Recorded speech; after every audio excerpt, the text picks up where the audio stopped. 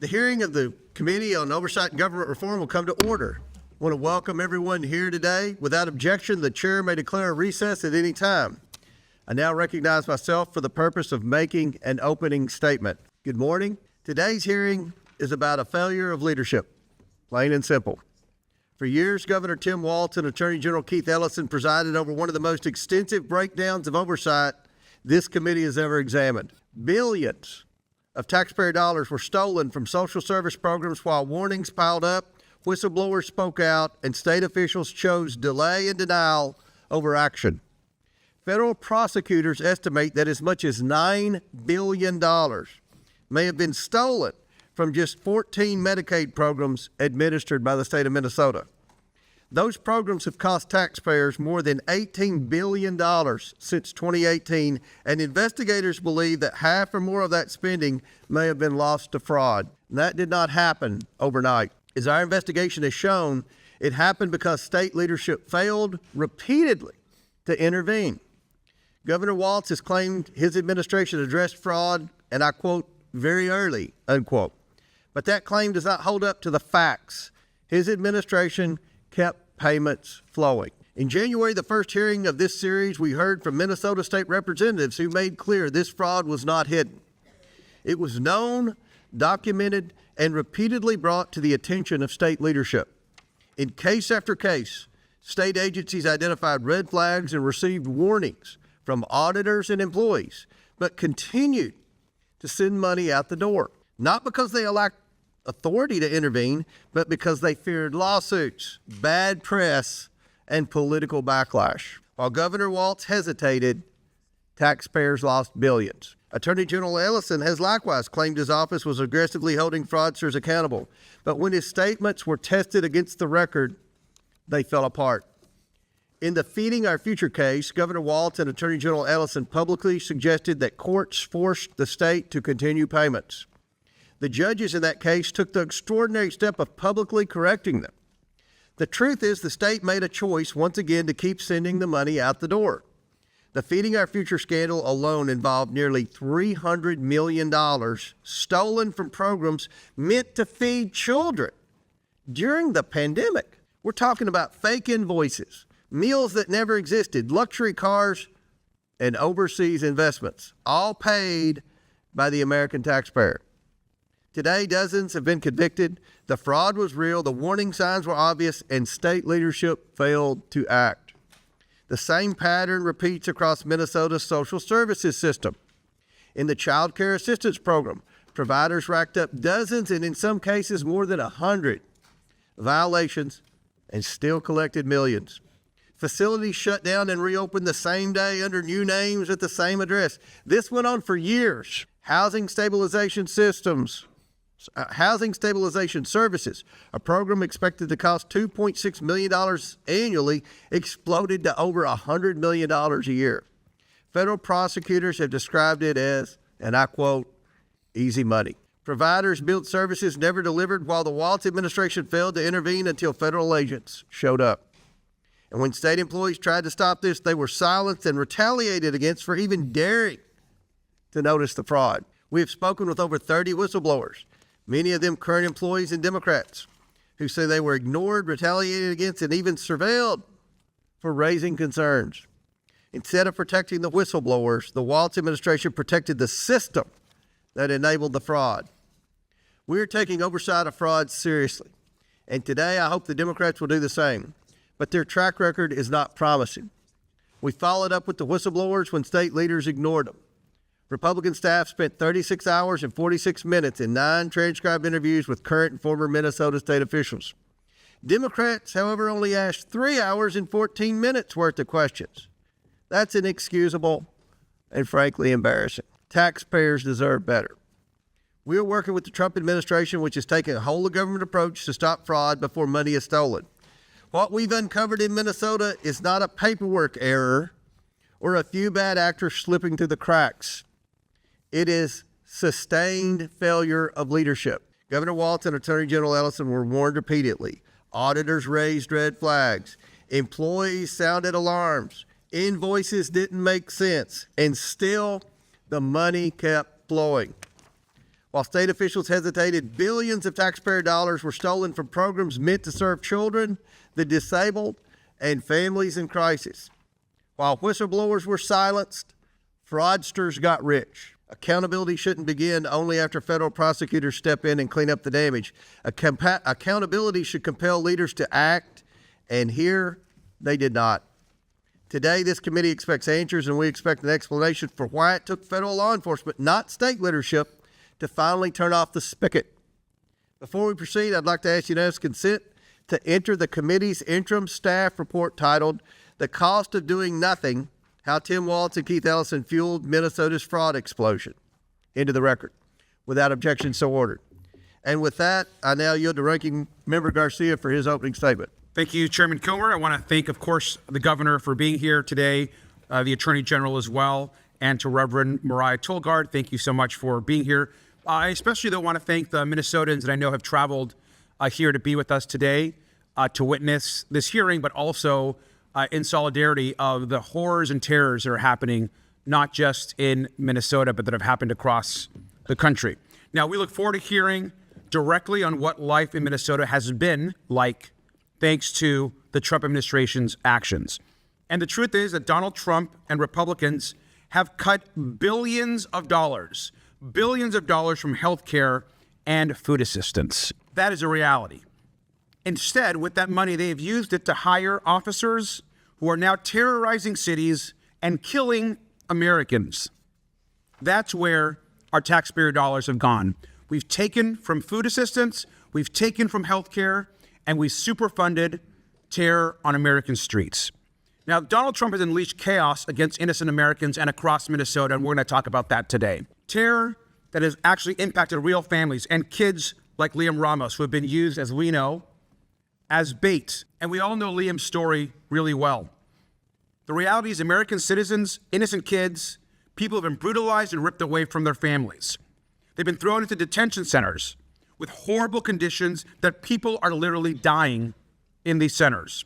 Peaceful Americans have been killed by federal officers and agents and labeled them as domestic terrorists or assassins by their own government. Where is the hearing and the outrage for those actions? Now, Alex Preddy, as we all know, a VA nurse, was peacefully exercising his First and Second Amendment rights when he was pepper sprayed, tackled, disarmed, and then shot repeatedly in the back.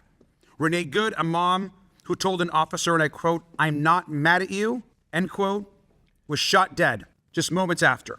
And this pattern of violence and lawlessness we've seen, of course, all over the country. Now, our committee and Democrats have documented over 590 cases of suspected misconduct by President Trump and Kristi Noem's immigration and enforcement agents across the country, not just in Minnesota. There's been 240 incidents of violence or concerning use of force, and 181 have involved United States citizens. Now, we've heard testimony that ICE's training has actually completely changed and now actually teaches our agents to violate the rights of American citizens. That's what we're teaching now to federal agents. And this is just the tip of the iceberg. DHS and ICE are out of control and must be held accountable by the Congress. Now, Oversight Democrats have been partnering to hold hearings to investigate these abuses, to hold DHS Secretary accountable, Stephen Miller, Greg Bovino, and make no mistake, this is Donald Trump's personal police and military force he is unleashing on American streets. Now, the hearing that we have today is going to build on those investigations. Operation Metro Surge, which we're going to hear a lot about today, this is really about not just what's happening in Minnesota through that operation, but the ways that President Trump has waged his own personal war on Minnesota. Instead of improving systems, of course, we're talking about fraud, according to our Republican colleagues. But instead of improving systems to prevent future fraud, Trump's also cut off $259 million in Medicaid funding to the state. He's threatened federal food aid for 600,000 Minnesotans, including 200,000 kids. President Trump has tried to use fraud as his excuse for all of this. But what's really happening is violence, terror, death, destruction, and ripping away services from those that need it. You don't fight fraud by issuing presidential pardons to fraudsters. You don't fight fraud from ripping away food assistance to kids. Now, since his reelection, Trump has also given out jail-free cards to dozens of actual real fraudsters who could get out of repaying their victims more than $1 billion. Where is the fraud hearing on those abuses? And we know that you just don't fight fraud by singling out states led by Democrats and ignoring states led by Republicans. Every single person here, and I know the governor and the attorney general believe this as well, we all want to fight fraud, waste, and abuse in government. Oklahoma, by the way, and Alabama lead the nation in SNAP fraud. In Texas and Florida, a Russian citizen has been arrested for submitting billions of dollars in fraudulent claims and funneling millions overseas. Where are those hearings? Where is the governor of Oklahoma or Alabama or Texas or Florida? I also want to note this. Because of the Trump administration's illegal and unconstitutional actions, we know there is now 31 of 64 lawyers at the Minnesota U.S. Attorney's Office that have left. That is stunning. The lead attorney responsible for pursuing these fraud cases has left because the Trump administration ordered them, if we know, to investigate Renee Good's widow, not her killer. They were ordered to investigate Renee Good's widow, not her killer. If the president cared at all about fraud, we would not have all of these officers with all this illegal behavior on Minnesota streets. And we should remember that the Trump administration tried to use Operation Metro Surge as leverage to seize Minnesota's voter rolls. The Trump administration was never serious about addressing fraud in Minnesota. Instead, they've been interested in election conspiracy theories, in terrorizing kids. And they've accused the governor and attorney general of covering up fraud only to investigate them and turn up actually no evidence. What they're trying to do is convince Americans that there's a good reason for violence, for killings, and for violations of the law. That's not acceptable, and we're not going to take that here today. I want to thank our witnesses again for being here, and I yield back. Ranking member yields back. I'd like to welcome our witnesses. First, we have Tim Walz, governor of the state of Minnesota. Governor Walz first took office in January 2019. Next, we have Keith Ellison, Attorney General of the state of Minnesota. Attorney General Ellison also first took office in January 2019. Finally, we have Reverend Mariah Furnace Tolgard, Senior Pastor, Hamlin Church United Methodist. Thank you all so much for joining us today, and we look forward to your testimony. Pursuant to Committee Rule 9G, the witnesses will please stand and raise their right hand. Do you solemnly swear or affirm that the testimony you're about to give is the truth, the whole truth, and nothing but the truth, so help you God? Let the record show that the witness has answered the affirmative, and please take a seat. We appreciate you being here today and look forward to your testimony. Let me remind the witnesses that we have read your written statement, and they will appear in full in the hearing record. Please limit your oral statements to 5 minutes. As a reminder, please press the button on the microphone in front of you so that it's on and the members can hear you. When you begin to speak, the light in front of you will turn green. After 4 minutes, the light will turn yellow. When the red light comes on, your 5 minutes have expired, and we would ask that you please wrap up. I now recognize Governor Walz for his opening statement. Governor. Thank you, Chairman Comer, Ranking Member Garcia, members of the committee. I'm proud to be here today as the governor of the great state of Minnesota. Under my leadership, Minnesota has dedicated its resources to ensuring that all Minnesotans can live dignified and full lives with access to top-notch public schools, quality health care, good jobs. Thanks to these initiatives, Minnesota has been ranked as one of the best states to raise a family in, one of the best states to find a job in, and one of the best states to live in. Although Minnesota's programs have overwhelmingly achieved their intended purposes, they're not immune from fraud. I'll be the first to acknowledge that. But let me be clear. In Minnesota, if you defraud public programs, if you steal taxpayer money, we'll find you, we'll prosecute you, we'll convict you, and we'll throw you in jail. In this anti-fraud mission, we keep good company. Across the country, our nation's governors work hard every single day to combat fraud in their programs. But even as we confront issues similar to our sister states, the people of Minnesota have been singled out and targeted for political retribution at an unparalleled scale, including blocking Medicaid reimbursements to our state just last week. Under the guise of combating fraud, the federal government has flooded Minnesota with masked, untrained, and unaccountable agents who are wreaking havoc in our communities. On the streets of Minnesota, federal agents have entered U.S. citizens' homes who have committed no crimes. They have violated the constitutional rights of our citizens. They have ignored court orders. They have shot first and asked questions later. Time and again, they have gaslit us by demanding that we ignore what we see before our very eyes. But the American people are not so easily fooled. The image of this brutal campaigner seared into our collective memory. The fragile innocence of the 5-year-old boy in a bunny hat being led away from his family. The maddening cruelty of a barely clothed man, a U.S. citizen, being dragged from his house in the dead of winter. The sheer devastation we feel of seeing the lifeless bodies of Renee Good and Alex Preddy. Long after the federal government's agents of chaos pack up and leave, and long after the fraudsters whose name this hearing was supposedly called are prosecuted and imprisoned, the good people of Minnesota will still be picking up the pieces from these senseless acts of cruelty and violence. As we forge ahead, I hope Minnesotans will remain grounded in a sense of justice, a sense of right and wrong. We know that the way to deter crime is to pursue offenders regardless of who they are, not to pardon them because of who they know. We understand that a key to keeping our people safe is to allow prosecutors to uphold the law, not to punish them for refusing to violate it. And we appreciate that public trust comes from building common sense anti-fraud safeguards into our programs, not by tearing down established norms. I've been invited here today to talk about how Minnesota pursues these objectives, and I hope we can have a conversation about how to strengthen program integrity in every state in the nation. A single taxpayer dollar wasted on fraud is a dollar we can't tolerate. That's why, as governor, I have taken decisive action. I appointed a head of program integrity to oversee statewide anti-fraud efforts. I created the position of Inspector General at the Minnesota Department of Education. At the Department of Human Services, I ordered data-driven reviews and, where appropriate, corrective action against providers. I've directed my administration to work with our partners in state, federal, and tribal law enforcement to make sure that fraudsters go to jail. Our cooperation with the FBI and the Department of Justice have led to serious criminal charges for over 75 individuals. Most importantly, year in and year out, and long before Minnesota programs were featured on right-wing social media, I've worked with the Minnesota legislature to give state agencies the authority they need to take action based on red flags when they discover them. There's undoubtedly more to do. We'll continue to do the important work of combating fraud, but as we do so, we're going to remain true to Minnesota principles. We will feed our hungry children. We will help the poor afford health care. We will assist people with disabilities while also keeping fraud in check. We'll demonstrate our decency, our integrity, and never yield to political scapegoating, particularly of our most vulnerable communities. In these extraordinarily trying times, the people of Minnesota have come together to show the world their values.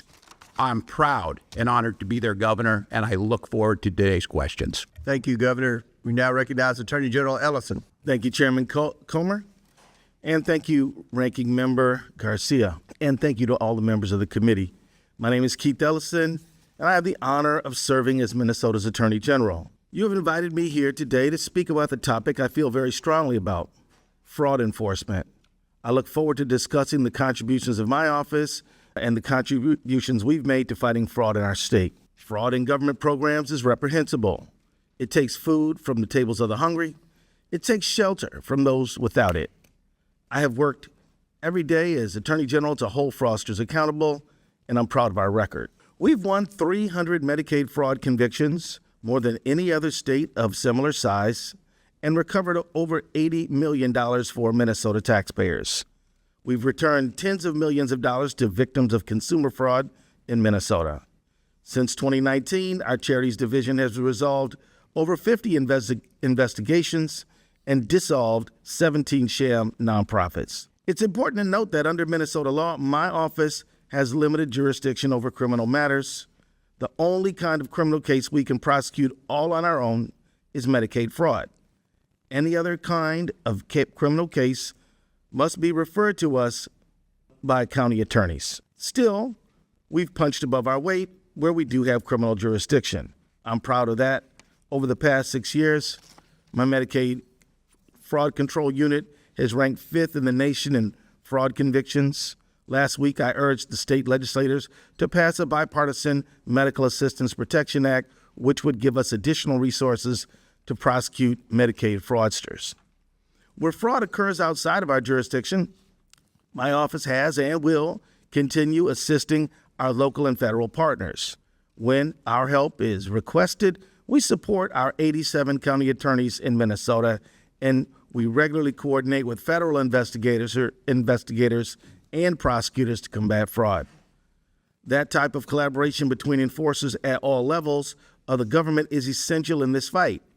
And that is why, if we are to discuss law enforcement efforts in Minnesota, we cannot ignore the devastating effects of Operation Metro Surge. As you know, the Trump administration, on the pretext of fighting fraud, unleashed over 3,000 masked, armed agents on the streets of Minnesota. And as a result, 2 U.S. citizens were killed by federal agents, Renee Good and Alex Preddy. Federal law enforcement still refuses to cooperate with us in investigating their deaths. Young, innocent children were detained and traumatized. Schools and businesses were forced to close, costing countless families their jobs, their livelihoods, their education, and costing our state hundreds of millions of dollars in economic damage. Operation Metro Surge did nothing to address fraud in our state. It harmed our economy, it scarred our people, and it dealt a devastating blow to fraud enforcement in Minnesota. As a result of Metro Surge, federal prosecutors' efforts to fight fraud in Minnesota have suffered a major setback.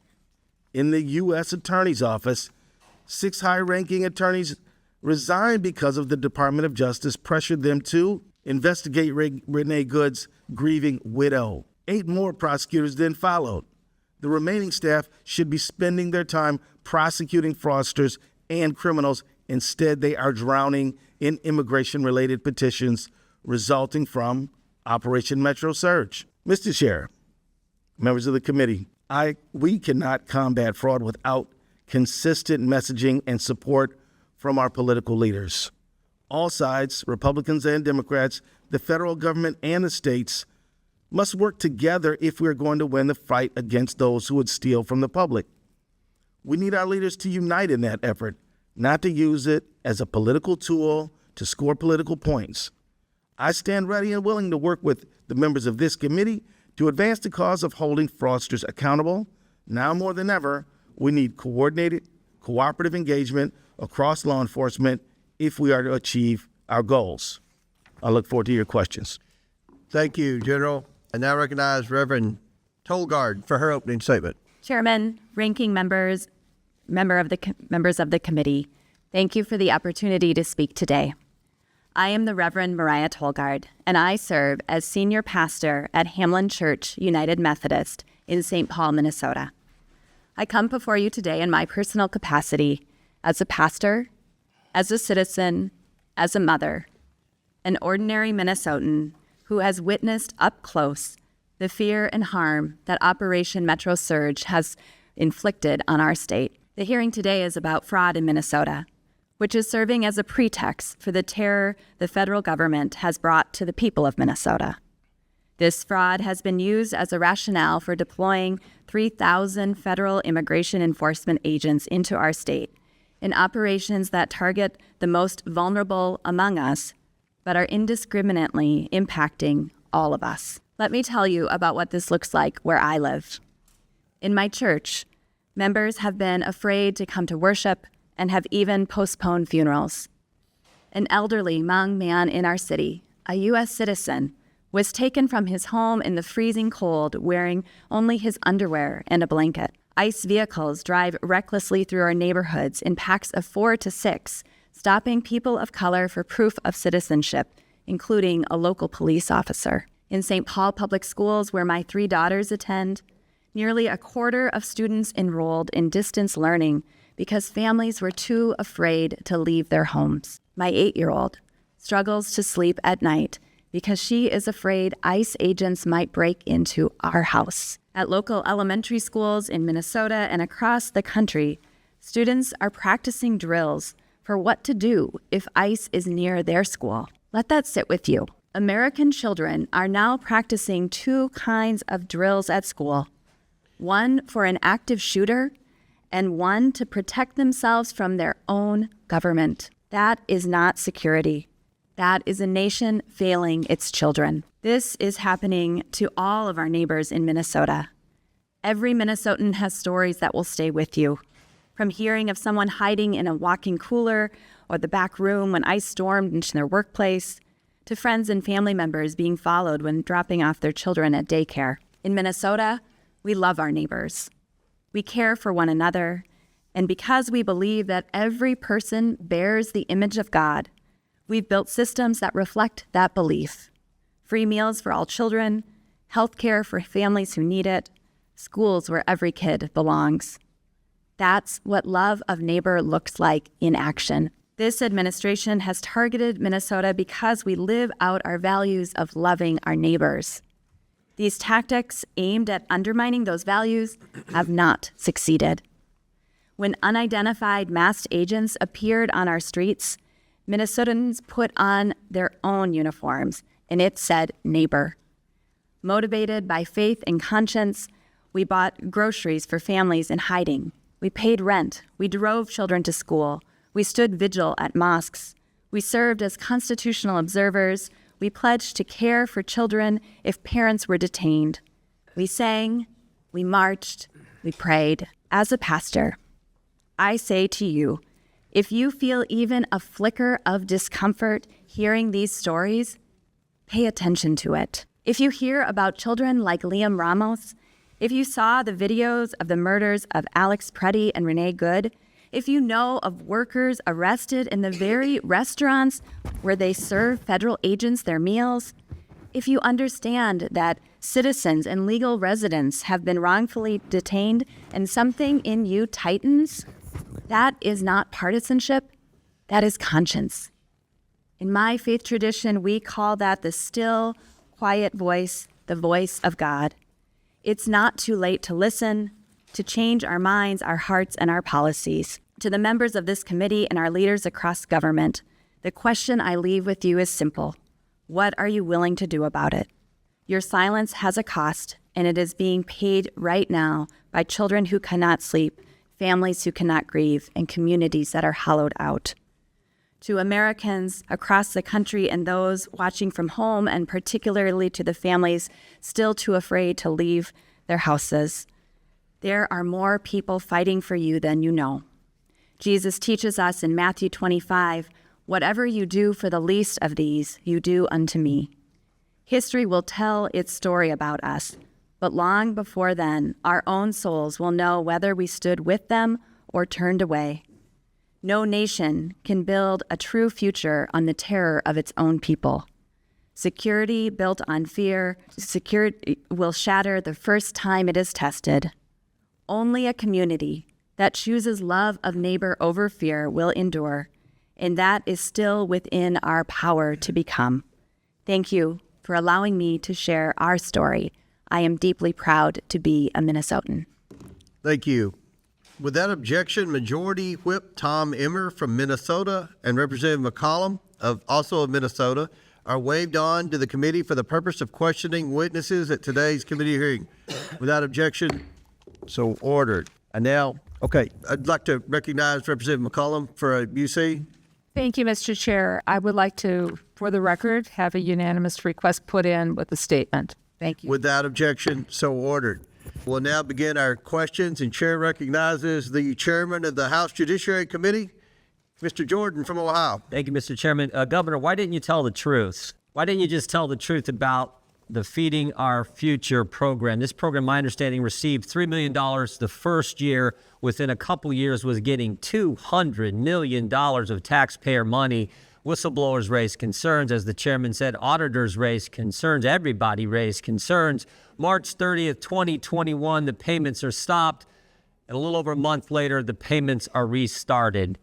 Why didn't you tell the truth about why you restarted the payments? Well, Chairman, we did tell you. And Feeding Our Future grew because of the pandemic. And to ask that question, I said, why didn't you tell the truth about why you restarted the payments? The payments stopped because there were concerns, obviously. It wouldn't stop the payments. Then they're restarted a month later. What was the reason for restarting the payments? my understanding was the agency believed that the court had required them to make those payments. And that was false, wasn't it? You repeated think that you is- said that, didn't you? I That's don't why the think- reason you said the reason you restarted is because the court ordered you to do so. Is that right? I don't believe that is settled yet, to the best of my knowledge. Well, I think it is, because the court did something that I just don't. I don't know if I've ever seen it. They issued a statement saying you were wrong in what you were saying. This is from the court. It says, Feeding Our Future versus Minnesota Department of Education, correcting reports and statements by Governor Tim Walz concerning orders issued by the court. Here's what the judge says. Governor Tim Walz told the media that the Minnesota Department of Education attempted in payments to FOF because of possible fraud, but that Judge Guthman ordered payments to continue in April 2021. Next sentence. That is false. So you said something that wasn't true. He further states this, Judge Guthman, the court says this, Judge Guthman never ordered the Department of Education to resume payments to Feeding Our Future in April 2021 or at any other time. So I want to know, why didn't you tell the truth? Congressman, the attorneys at the Department of Education interpreted that differently. Both of those judges are no longer on the bench, and I think that interpretation... The very first sentence, the first 7 words. This is not some unnamed source talking to the New York Times. This is not some anonymous source talking to whatever your Minnesota Star Tribune or whatever your paper is. This is the court speaking. First sentence, first 7 words. Due to inaccurate statements by the governor, Ramsey County District Court judge has issued and authorized this following news release. That's pretty straightforward. So the court's lying? I can't tell you, Congressman, but the interpretation Somebody's lying, because you can't say the court ordered you to restart the payments, and then the court says we didn't order you to restart the payments. So either you're lying or the court's lying. And I'm just asking you, which one is it? I just simply know what the attorneys at the agency believed, that it was a misinterpretation. And I would note that those payments... Could it be you were trying to hide behind the court, Governor? Could that maybe be the reason why you issued the statements you did and why the court had to do something you never see done before? They issue a press statement saying you're wrong. The governor is wrong. His statement is, their words, not mine, false. Could that be the reason? That was not the interpretation of the attorneys. And you know, court work, you can appeal those, Congressman, as you well know. I'm sure Is it all about politics, Governor? No, it's about taking care of our people, which Minnesota does better than anyone else. The behavior intervention program went from $3 million to $400 million in 5 years. The housing stabilization went from $2.6 million to $104 million. The integrated community supports went from $4.6 million to $170 million in 3 years. And this is unbelievable what's happening, and you're trying to hide behind some pretend court order, some court order that didn't exist. Governor, who's Casey Magan? I don't know who Casey Magan is. Well, I'll tell you. Mr. Magan is a Somali American and a fraud investigator in the guy beside you's office, in the Attorney General's office. And here's what he said. There was a perception that forcefully tackling this issue might cause political backlash among the Somali community, which is a core voting bloc. Did that have anything to do with this whole fraud scheme that went on in your state, Governor? It did not, Congressman. It did not. So you're saying Mr. Casey Magan is lying too? I'm not. You're the only one telling the truth in the whole state. Mr. Magan, who's a fraud investigator at the Attorney General's office, says it's politics. The court said I couldn't speak for Mr. Magan. You asked me a question. I know. I'm asking. And I said no when you asked me the question. I'm saying Casey Magan said just the opposite. I don't know. So the court's wrong and Casey Magan's wrong. You're the only guy right.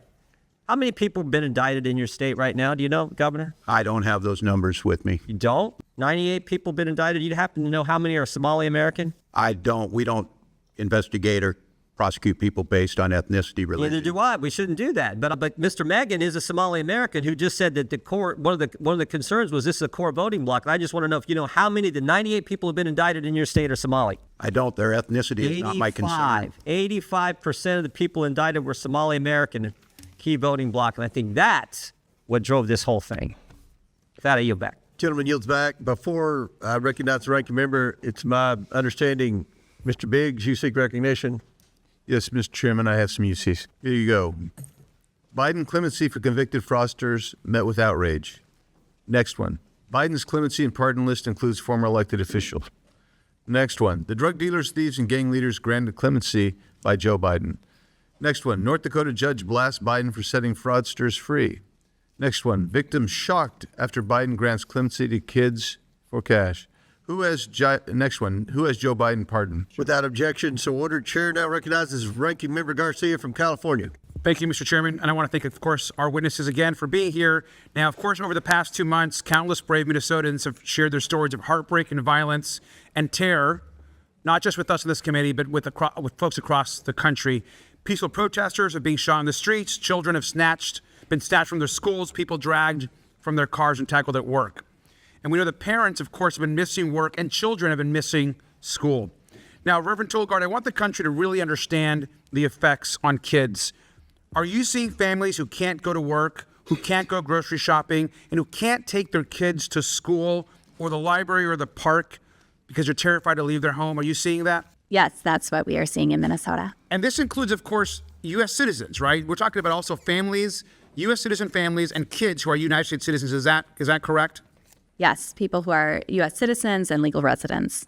Well, thank you. I want to just show this image here. This is an image of some kids, including, by the way, one of Liam Ramos's classmates. These are kids that are being held at U.S. detention centers and detention facilities. Now, Reverend Tolgard, when children hear about thousands of kids being detained, reportedly almost 4,000, that must be terrifying. Is that correct? That is absolutely terrifying for children to hear these stories and to fear for that experience. And would you say that kids are scared at their school? Kids are scared at their schools. Parents are scared of what's going to happen to their children. Would you say that is correct Yes, also? that is correct. Well, thank you. Now, we're discussing the violence and brutality that's happened, and I want to show another image that's kind of difficult, I think, to see, but I think it's important for the American public to continue to see it. Now, this is the driver's seat of Renee Good's car seat after an ICE agent shot her dead. Now, Reverend Tolgard, are families in your community afraid that this sort of horrific image could happen to them next? Yes. Are kids scared that this type of horrific image could happen to one of their parents? Kids like my own, kids like the kids in my church are afraid that that could happen to their parents when they speak out. And let's remember that an ICE agent specifically told a protester, have you all not learned from the past couple of days? This is just 2 days after Renee Good was shot. That is being told to people on the ground in Minneapolis and across the country, across Minnesota, and it's not acceptable. We should be clear here. This violence does not make us safer. It does not address fraud, waste, and abuse. It doesn't help families with health care, does not grow or build small businesses, and it certainly, as we're continuing to discuss, is not preventing the kind of fraud that Republicans are discussing here today. Now, Governor, can you walk us through specifically how Operation Metro Surge affected Minnesota's ability to investigate actual fraud? Well, thank you, Congressman. Well, first of all, as I said, we've been partners with our federal partners, whether that be the FBI or be the U.S. Attorney's Office, which I will note was one of the premier U.S. Attorney's Office, regardless of who they were appointed by. Right now, those lead investigators and basically that whole team has left that office. They've not been filled back in. The U.S. Attorney himself was in front of a federal judge yesterday on contempt issues of that office not working together. Now, look, we're going to prosecute, as we have, every single person that's involved in fraud, but we can't do it alone. The Attorney General's office is doing everything they can. He has consistently come and asked the legislature for more money, more of the investigators he needs. But right now is the backlog at the U.S. Attorney's Office is being challenged by the federal courts. It makes it more difficult for us to get those cases over to them. But the good news is the Minnesota Bureau of Criminal Apprehension is continuing to do those. We got a conviction this week. Those are things that'll continue on. And while we need to put in all the safeguards, we need to, as you heard the Attorney General's opening statement, if we partner together in this, our chance of defeating this fraud is that much higher. But right now, it's stymied. There's no investigators over there. There's no U.S. attorneys. The FBI has been decimated, and it's very difficult. And that right there, the American public needs to hear.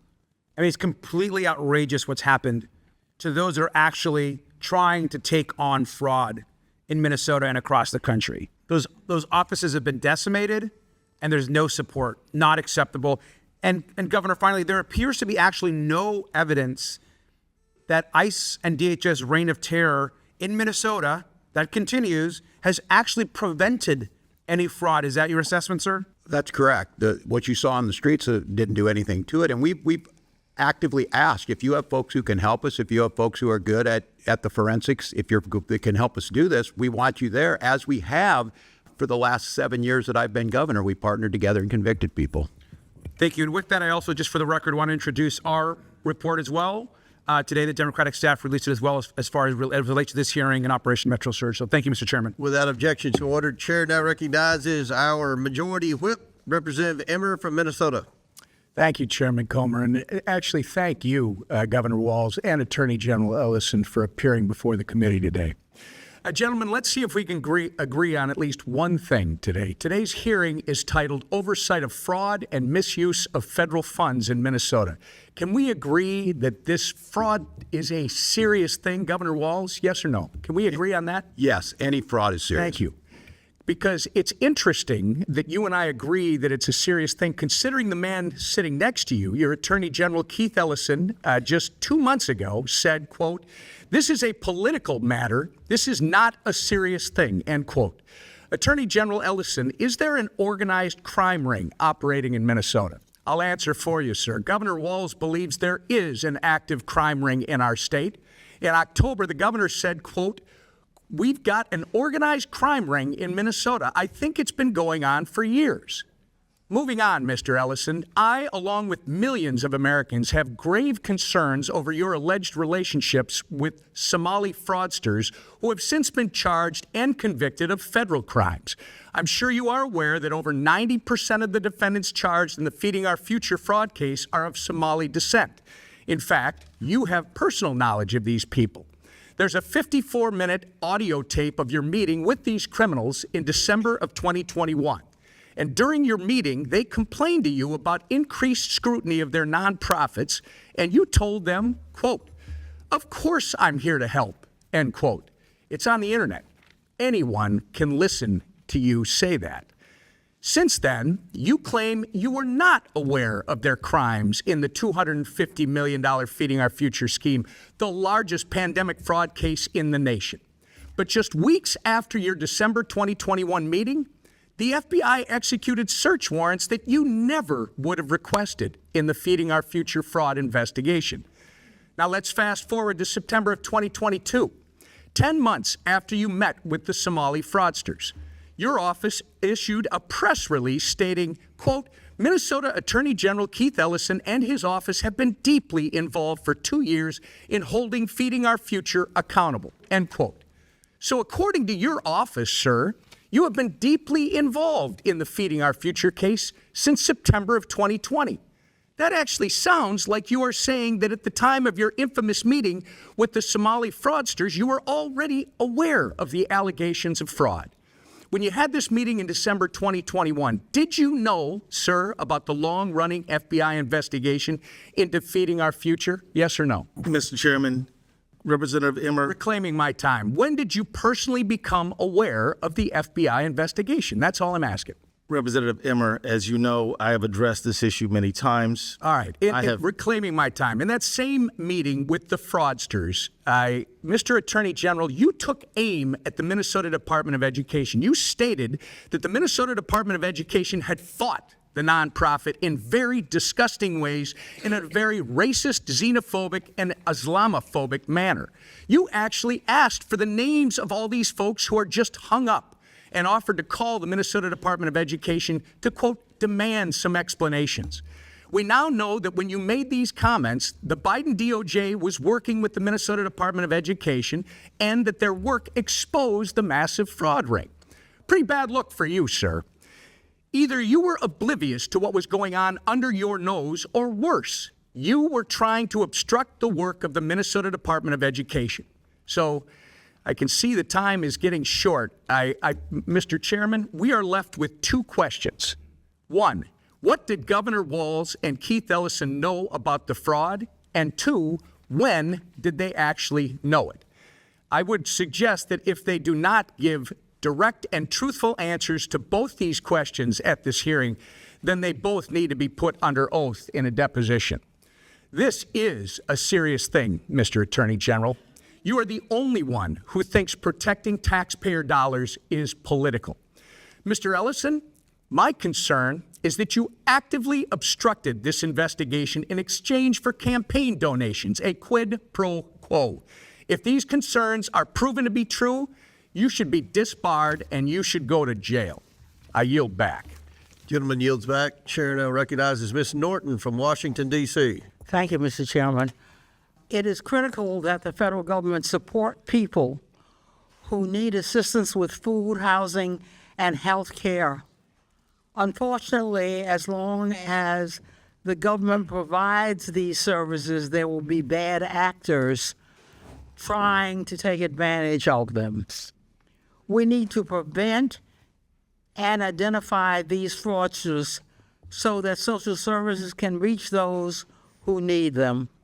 However, we cannot recklessly deny help to many people who need services because of a few bad actors. My Republican colleagues have now held 2 hearings to talk about fraud in one single state, but they have completely ignored the fact that the Trump administration is the most corrupt administration in history. If Republicans really cared about fraud, abuse, and holding criminals accountable, they would call them out. Donald Trump for firing 17 inspectors general. These internal watchdogs are the front line of rooting out waste, fraud, and abuse of federal agencies. The Trump administration has also retaliated against whistleblowers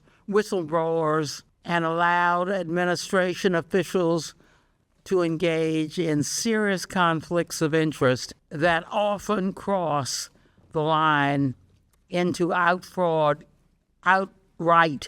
corruption. We need inspectors general, whistleblower protections, and rules prohibiting conflicts of interest to protect federal programs and make sure that people can get the services they need. Across the country, Americans are struggling to afford their health care, premiums, and groceries. The Trump administration should be strengthening the social safety net, not cutting the safeguards that catch the fraudsters taking advantage of it. And I yield back. Gentlelady yields back. I'll now recognize myself for 5 minutes. Governor Walz and Attorney General Ellison, my questions are going to be simple and direct. Governor Walz, you were inaugurated as governor on January 17, 2019, and have served in that role through 2 terms ever since, correct? That's correct, Mr. Chairman. During the time period 2019 and 2020, while you were serving as governor, isn't it true that state auditors and officials raised concerns about fraud and vulnerabilities in programs overseen by your administration? I can't confirm that, but I'm assuming we have always ongoing OLA. I'll take that as a yes. Those warnings were communicated to senior officials in your administration, including yourself, correct? I can't speak if it was directly. I think the correct answer to that would also be yes. Despite those warnings, you did not order a broad stop payment or suspension of payment in any program at that time, correct? We're not going to stop payments of feed children until we have the proof that things happen. In 2019, we did start taking action. I went to the legislature. Okay, Governor Walz, when fraud concerns were raised early in your tenure in the Child Care Assistance Program, did your administration stop payments at that time? The Child Care Assistance Program and the answer is no. When fraud concerns were raised... Would you like me to answer or not? Well, it's yes or no. I want you to help. You've already answered the question. You said you didn't ever stop payments, and that's what the problem is, and that's what the Democrats are complaining about. Oh, my gosh, Trump stopped payments. Well, my God, you lost billions to fraud in Minnesota. That's what this hearing's about. Mr. Chairman, you didn't stop payments because you didn't want to rock the boat. And when fraud concerns That's not correct, Chairman. When fraud concerns were raised in Medicaid, home and community-based services, did your administration stop payments? No, you did not. When fraud concerns were raised in non-emergency medical transportation, did your administration stop payments? Chairman, if I could mention what a stop payment meant by what the administration did last week is 400,000 children without health care. Are you stopping payment if one person? We believe that's your fault and the Attorney General's fault, because you do nothing about fraud, even though everyone in America sees our Medicare error rate is lower than your state. You have been defrauded. You have not been good stewards of the taxpayer dollars. And the Democrat position is, well, keep the money flowing. The American taxpayers have had enough. I think that's a fair uncharacterization. They want their taxpayer dollars spent wisely. We all support social programs. That's not a fair for the vulnerable. characterization. But if you're going to waste the money to to fraudsters, then we have to stop and recalculate. We're not. We're putting them in jail when we can, Chairman. And some of these programs are crafted in such a way that there's a procedure to follow. And I'm with you. $1 is too much. I don't think there's a lot of difference here if you want to help us get at this. The question is it a sledgehammer or is it a scalpel? I understand there's no political upside. Let's get into what we've talked. You eventually did pause payments in certain programs, but that wasn't until late 2025 after the federal government stepped in. Is that correct? I don't think that's a fair characterization of stepped in. We've been partners in this and working on them, but Let's move on. And that decision occurred only after large-scale fraud had already taken place for years. Now, Governor Walz, employees inside state agencies raised concerns about fraud and improper payments for years. Is that correct? inside agencies, we've been prosecuting them for years. Yes. They have raised concern. Agencies have raised concern about fraud in Minnesota, correct? Each of those, yes, when they do and they're prosecuted. So yes. Some of those employees faced retaliation after raising those concerns. Is that correct? That is not correct, Chairman. Okay. Minnesota has strong whistleblower protections. Attorney General Ellison, you are the chief legal officer of the state of Minnesota, correct? Yes. Your office advises agencies on compliance with federal and state law, correct? Yes. Retaliation against whistleblowers reporting fraud is unlawful, correct? That is right. At any point during your tenure, did you tell state agencies to stop payments due to credible fraud allegations, yes or no? Sir, we prosecuted over 300 people in the Medicaid fraud area. 300, I would predict is a drop in the bucket, but you've never said to stop payments. That's what it's one of the highest rates in the country, sir. Well, you have one of the highest fraud rates in the country, Yeah. in Minnesota. That's not true. And my office doesn't have the authority to do a stop payment. We prosecute criminals when they're presented us by the agency. So the answer is no, unfortunately. No one's ever from your office said to stop payments until we can get the fraud under control. So to summarize, you both knew about fraud risks and payments continued. Our investigation has shown that whistleblowers who were alerted about the widespread fraud were ignored, sidelined, and even retaliated against. Only after federal authorities ultimately stepped in did you take any action. It's not this committee's responsibility to decide guilt or dole out punishment, but it's clear there was a massive failure of oversight and, quite frankly, a failure of leadership. One wonders whether either of you should bear some personal responsibility for the billions of dollars siphoned off by fraudsters under your noses in the state that you led.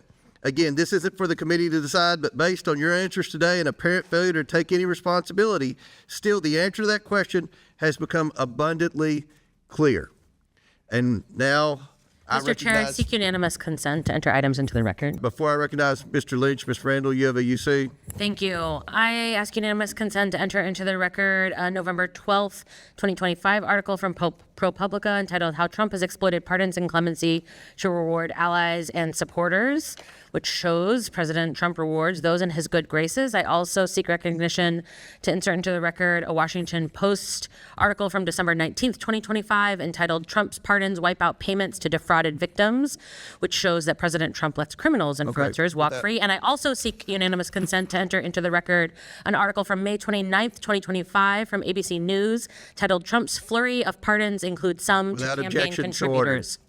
And Miss Presley, we'll do one at a time. We'll go to Mr. Lynch, then I'll recognize you. Mr. Lynch from Massachusetts. Thank you, Mr. Chairman. Governor, good to see you, my friend. Attorney General Ellison, good to see you again. Reverend, thank you for your willingness to testify before the committee. I want to shift gears here a minute, and I want to focus on ICE. So I was recently asked to serve as the co-chair of the Fight for 26 soccer tournament. It's a global tournament, the largest sporting event in the world. And my home city of Boston has been asked to host a lot of the games. In Boston, we'll host teams from Morocco, Ghana, Bolivia, Iraq, Scotland, France, England, and Suriname. We'll also host over 3 million foreign national visitors who are coming into Boston for these tournaments. And we recently learned from the Trump administration that ICE will play a key role in the security operations during those games. So we've got all these people flying in, foreign nationals, a lot of different countries, South America and elsewhere. Governor, since you've had direct and relevant experience on dealing with the Metro surge and the security operations of ICE. I was interested in getting your thoughts and your observations and any recommendations you might have to help us with confronting our experience or what we expect to see during these games with ICE coming in as well as so many foreign visitors. Well, as I think the world saw, and don't take my word for it, take professional law enforcement across Minnesota and across the country, the most unprofessional, aggressive force that I think you could imagine. And I was here in front of this committee and answered all your questions on June 12th. And I warned this committee what a masked group of folks turned loose in an American city could do. And I'm not, if I'm not mistaken, I said someone could get killed doing this. And I just want to be very clear about this. When Tom Homan had to come in to clean up the mess of Secretary Noem and Greg Bovino, Secretary Homan himself acknowledged Minnesota follows the law, exactly as I told you in this committee. So my advice to you, Mr. Lynch, is to get very public, upfront commitments from these folks.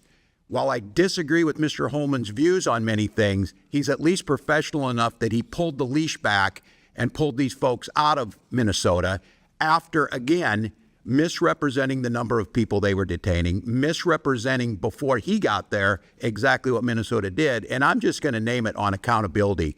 The Secretary of DHS being chastised by Republican senators added insult to injury to Minnesota, pouring salt in the wounds of the parents of Alex Preddy and Renee Good's family by not even apologizing or acknowledging. And if you want accountability, for the one of the times, as far as I know, the attorneys know better, we are not being included in the investigation. And the actions that were taken of a gentleman who was shot in the leg was the night that Kristi Noem called me a domestic terrorist and said that this gentleman was attacking federal agents. Well, now we know the story.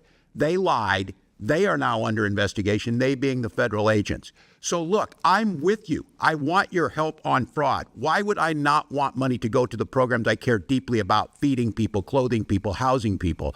But what ICE did disrupted everything that we were doing. It disrupted our federal partners, and it forced our law enforcement agencies, who have worked hard to gain the public trust, to have the public believe in them. So my advice to you is, and especially when the world's coming to see this, let Boston's finest lead. Let the people of Massachusetts lead. Let the 10th Amendment stand for something and allow us to be able to do this. The people of Minnesota will hold us accountable if they don't feel we're doing a good enough job. But to demonize and retribution against a state, in the words of the president, in the words of the vice president, have done nothing. So, Mr. Lynch, the world should be looking forward to coming, but I would get it up front, and I would make sure that Boston's police department are in the lead. Thank you, Attorney General Ellison. We need coordination between law enforcement agencies. This is a big job. What are your views on that likelihood of cooperation from ICE? Well, I hope you get the cooperation that you need. In Minnesota, we don't have a good record of cooperation, which is interesting because so many times in the past, we have had great cooperation between local federal enforcers and local state ones, and we've just worked seamlessly. Nowadays, that has all changed, and that's quite unfortunate. Thank you, Mr. Chairman. I yield back. Thank you for the courtesy. Gentleman yields back. Ms. Presley. Thank you. I ask unanimous consent to enter into the record a February 2026 letter from 200 state lawmakers urging Congress to exercise its oversight authority and demand the administration immediately restore full child care funding that it had frozen for 5 states. Without objection, it's ordered. Chair recognizes Dr. Fox from North Carolina. Thank you, Mr. Chairman, and I thank our witnesses for being here. Governor, you've reminded people that you were here last June. At that time, I reminded you that the Feeding Our Future scam made Minnesota ground zero for the largest COVID-19 fraud scheme in the nation. $250 million in federal taxpayer funds were taken out of the mouths of hungry children, and as the FBI noted, they were, quote, funneled into luxury homes, cars, and lavish lifestyles while families struggled. You assured me then that you wholeheartedly supported the federal government's effort to bring those responsible to justice. I appreciate your sentiment, but a person's actions matter more than their words. Governor Walz, when did you first become aware of the fraud in feeding our future? A specific date, please. Well, Congressman, it's good to see you. And having served in your job for 12 years, I can tell you my job is a little different as governor for 7 years. I take a lot of meetings. I certainly wouldn't specifically state, but I think during that pandemic, I think by late 2020, we started to see the irregularities. They were flagged. And I will note that we cooperated. State officials were aware of the fraud in early 2020. So you're asking when I, in my office, the governor became good, and I don't have a specific date. Okay. But what I would say is we provided witnesses, documents, the U.S. Attorney and the FBI, and 79 of those people have been prosecuted going back to 2022. Okay. Well, when I was chair of the Committee on Education and Workforce, I issued you a subpoena in September 2024 because you and your administration were not forthcoming about how your administration, quote, failed to identify what has been described as the largest pandemic fraud in the nation, end quote. In September 2024, you were aware of the Feeding Our Future fraud and your administration's handling of it, correct? Yes or no? 2024? Yes, by that time we had already put people in jail and had extensively investigated. This committee has testimony that the Minnesota Department of Education briefed your office about the Feeding Our Future's draft lawsuit and litigation hold on April 28th, 2020. Let me jog your memory. Is that correct? I can't speak specifically to that. And if it's it was April 2020. That means Feeding Our Future received a total of over $200 million in federal funds after you and your administration knew about the fraud concerns. Why didn't you stop sending money to Feeding Our Future as soon as the fraud concerns were raised? Congressman, is following the program, we notified USGA under the Trump administration's first term. We had notified them too because it's a program administered out of USDA, and they were working to work through the process. Didn't you say you were fearful of political retaliation? No, I never said any such thing. I never said any such thing. Well, that's what we understood. You were afraid of political retaliation. So, given the size and scope of the Feeding Our Future's fraud, I think you and your administration would have been on high alert looking for additional fraud in the state. But after seeing the handling of Feeding Our Futures and its $250 million in fraud, it came as no surprise to learn that even more staggering amounts of fraud, estimated at up to $9 billion, were uncovered in the Child Care Assistance Program, the Minnesota Medicaid program, and other programs. How could you allow such massive fraud schemes in your state to get to this point? Congresswoman, we don't see anything by 9 million. Local press and everyone reports it about 300 million. But as I've said, if it's $1, it's too much. But we started in 2019 putting anti-fraud programs forward. After Feeding Our Future, we started going through and making sure every program had the integrity in it that it needed. And that's why you see convictions. That's why you see these Why programs did it going forward. take nearly 7 years for you to get engaged to stop the fraud? 7 years. We started in 2019, Congresswoman. It may be a surprise. If you arrest someone for stealing a car, other people are still going to try and steal cars. What we've tried to do is bring program integrity. But I'll go back to this.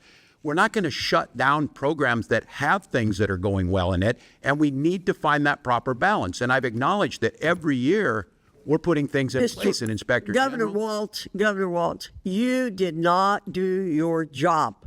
You did not do your job. You did not protect taxpayer dollars. You allowed massive fraud. You and Mr. Ellison allowed massive fraud to go on in the state of Minnesota. And it is unfortunate, as somebody said, that you can't be held personally responsible at this stage of the game. I yield back, Mr. Chairman. Gentlelady yields back. Chair now recognizes Mr. Krishnamurti from Illinois. Thank you, Mr. Chair. Governor Walz, you've seen firsthand the brutal excessive force used by ICE and CBP agents in Minnesota. Unfortunately, we saw the same tactics employed in Chicago during Operation Midway Blitz. I want to turn now to ICE and CBP's horrific pattern of abuse. Secretary Noem went to our cities ostensibly under the guise of arresting, quote, the worst of the worst. But in Illinois, less than 3% of those arrested during Operation Midway Blitz had criminal histories. In Minnesota, the vast majority of those detained had never been in trouble with the law, correct? I believe that's correct, Congressman. There were also more than 170 cases this year where ICE and CBP detained U.S. citizens. U.S. citizens should never be detained by ICE, correct? That is correct. According I would to hope we all could agree on that. Well, I hope so too. According to the Chicago Sun-Times, federal agents have pepper sprayed children, including this 1-year-old baby in Chicago. And children should never be pepper sprayed, right? I would hope we could all agree on that too. They should not. And according to The Independent, CBP agents dragged a 67-year-old U.S. citizen out of his car, breaking his ribs and causing internal bleeding. No person should be subjected to that kind of treatment, right? They should not, Congressman. Attorney General Ellison, let me turn to another topic. In President Trump's second term, ICE has become America's highest funded federal law enforcement agency with a budget of more than $85 billion. If ICE were an army, this budget would make it the 13th largest army in the world. Let's look at where that money has gone. Last year, DHS spent $172 million on 2 private luxury jets for Secretary Noem.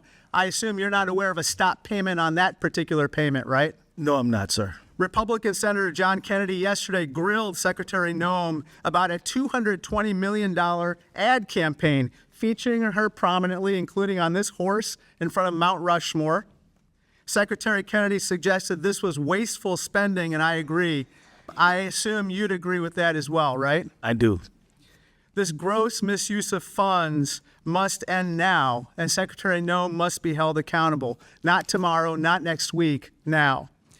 Chicago was ground zero for Secretary Noem's overreach when she launched Operation Midway Blitz. Chicago media reported that ICE and CBP agents had pepper sprayed a 1-year-old baby, shot at a pastor, harassed seniors, tased U.S. citizens, and even killed a person. It's clear that Midway Blitz was never intended to make Chicago safer. In December, ICE and CBP began Operation Metro Surge in Minnesota. Over 3,000 agents were sent to one state. There were military-style raids at child care centers, children kept home from school, adults postponing medical care. In Minneapolis, Renee Good and Alex Preddy, both U.S. citizens, were fatally shot by federal officers. It's clear that Operation Metro Surge was never intended to make Minnesota safer. But this is not isolated to just Illinois and Minnesota. Inside detention centers across the country, the suffering continues. Detainees report physical and sexual abuse, medical neglect, and pressure to self-deport. On top of that brutality, Kristi Noem is misusing funds to buy herself private jets and enrich her associates. Kristi Noem is testifying in the House Judiciary Committee today, but she must come before this committee to explain the rampant corruption and waste within her agency. DHS is out of control. There is no congressional oversight. I was denied entrance to ICE facilities twice in Illinois. There's no accountability. Secretary Noem has still not appeared before this committee, nor has she responded in a substantive manner to more than 12 letters I've sent her. There are no consequences. Noem is still the leader of DHS despite regularly breaking the law and abusing her authority. Secretary Noem must answer for her wrongdoing. For Jaime, my State of the Union guest, who raises his little sister after his father was coerced into self-deportation. For Chicagoan Marimar Martinez, who was shot 5 times. For my constituent Evelyn, an 18-year-old U.S. citizen who was wrongfully detained by ICE. For Renee Good, Alex Preddy, and Silverio Villegas Gonzalez, and all the other victims of ICE and CBP. For the American people. It's for all those reasons that, Mr. Chairman, pursuant to Clause 2K6 of House Rule 11, I move to subpoena Kristi Noem to testify before the House Committee on Oversight and Government Reform. This is for every family impacted by Kristi Noem's terror campaign. They demand answers, and so do I. A motion has been made. The committee will hold this motion in abeyance until the end of today's hearing. The committee will now proceed with today's hearing, and I want to remind everyone, I believe Kristi Noem's testifying in front of the Homeland Security Committee in the House today after testifying in the Senate yesterday. Chair, before I recognize Mr. Cloud, I believe Mr. Higgins has a UC. Yes, Mr. Chairman, I ask unanimous consent to enter into the record an interview from 2024, December 2024, the Minnesota Star Tribune with Governor Walz, noting the federal investigation into the Early Intensive Developmental and Behavioral Intervention Program, the EIDBI program, serving autism patients since its first year of inception in 2017, growing from 1.7 million per year to over 400 million per year. Unanimous consent. Yes, sir. Without objection, so ordered. Chair now recognizes Mr. Cloud from Texas. Thank you, Chairman. Thank you for holding this hearing. This hearing was designed to be a hearing looking into the massive expansion of some of the social programs and the fraud that was contained therein. But Reverend Tolgard, I was struck by part of your opening statement because you invoked Matthew 25, and that's a scripture we see tossed around a lot up here, but often without context. And so I went and got my Bible and thought we'd dig into Matthew 25 for a minute. The scripture you invoked was Matthew 25, 35 through 40. It ends with this. It says, "Then the righteous will answer to him, Lord, when did we see you hungry, feed you, or thirsty, and give you something to drink?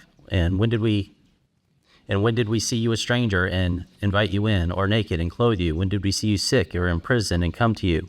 And the king will answer to them, "Truly I say to you, to the extent that you did to one of those brothers of mine, even the least of them, you did this to me." I would ask you, who's the you in that passage? Thank you for your question. You, meaning all of us, the followers of Christ. Followers of Christ, right. In Matthew 24:3, it says, after Jesus was sitting on the mountain of Olives and the disciples came to him privately, and then they asked him, that began this whole chapter. Now, what Christ didn't say was to lobby your government. He said, if you have, you give. That's the general biblical principle here.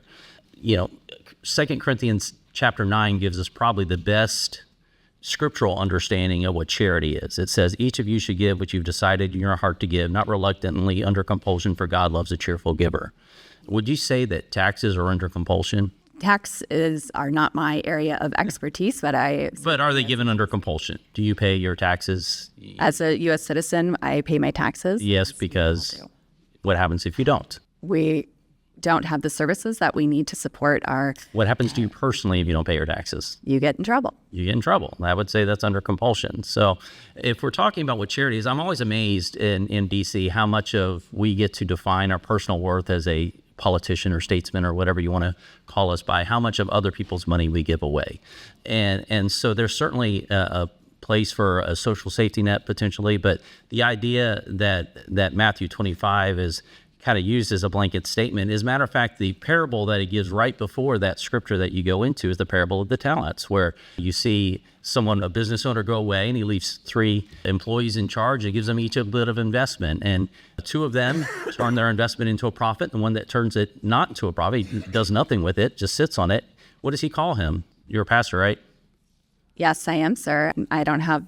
He calls him a wicked and a lazy servant. And so, scripturally speaking, God expects us to do something with what he's given us. Now, Romans 13 talks about the purpose of government. Scripture is replete with, there's different institutions that each have a different thing. The primary job of raising our kids and taking care of our families and the institution of the family. The government has a different one. It says, for the one in the authority is God's servant for your good. But if you do wrong, be afraid. For the rulers do not bear the sword for no reason. They are God's servants to bring agent of wrath on the wrongdoer. Would you say that someone who commits fraud is doing wrong? We all are against fraud. Right. Is fraud theft? Would you agree that that's theft? Yes. As the 8th commandment says, thou shalt not steal. Would you recommend that someone in your church go into debt to give an offering in your church? No. Okay, so we have a massive program of fraud that's being paid for by taxpayers, and it's not really us paying it, it's really our kids and our grandkids that are paying it. And yet we continue to see this massive expansion, all under the taken out of context of what charity is being defined as. It's interesting, I find it odd that the left continues to bring up Matthew 25, because at the very beginning of that, right before he goes in that scripture that we talked with, it says, Matthew 25:32, all the nations will be gathered to him, and he will separate the people from one another as sheep and goats. He will put the sheep on his right and his goats on the left. And the king will say to those on his right, Come in, you are blessed of the Father, take your inheritance to the kingdom. And those on his left, he will say, depart from me, you cursed, into the eternal fire prepared for the devil and his angels. So I would caution those who begin to use Matthew 25 to do so in the proper context, understanding that we have multiple biblical institutions and they each have a purpose. The context here. Mr. Chairman, I'd like to submit the entirety of Matthew 25 into the record. Without objection? Mr. Chairman, I also have a unanimous consent item. Without object, does anyone object to? Thank you. It's a Whoa, Huffington I didn't recognize you. Does anybody object to Mr. Cloud? Without objection, so ordered. Now I'll recognize Ms. Randall. Thank you, Mr. Comer. I'd like to enter into the record an article from the Huffington Post yesterday. Troops being told Trump's been anointed by Jesus to cause Armageddon in Iran. Without objection, so ordered. Well, we'll do one. Let's recognize Mr. Khanna, then I'll get Mr. Waukcho. Mr. Khanna from California.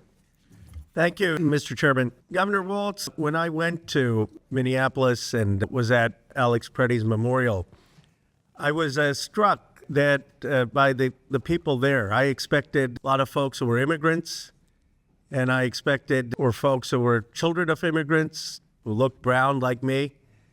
And there at the memorial were fourth and fifth generation Minnesotans, most of them white Americans, talking about how they faced tyranny, how when they go to church, they were being followed by ICE agents. When they go to give a meal to an immigrant, they were being followed by agents. And I just had so much hope for our country seeing them there. And I want to thank Minnesota, as a Californian, as someone who grew up in Pennsylvania, as an American, for their character, for their courage, for what they have modeled in a multiracial democracy. And my question for you, having served as a congressman, a governor, what is it about Minnesota that we can learn? What is it that leads to this kind of inclusive feeling about immigrants in our nation? Well, thank you, Congressman, and thanks for your work on many fronts. Look, I think Reverend Tolgard summed it up in getting at the heart of this. It's about the neighborliness and the care. And left to our own devices, I'm going to make the case, Minnesota, and by the way, I would remind folks, states have to balance their budgets. We're AAA bond rated, one of the states that's ranked the highest. We have a surplus, and we also have the highest rainy day funds, one of the strongest protections. So we understand fiscal responsibility, but we also understand this caring, this neighborliness. People saw their neighbor.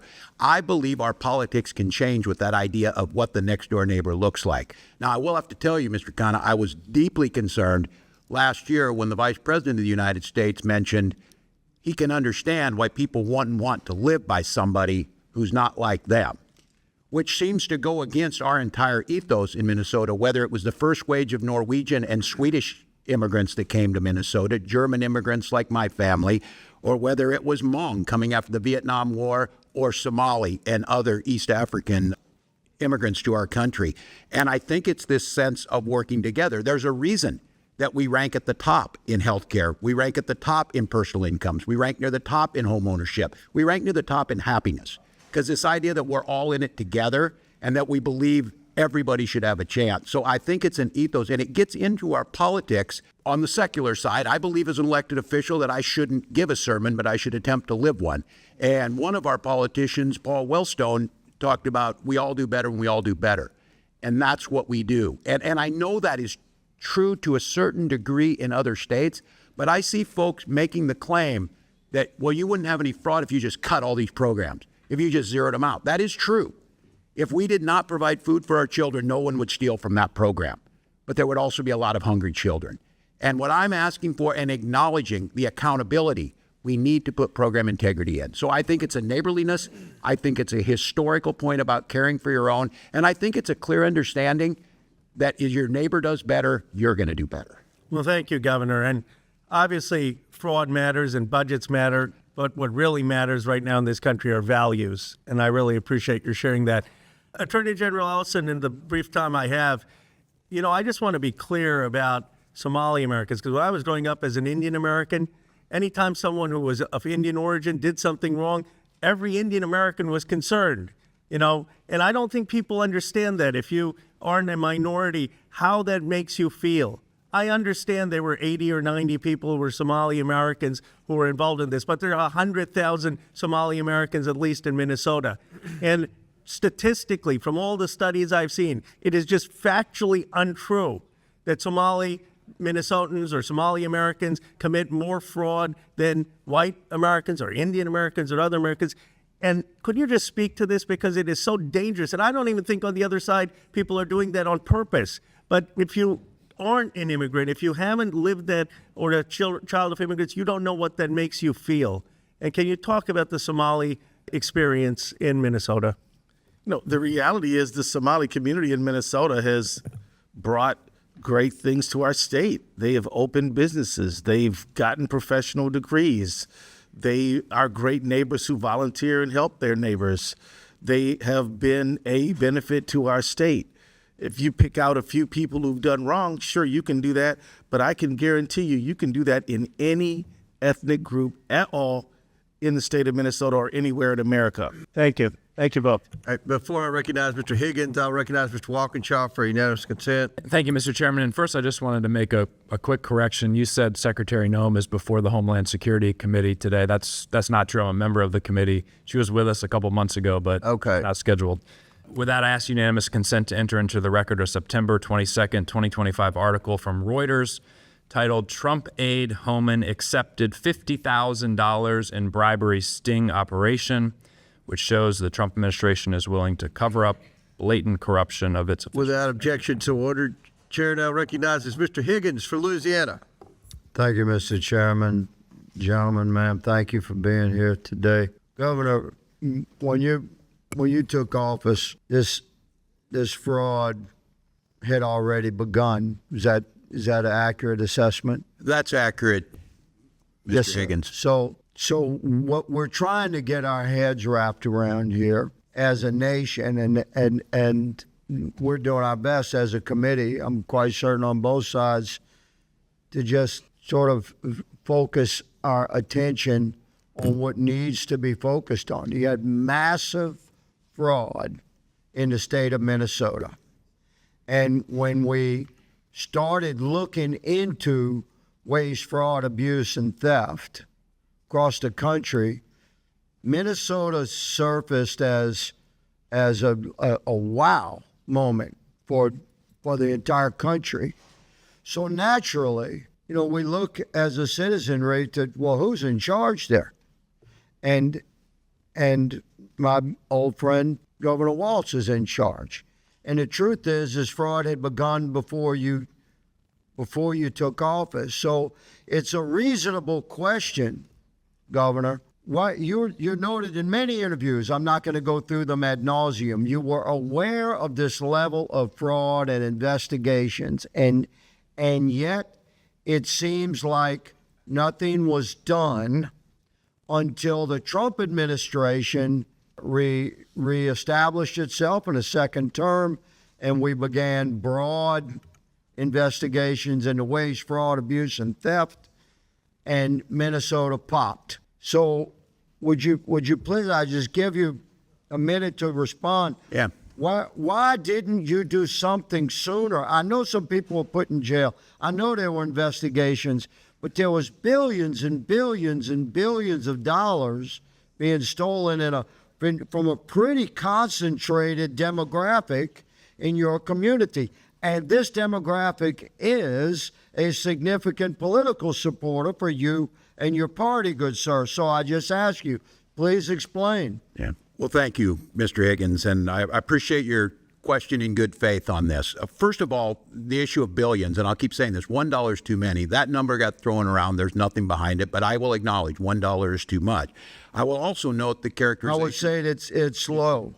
I would say it's slow, but continue. Well, there's nothing to support that, but look, we will pursue it and assume that that's the case. We will still make the changes we need to make. The characterization that nothing happened until the Trump administration came in is simply not true. We worked with them in the first administration where USDA didn't take action, and I think that's documented. The fact is, starting in 2019, I went to the legislature asking for... But you didn't pause payments, Governor. The pausing payments... And the criminal investigation, which I'm running out of time, I want to jump to. The way America sees this, Governor Walz, respectfully, sir, is that this money just continued to flow. There was a high awareness of this waste, fraud, abuse, and theft, like organized crime level theft, and it seemed to be slow rolled, and nobody stopped the money from rolling in. And the money's gone, been remitted overseas. Attorney General Ellison, you stated in your opening statement that you sort of stated that your office only has direct jurisdiction over Medicaid fraud. Did you say that in your opening statement? Okay, well, you seem to indicate that you don't have, like, criminal authority, but you do, don't you? Under your own law, you have authority if the county district attorney asks you to get involved, or if the governor asks you to get involved, then your office can take lead on any criminal investigation, specifically if you have particular staffing and capabilities within your office, because it's statewide, to look into organized crime. Is that not correct? Okay, so you have the authority to lead your state's effort to respond to this massive fraud at the state level from within the healthcare realm, where government money is being stolen at very, very high levels, unprecedented levels in your state. Are you leading that effort for the state of Minnesota? You're addressing it. Are you leading it? Are you leading the effort? We are leading the effort to prosecute Medicaid fraud in Minnesota. I'm not talking about Medicaid fraud. Don't hide behind that. You have the authority to prosecute anything criminally that the governor asks you to. And this thing is big. I'm giving you an opportunity, sir. Are you leading the criminal investigative effort into this massive fraud across the board in the healthcare spectrum in the state of Minnesota or not? We are following the law. You are not leading. You're not leading. I'm going to say, Mr. Chairman, that the Attorney General of the state of Minnesota should resign. I yield. Thank you. Gentleman yields back. Before I recognize Mr. Frost, I want to, Mr. Waukesha, you were right. She's not testifying in Homeland Security. Kristi Noem's testifying in Judiciary. I knew she was here somewhere today, so you were right, misstated the wrong committee. Chair now recognizes Mr. Frost from Florida. Thank you so much, Mr. Chair, and I have unanimous consent called Fraud Focus. Why is Trump granting clemency to convicted fraudsters? Without objection, so ordered. Thank you all for being here. The whole world has witnessed unprecedented and extreme immigration enforcement tactics this year in Minnesota. After the murder of Renee Nicole Good and before the murder of Alex Preddy, President Donald Trump posted on Truth Social that, quote, "The day of reckoning and retribution is coming." Governor Walz, the dictionary defines retribution as punishment inflicted on someone as vengeance for a wrong or criminal act. Based on what we've seen play out in Minneapolis, what is the problem with the President of the United States directing agents to carry out retribution? Well, yeah, thank you. And this is certainly troubling because under the guise of fraud, which we all want to tackle, we were subject to, as you saw, the largest invasion of a state by the federal government, I don't know, in certainly any of our lifetimes. And that infliction, to me, we're trying to figure it out. Look, we'll acknowledge, and we're fixing it in Minnesota, but I'm telling you, each year you're going to go back to your state, and if some of you think you want to be governor, you're going to deal with this. And these folks keep moving. The problem is, Congressman, this was about retribution. This was about singling out Minnesota. And I think, I'm going to just name it, I think it's singling out because our state works and it provides things for people and we care and we mind our own business and we respect our neighbors. And this retribution had nothing to do with getting the worst of the worst. We know that. It had nothing to do with stopping fraud. And we were subject, we being Minnesotans, for over 10 weeks. And I want to note, just before I'll yield back on this, Congressman, I think this is important to note. The gentleman from Illinois noted that Midway Blitz, the damage it did to Chicago. There were 500 agents on the ground in Chicago. Kristi Noem testified yesterday there's still 650 in Minnesota. It is not over. This is not ancient news. This is not looking like everybody moved on. Minnesotans are still experiencing this. It's bad for our communities and makes our people less safe. It's terrorizing our streets. Yes. Reverend, what has been happening in your community when individuals try to record federal agents? Thank you for your question. Individuals who have tried to record federal agents have been told they cannot. They have been asked for taken pictures of their license plates. They have been followed. They have been subject to fear intimidation tactics by ICE agents. And one of the only reasons that really the world knows about what's going on in Minnesota is because of our Constitution and the right to be able to record law enforcement and federal agents. Those videos and the videotapes have been in part the reason why we know what's going on. Trump administration officials have suggested that observing or identifying federal agents is, quote, doxing or, quote, assault. We know federal agents have followed observers to their homes. We know protesters have been pepper sprayed. We know people have been violently detained who were filming them without bystanders having cameras who know how the murders of Renee Nicole Good and Alex Preddy by ICE agents would have been handled by this administration. They have already tried to lie about these murders, even with footage. After Alex Preddy was murdered, Stephen Miller said he was, quote, a domestic terrorist who tried to, quote, assassinate federal law enforcement. Kristi Noem said that he committed an act of domestic terrorism, and the President of the United States said that he was an agitator and perhaps an insurrectionist. Reverend, the last thing I want to get to that I think is really important, I grew up in the church, and I used to wear one of the What Would Jesus Do bracelets, mainly because I used to curse a little too much when I was little, and then I would like snap myself when I cursed.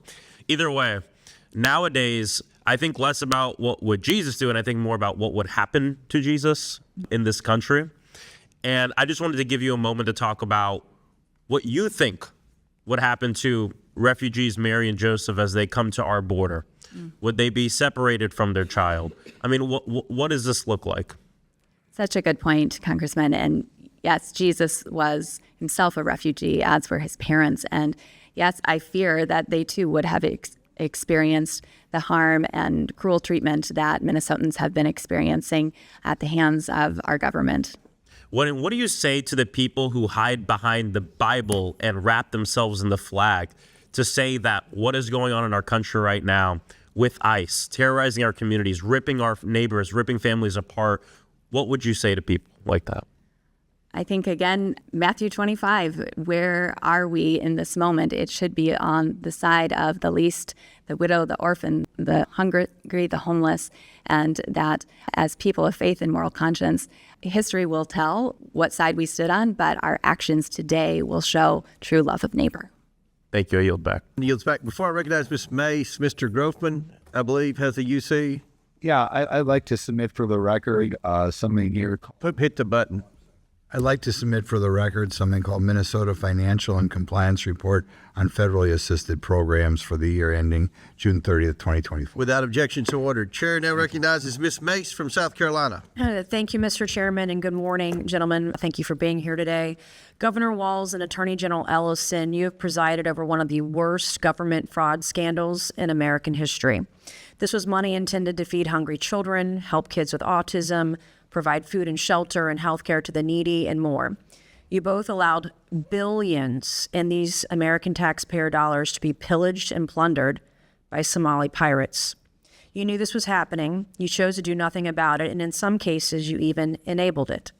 Attorney General Ellison, you even profited from this fraud by taking campaign donations from these Somalians after pledging to help quash the investigation into them. I find your behavior despicable. And my questions this morning, my first go to Governor Walz, and I hope you learned some lessons from your last hearing with me on the Oversight Committee. Have you learned anything since I did, that if I didn't speak up, 2 of my people would be dead, Congresswoman, and I warned you. Okay, Miss Governor Walz, what is a woman? Have you learned that lesson?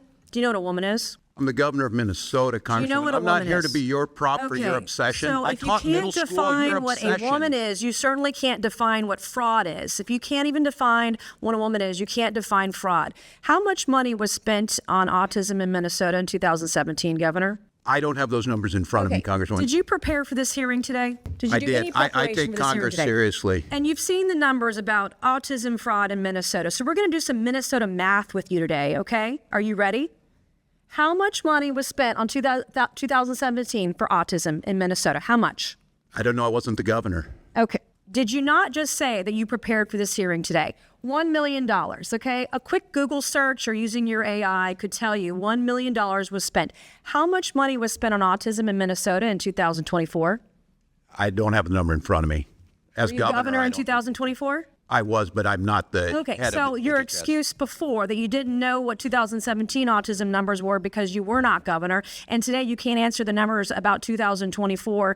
as governor, and you still said you prepared for this hearing today. It's unbelievable. $343 million was spent in 2024. What percent increase is that from 1 million to 343 million? What percentage increase is that? I'm not here to be your prop. Go ahead and tell me. Wait, are you governor of Minnesota or not? Yes, I am. I'm Okay, not. well, I'm when not I'm a prop governor of for a South member of Carolina, Congress. you can sure as hell bet that I'm going to know the math. The math is 34,200% increase, an increase of 343 times what it was in this time period. Do you know the number of children in Minnesota? I know that Minnesota ranked as a top 3 state for children What is in the the last total year. population in Minnesota? 5.7 million. Okay. What is the total population of children in Minnesota? I don't have the number in front of me Are right now. you governor of Minnesota? I know 400,000 were cut out of health care last Okay, week by that's the not- actions you made. Are you governor of Minnesota? I am. And you don't know the number of children residing I don't have in the Minnesota? specific number. It's 5.7 million. That's your total What is your age? population. What is the age? 0 to 5? 0 to 19? You have approximately 1.2 million children in Minnesota. What I'm not age? even governor of South Carolina. Our population in South Carolina is 5.5 million. We have approximately 1.1 million children under the age of 18 in my home state of South Carolina, okay? As governor, I expect you to know this information. Thank God you're not vice president of the United States. Do you know approximately how many children in Minnesota are autistic or on the spectrum? No, I don't have that number. Okay, well, if you take the CDC's roughly 1 in 36 kids are on the spectrum, we're talking about approximately 33,000 kids. In South Carolina, it's about 31,000 or so. Do you know what this is per child, spending-wise, in the fraud for autistic kids in Minnesota? Again, I'm not here to be your prop. Go ahead and tell us. Is doing Minnesota math a prop? This is math. We're talking about fraud. Minnesota ranks at the top. Where does South Carolina rank? We're talking about money. Where do South that was Carolina supposed children to- rank this on is- healthiness? These are my questions for you. It doesn't go the other way around unless we're debating on the debate stage. And we're not. If you're asking This questions is- about being governor, I'm it does. asking you When you're questions governor, about you can being come and governor tell of me. Minnesota, which you can't answer. This is basic math. And you can't even answer. not Do you here to even be your care prop. about kids in Minnesota? They rank near the top in every category. My children are fed. My Care children about are housed. autistic My children children have getting health the care. services they need in My Minnesota. children have the best No, schools. you don't. Mr. Chairman, I yield back. Mr. Chairman. Your lady yields back. Mr. Chairman. Who's Miss Bobert? Yes. Mr. Chairman. Oh, Miss Mace. May I make my 2 motions? Proceed. Okay, thank you. Mr. Chairman, I move that the committee issue a subpoena to the Honorable Pamela Jo Bondi to appear before the committee for a deposition regarding the department's handling of the investigation into Jeffrey Epstein and his associates and compliance with the Epstein Files Transparency Act. A motion has been made. The committee will hold this motion in abeyance until the end of today's hearing. The committee will now proceed with today's hearing. Mr. Chairman, I move that the committee issue a subpoena to the Office of Congressional Workplace Rights for the awards and settlements paid pursuant to Section 415 of the Congressional Accountability Act prior to December 12, 2018, with only redactions allowable for the personally identifiable information of victims, alleged victims, and witnesses. Thank you, ma'am. A motion has been made. The committee will hold this motion in abeyance until the end of today's hearing. Mr. Chairman, I seek unanimous consent. Oh, Mr. Chairman, can I have one thing before? Chair recognizes the ranking member. Thank you. I know we'd just like to see Mrs. Mace's motions in writing, which would be great. Now, before I recognize Ms. Lee, do you have Ms. Randall? Thank you, Mr. Chair. I ask unanimous consent to enter into the record of December 11th, 2025 article from The Guardian titled Somalis Are the Scapegoat. Fear Rises as Trump Targets Minneapolis Community, which described the administration's xenophobic attacks. That objection's ordered. Chair recognizes Ms. Lee from Pennsylvania. Thank you, Mr. Chair. For the past few months, Democrats on this committee and in the Senate have been holding hearings on the unconstitutional actions of the Trump administration. So we've heard from, in that time, whistleblowers, industry experts, and survivors of abuses of federal agents. They spoke about warrantless searches that they have been subjected to, including federal agents bursting into their homes with guns.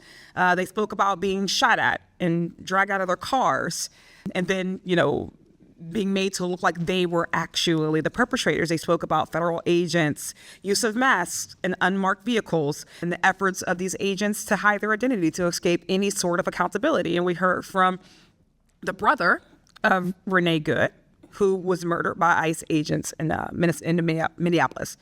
That is what oversight looks like. Not 2 hearings on fraud in one single state, which is not even the worst instance of fraud out there, though we all here agree that we should target fraud. Republicans have dragged Governor Walz in again to demonize and target his state because he is a Democratic governor and he is implementing Democratic policies. Republicans took a legitimate investigation and, as per usual, has made it a circus. Now we have just like a random guy lurking around child care centers trying to get into buildings with children as the fraud vigilante. The Somali community has been vilified and made to feel unsafe. And federal benefits are being cut to Minnesota and other Democrat-led states. Trump and his administration also used this investigation as a justification for an immigration enforcement push that has created chaos and fueled violence and resulted in the death of American citizens. Reverend Tolgard, as a Minnesotan, do you feel that these oversight hearings and the Trump administration's fixation on fraud in Minnesota has made anyone safer in your state? No, they have not. Republicans have been touting alleged fraud in child care centers and the need to protect children. But since the immigration enforcement push, have kids been able to be kids? Have they felt comfortable going to school or playing out in public with each other or with their friends? They have not been safe. They've not been able to go to school, to be in playgrounds, to be in libraries and places you would normally expect to find them. Are you worried about the long-term impact of being surrounded by violence and uncertainty and what it could have on these children? I'm deeply concerned about that, and I know that their teachers and their parents are as well. You were arrested earlier this year while protesting ICE agents and deportations. Why was it important for you and other clergy members to speak out against Trump's administration's actions in Minnesota and elsewhere? Thank you for your question. I was arrested along with 99 other faith leaders in Minnesota, many of whom could be here today, and we were compelled to action to stand on the side of the most vulnerable in our communities and those who have been facing enormous cruelty and unfair actions on the hands of ICE, and we needed to stand alongside them, as have many others in our faith traditions in history. We stand along with that great cloud of witnesses. I want to thank you for coming in today and for, of course, having the courage to stand up to the attacks against your community. This, as we can all see, was never truly about fraud. It is a part of a greater effort by Trump and Republicans to gut social services, roll back civil rights, to villainize and make others out of people who they don't want to have and enjoy the same civil liberties and rights as others in this nation. They want to strip away and have been stripping away healthcare and education, childcare funding that millions of people rely on. This investigation and these actions have only been used to harm, not to help people. And rest assured, this will not stop in Minnesota, just as it didn't stop in Chicago before that or LA before that. This is a blatant attempt, blatant authoritarian grab that the Trump administration has been persistent in. It will come to all shores if we do not all take a collective stance. But more than that, urging my colleagues in the Republican caucus or conference to take up their job and their task as a co-equal branch of government. We do not serve as the lapdogs, as the cold followers of Donald Trump, of a president. When there are abuses or overreach, it is supposed to be us that takes a stand. And I would hope that at some point in the 119th Congress, some Republican with a gavel will do so. I thank you all for your time, and I yield back. Gentlelady yields back. Chair now recognizes Mr. Donalds from Florida. Thank you, Chairman. Governor Walz, when did you first receive notice of potential fraud in Minnesota's social services programs? Social service programs in general. We knew that there was issues with the CCAP program as early as 2012, and my first days in office, we started taking action. But as governor, when were you first notified? Before I took office. All right, Governor Walz, former Department of Human Services Commissioner Tony Laurie testified that you were aware in early 2019 of fraud in 2 Department of Human Services administered programs. Is this statement accurate? Not that I recall. I'm not sure what he's speaking about. You don't remember this meeting or this notification? No, not specifically, I don't. In March of 2019, your Office of Legal Affairs reported $5 to $6 million in alleged child care assistance program fraud. In April 2019, it was also reported that the Department of Human Services lacked proper integrity controls to control fraud. Were you aware of these reports? Not specific reports, but because of that, my office, we put forward actions to address them, starting in 2019. Is it correct that your administration was aware of the Feeding Our Future fraud as early as of May of 2020, based upon regular discussions about program irregularities? I believe that's correct with the agency, the Department of Education, and then going back to USDA. I'm gonna go back. Was your office notified of these fraud allegations? Not me specifically, that they're handled internally in the industry. It happens every day. Who was notified, Governor Walz? The agencies do their work, the commissioners, and then if someone in my office was notified, they let me know. As governor, I make, 50 decisions a day. I said I did this job for 12 years. I make more decisions in a day. Governor Walz. So someone was maybe notified, but the agencies are the ones that take the action. May I ask the next question? We have it under sworn testimony in the Oversight Committee that your former chief of staff was notified directly by these various commissioners about the fraud in Minnesota. That could be correct. So are you saying that your chief of staff didn't notify you? I'm saying I don't recall whether he did at that time or not, but we took action. So I'm assuming when we put our budgets together based on that, we put a package together for that legislative session. Let's talk about budgets, Governor Walz. Feeding Our Future went from $307,000 in 2018 to $199 million in 2021. Are you aware of this increase in budgetary costs from Feeding Our Future? Not specifically, but I know it increased during the pandemic. The Housing Stabilization Services went from $27 million in 2021 to $105 million in 2024. Are you aware of this increase, Governor Walz? Not specifically, but I know it increased. Autism centers went from $24 million in 2019 to $342 million in 2024. Are you aware of that? Not specifically again, but yes, we know the budget's increased. Integrated community supports went from $4.6 million in 2021 to $170 million in 2024. Are you aware of that? Again, not specifically on the numbers, but it's the budget. Governor Walz, you have to submit a budget to your legislature every single year, like every governor has to do. If you're not aware of these increases, what was your office Everyone doing? is balanced. My budget is about $72 billion. It includes 23 agencies. Florida's budget's $115 billion, sir. But what were you doing if you're seeing program increases like this amid allegations of fraud in your state? Action was being taken on these starting back in 2019. If it's Can you describe the action that was taken in 2019? Sure. In 2019, I'll go to the first things that we did on child care assistance. We lowered the standards on proof of administrative fraud disqualification. Whoa, you lowered the standards? We lowered the standards for proof of administrative fraud. The standards where we had to prove it were so high it was impossible to try and do it. So we lowered what it took to show that fraud was happening. And what did you do with the results of lowering the standards to prove fraud? What did you do? Put 79 people in prison and... But Governor Walz, the fraud continued to increase. It increased under your tenure. Do you acknowledge that? Did the numbers increase? Yes. And I tell you, when you catch people and prosecute them, it shows up at the fraud increase. I would tell you, Congressman, but just because you're not hearing about fraud doesn't mean it's not I got 50 seconds, Governor, and I don't want to get into a fight with you, but let me move quickly to the Lieutenant Governor. Peggy Flanagan's your Lieutenant Governor, is that correct? That is correct. Does the Lieutenant Governor go on the ticket with you, or are they elected by themselves on a ballot in the state of Minnesota? It's on a ticket. It's on a ticket. Peggy Flanagan essentially works for you. She has an independent office. She's a constitutional officer. She's on the ticket, but she is independent as a constitutional officer. You could ask for her resignation at any time. Is that correct? That's typically how it works with lieutenant governors. Yeah, but she's a constitutional officer. I don't believe that's happened in Minnesota. Peggy Flanagan there are accusations that she was intimidating whistleblowers.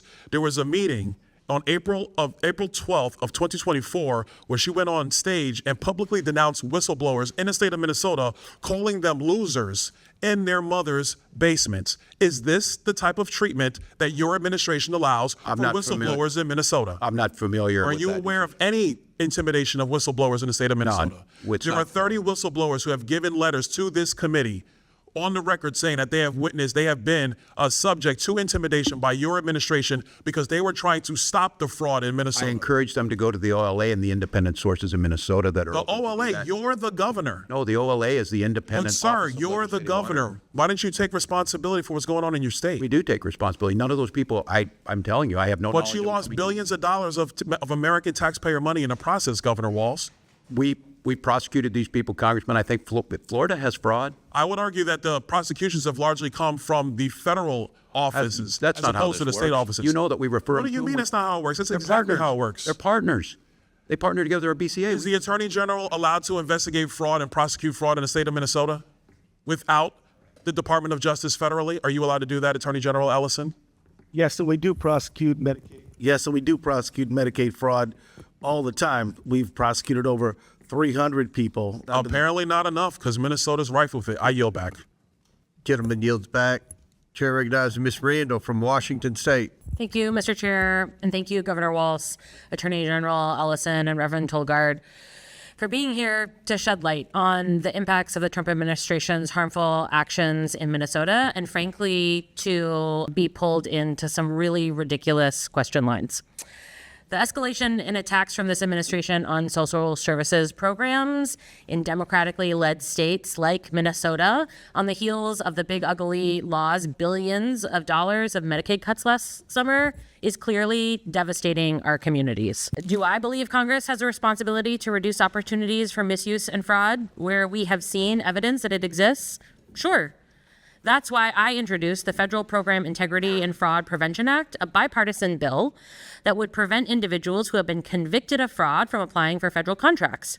Mr. Chairman, if you are serious about addressing fraud, I'd love to see this committee hold a hearing on my bill, which was developed based on feedback from nonpartisan inspectors general, whose entire job is overseeing the appropriate administration of government programs.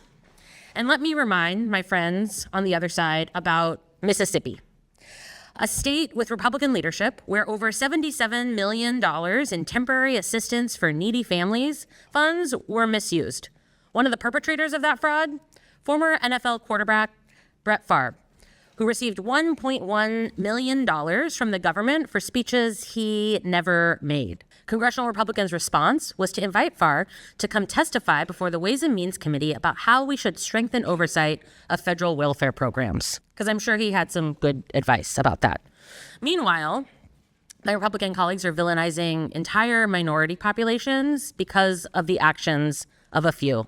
We have a word for that. I also have a lot of Republican colleagues here who talk about being fiscally responsible and reining in federal spending. Again, I also believe we should be fiscally responsible. But to me, responsible governing means that we invest in transformative universal health care that saves us money in the long term. Childcare policies that give the budget back $7 on the dollar spent in long-term costs for the children who benefit. Policies that will actually save our country money in the long run and contribute to strong society and strong economy. Not slashing social services, not defunding hospitals, not eliminating childcare programs. Governor Walz, why do you think the Trump administration is so obsessed with fraud in Minnesota when its own agencies have found other states with even worse problems? Well, it's a question we're all asking, Congresswoman, and I'd like to say, and thank you for this, I just want to make sure I go on record, Chairman Comer, in condemning the slurs towards my Somali community that the gentlewoman from South Carolina made. Thank you. Look, Congress, I don't know. I think it's been pretty clear the president does not like me personally. I think he continues to tell lies about our electoral system, claiming that he's won all three times when he lost all three times.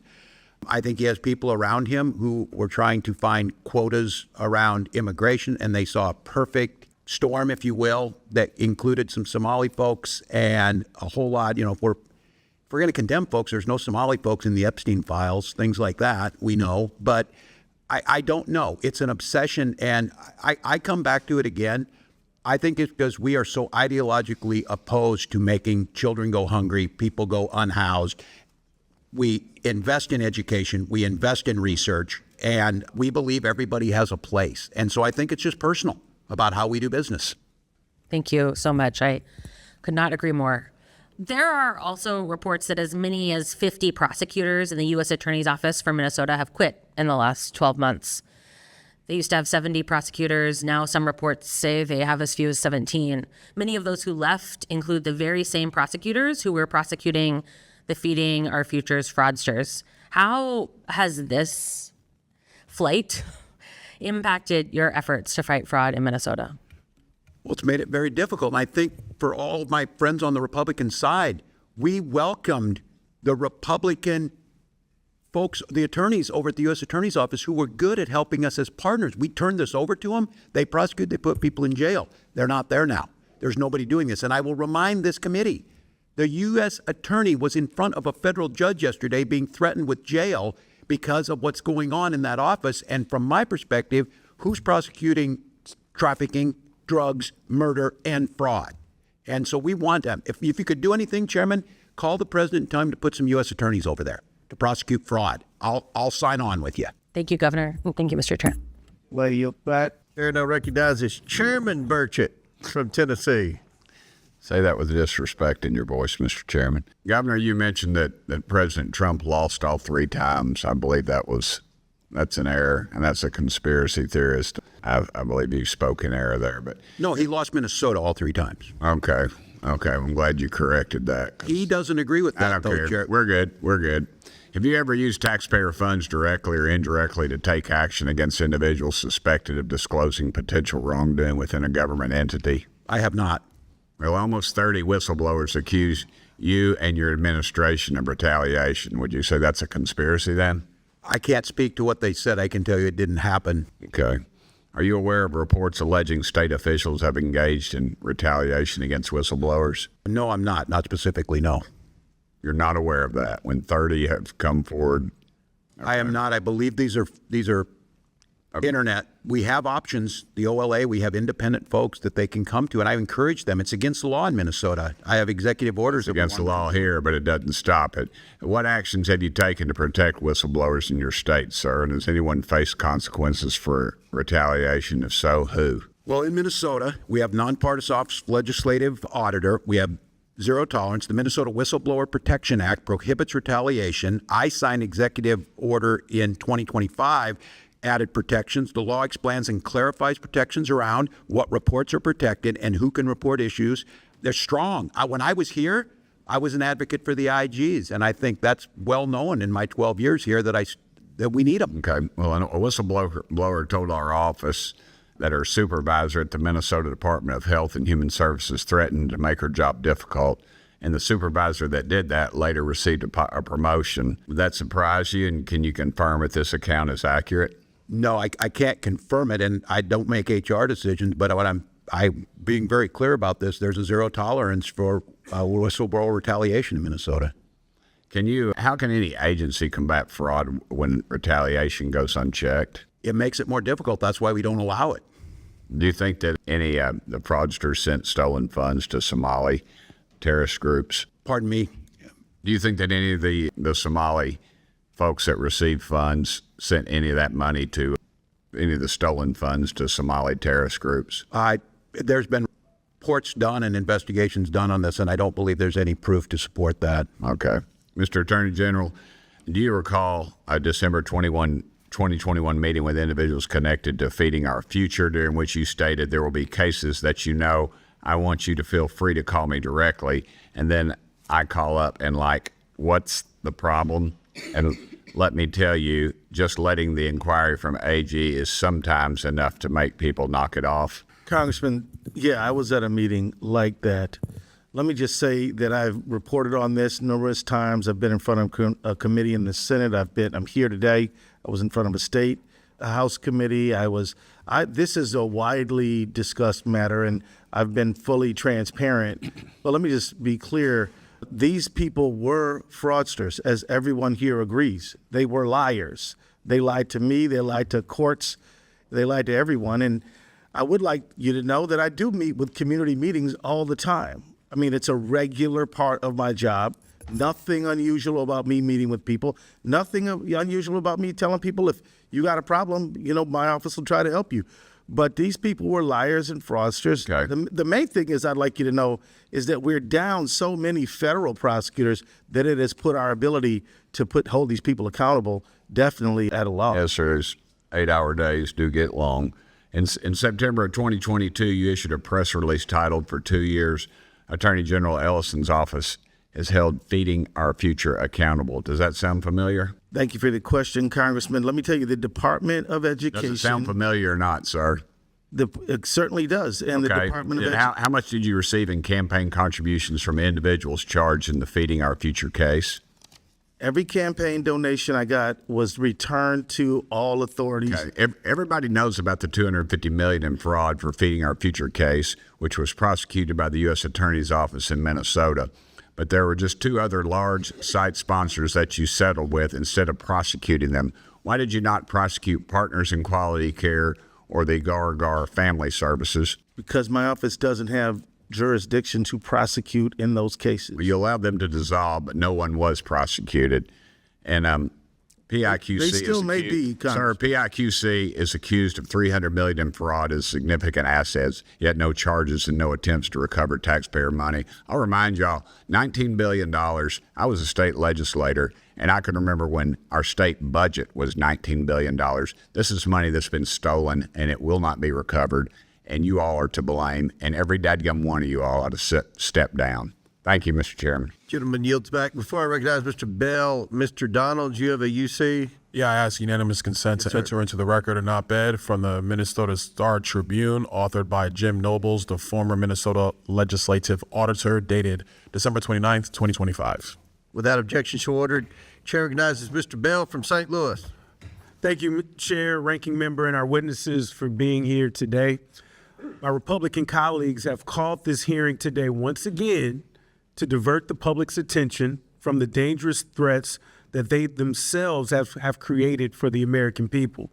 They have chosen to turn a blind eye to the escalating public safety crisis in Minneapolis, Minnesota, fueled by the deployment of ICE agents under the direction of President Trump. On December 1st, 2025, this administration launched Operation Metro Surge under the false pretense of promoting public safety in Minneapolis. Since then, we have witnessed several deaths, including the brutal killings of Renee Good on January 7th, 2026, and Alex Preddy only a few short weeks later on January 24th. News reports state that in 2026 alone, there have already been 8 additional deaths at the hands of federal agents. We are now living in one of the deadliest periods on record, with more deaths carried out by ICE agents in recent years than at any time since 2004. Under this administration's direction, masked agents have inflicted trauma that will remain in these communities and neighborhoods. There's a lack of accountability and justice. Survivor stories have been suppressed, false narratives have been told, and federal officials have refused to cooperate, even going so far as to block state investigators from accessing evidence. A.G. Ellison, as the chief legal officer for the state of Minnesota, what level of cooperation would you expect from the federal government during an investigation of this magnitude? Congressman, I would expect the kind of cooperation that we're used to experiencing. I mean, in all of the time that I've even been a lawyer, which is now 36 years, state-federal cooperation was exactly how we did business all the time. We are very proud and we love working with our FBI agents, DEA agents, ATF agents. It's a regular thing. This is what's strange and unusual.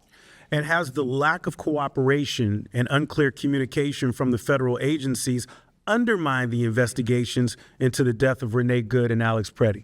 It certainly has. We have been denied access to critical evidence in this case that we would need to evaluate this matter based on a use of force analysis. Which is befuddling to me because as a former prosecutor, I've led serious and thorough investigations in pursuit of justice. I can say that what we have seen by DHS, DOJ, and the FBI is the complete opposite of a detailed and thorough investigation into the wrongdoing of ICE officials. And let us be clear, despite what President Trump would have the public believe, those agents remain on the streets of Minnesota. These actions are not isolated incidents. We've seen similar events taking place across the nation in Illinois, North Carolina, California, to name a few. We have heard directly from survivors about the cruelty and mistreatment they endured by ICE agents, and we have seen the individuals appointed under President Trump to head these operations evade justice and not be held accountable for their actions. We can't stand by and allow this to continue. Those responsible for these actions must be held accountable, and survivors and their families deserve answers and justice, which is why, Mr. Chair, I move that pursuant to Clause 2, subsection K6 of House Rule 11, the committee shall subpoena Greg Bovino to testify before the House Committee on Oversight and Government Reform. A motion has been made. The committee will hold this motion in abeyance until the end of today's hearing. The committee will now proceed with today's hearing. I yield the remainder of my time to the ranking member. I'd like just to provide just a few of that time to the Reverend, who wanted to make some additional comments about something that was said earlier in the hearing. You have 30 seconds. Thank you. Just following up on Matthew 25, I am so proud of the countless ways that Minnesotans, Christians, and people of other faiths and moral conscience have stepped forward to show love of neighbor and to come alongside those who are suffering most in this time. There is no greater example of living out the teachings of Christ and caring for the least among us than what we've seen in Minnesota these past few months. Amen. Thank you. I yield back. Gentleman yields back. Before I recognize Mr. Perry, I have a unanimous consent to enter into the record an article from Alpha News where U.S. Attorney Rosen stated, and I quote, "We have more than adequate staffing to carry out the fraud. We have been reinforced in dramatic numbers by the Department of Justice and by other departments of the federal government." He also said fraud investigations are increasing in pace. Fraud prosecutions, you will see, are going to be dramatically increasing in pace. According to Rosen, if you're committing fraud in the state of Minnesota, it's really not a good time to be doing so. Just wanted to enter that article in the record without objection, so ordered. Chair now recognizes Mr. Perry from Pennsylvania. Thanks, Mr. Chairman. Governor, good to see you again. You're an Army guy. I'm an Army guy. What's, as governor, one of your primary responsibilities? Keep your citizens safe, right? I think we could probably agree on that. We might not agree on much, but we could probably agree on that. And I heard you talk earlier about working with federal partners. Now, there's a lot been discussed here about fraud of various kinds, but I want to talk about something that seems to me, quite honestly, a dereliction of duty, or certainly a huge lapse in judgment. And you were governor in October of 2023, right? Just want to make sure we're on the same page here. And you signed the Minnesota Driver's Licenses for All Act. Is that correct? That's correct. That's correct, right? So now, look, I'm not going to hold you to knowing every single thing in these laws. There's a lot of paragraphs and wording and so on and so forth. But under your law that you signed, it prohibits the disclosure of information contained in the license or identification card applications for enforcing Title VIII of the United States Code. Just to make sure, are you familiar with what Title VIII deals with? I'm not specifically. Okay, so it deals with immigration, nationality, and aliens. Particularly, the law that you signed eliminates the requirement for Social Security numbers or proof of lawful presence. And furthermore, it's a violation under Section 14.4 of your code for anybody to research that. As a matter of fact, immigration status is classified as private under Section 13.18. So literally, the federal government, your partner, as you said, we work with our federal partners, can't use that driver's license information regarding people that are here illegally. Now, I don't understand the connection between the driver's license and the immigration piece, I guess. Well, they can't because, well, let me make the connection for you. According to the Secretary of Transportation, 1/3 of Minnesota's non-domiciled commercial driver's licenses were issued illegally. Do you have a video ready to play for me? Can you play it now? This is what happens, Mr. Governor. This is what happens when you issue driver's licenses to people illegally. He is on the northbound lanes of 61 going the wrong way. You can see I'm going southbound on 61. He's in the northbound lanes on Highway 61. I'm crossing over there, and thank God, I don't know how much that thing weighs, 60, 80,000 pounds, 60 miles an hour. 18-wheeler. You can cut the video. He was licensed in your state under a law that you signed that precludes federal officials, your federal partners, as you call them, from determining whether they're here illegally. That guy that was driving that truck couldn't pass the test. He didn't pass the test out on the road. There's another video, I'm not going to play it, but there's another video of a guy here illegally turning a truck like that around in the middle of a highway where people lost their lives because they were decapitated when they went underneath it. That's what happened. So my question for you is, This should be easy. What are you going to do to rectify the law that you signed that allows people here illegally to get a CDL? That tape was in Missouri, not in your state. Look, if you don't want to protect the people in your state, I guess that's your business and the business of your voters. But that driver was driving in Missouri. And if he'd have hit a bunch of people, quite honestly, to me, you could have been held liable. Yeah. Well, Congressman, first of all, Minnesota ranks in the top 3 safest states by highway data from your own department. Highway data? The data from the Department of Transportation for highway safety. We have the 3rd. We want everybody on our roads to be licensed. So are you saying based on that you're okay? I'm not okay with that. I'm not okay with you or I speeding. I'm not okay with DUIs. But you signed this law that allows for that. You signed it. And you're going to do nothing about it? I can't speak to the specific on the CDL. What I can tell you is... I can. I referenced your law. It says House of Representatives, State of Minnesota. And I know there's a lot of words here. Case. I just know our roads are safer. Exactly the sections that allow for this to happen and preclude federal enforcement regarding immigration and the illegality of people receiving CDLs under your state's Driver provisions. safety and immigration are 2 separate things. Anybody, had that been a citizen or not, it's still tragic, it's wrong, we shouldn't do it. What I'm telling you is in Minnesota, we have the 3rd safest roads in the country. So you're good. You're good with this practice. I'm not good with that. Well, what are you good with? Because that's what's happening under your law. Well, I can't speak to the specific on if it's an outlier. We give license to people who eventually... People get DUIs after we issue That happened last month. This is March. That happened a week and a half ago. Yeah, Are you familiar? That's wrong. And look, but you're not going to do anything. Sure, we're going to do. What are you going to do? Traffic laws against them. What are we going to do? Was this person arrested? I sure hope so. Well, that's good.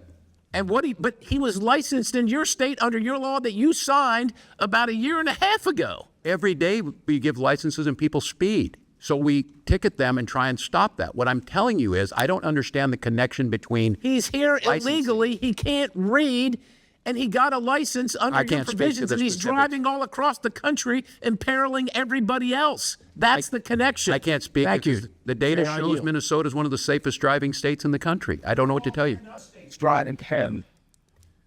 Thank you, Mr. Thank you. Chair now recognize Mr. Min from California. I'm first, sir. Oh, you're next. Okay. Is that okay, sir? I didn't have it on the list, but Oh, I should have. I will yield to the ranking member. You can go ahead. I don't care. You sure? Okay. So you can wait. I'll let her. Who's next? I was tardy. I thank you, Mr. Minna. I thank you, Mr. Chairman. Good afternoon, and thank you, witnesses, for coming today. So what I've heard so far is feeding our future, $250 million stolen, 50 convictions secured, the prosecution was working. Then the administration froze $10 billion in child care across 5 states. No evidence, no legal authority, no statutory process. A federal court ruled it unlawful and unconstitutional within 48 hours. Thank you, Attorney General Ellison and Attorney General Bonta, for that work. Then the lead prosecutor resigned. His team followed. Those prosecutions are now at risk. So the record shows they froze $10 billion illegally, lost in court immediately, and dismantled the prosecution, actually putting fraudsters in prison. Every single action made the fraud worse. This isn't incompetence, because incompetence is random. This was targeted, legally defective, and prosecutorially catastrophic. If this committee was serious about fraud, the first witness should have been the HHS official who sent the letter, not the Attorney General who beat them in court. Attorney General Ellison, what are we doing here? And I want actually to ask you, what is your office doing systemically to prosecute fraud in the state? Well, thank you for the question, Congresswoman. As I said, prosecuting Medicaid fraud is a very important work that we do. We do it every single day. We've secured millions of dollars for people. We've gotten millions in restitution. We've convicted people and held them accountable. We also represent state agencies and help those agencies support the work that they do. The fact of the matter is that this work we do to stop fraud is helping to protect public money. We're proud of it. And we also support federal prosecutions by providing them with information that they need to prosecute fraud. which we have done and will, so of course, continue to do. So, sir, tell me this. How has the ability to prosecute that fraud and social services programs been affected by this administration? Well, it has been devastated by the actions of this administration. This administration has cut the number of prosecutors, but also has redirected FBI agents to do immigration as opposed to... Why have they cut those prosecutors? Those prosecutors actually, I said cut, but they actually resigned as a matter of conscience because the administration was trying to force them to investigate the widow of Renee Good. Say more. So many of them said that they couldn't work under those circumstances because it violated their personal ethical requirements. So they quit. So they left their jobs that they had sworn to do en masse because they were conflicted with conscience. That's right. And may I add, Congresswoman, that we have had motions to dismiss for the violation of a defendant's right to a speedy trial granted by judges in Minnesota because there's not enough federal prosecutors. And, one of those was a person who was a violent offender who was being prosecuted for felon in possession of a firearm. Case was dismissed because there are not enough people to perform the functions of prosecuting people who commit crimes. So this is having a devastating effect on our state. And in addition to all that, Congresswoman. Well, so let me get this straight. Help me understand. 50 convictions secured, additional prosecutions in limbo. The administration's prosecutors have quit because the staging of how this all works, they believe, and they have said on record, is immoral. Why are we here? I've been wondering that, Madam. Because aren't you saying that you would love for the prosecutions that are dangling in the wind, you would love for those folks to face justice? Absolutely. Stealing public money is the ask would be then to the administration for what? With this committee here, I think your colleague, the governor of your great state, said you want more federal prosecutors on this case. Yes, but we should go back to the Hippocratic Oath of do no harm. I mean, it would be good to just stop doing things that shouldn't be done, such as demanding that prosecutors investigate Renee Good's widow. Right. That's right. Well, I want to thank you all so much for coming today.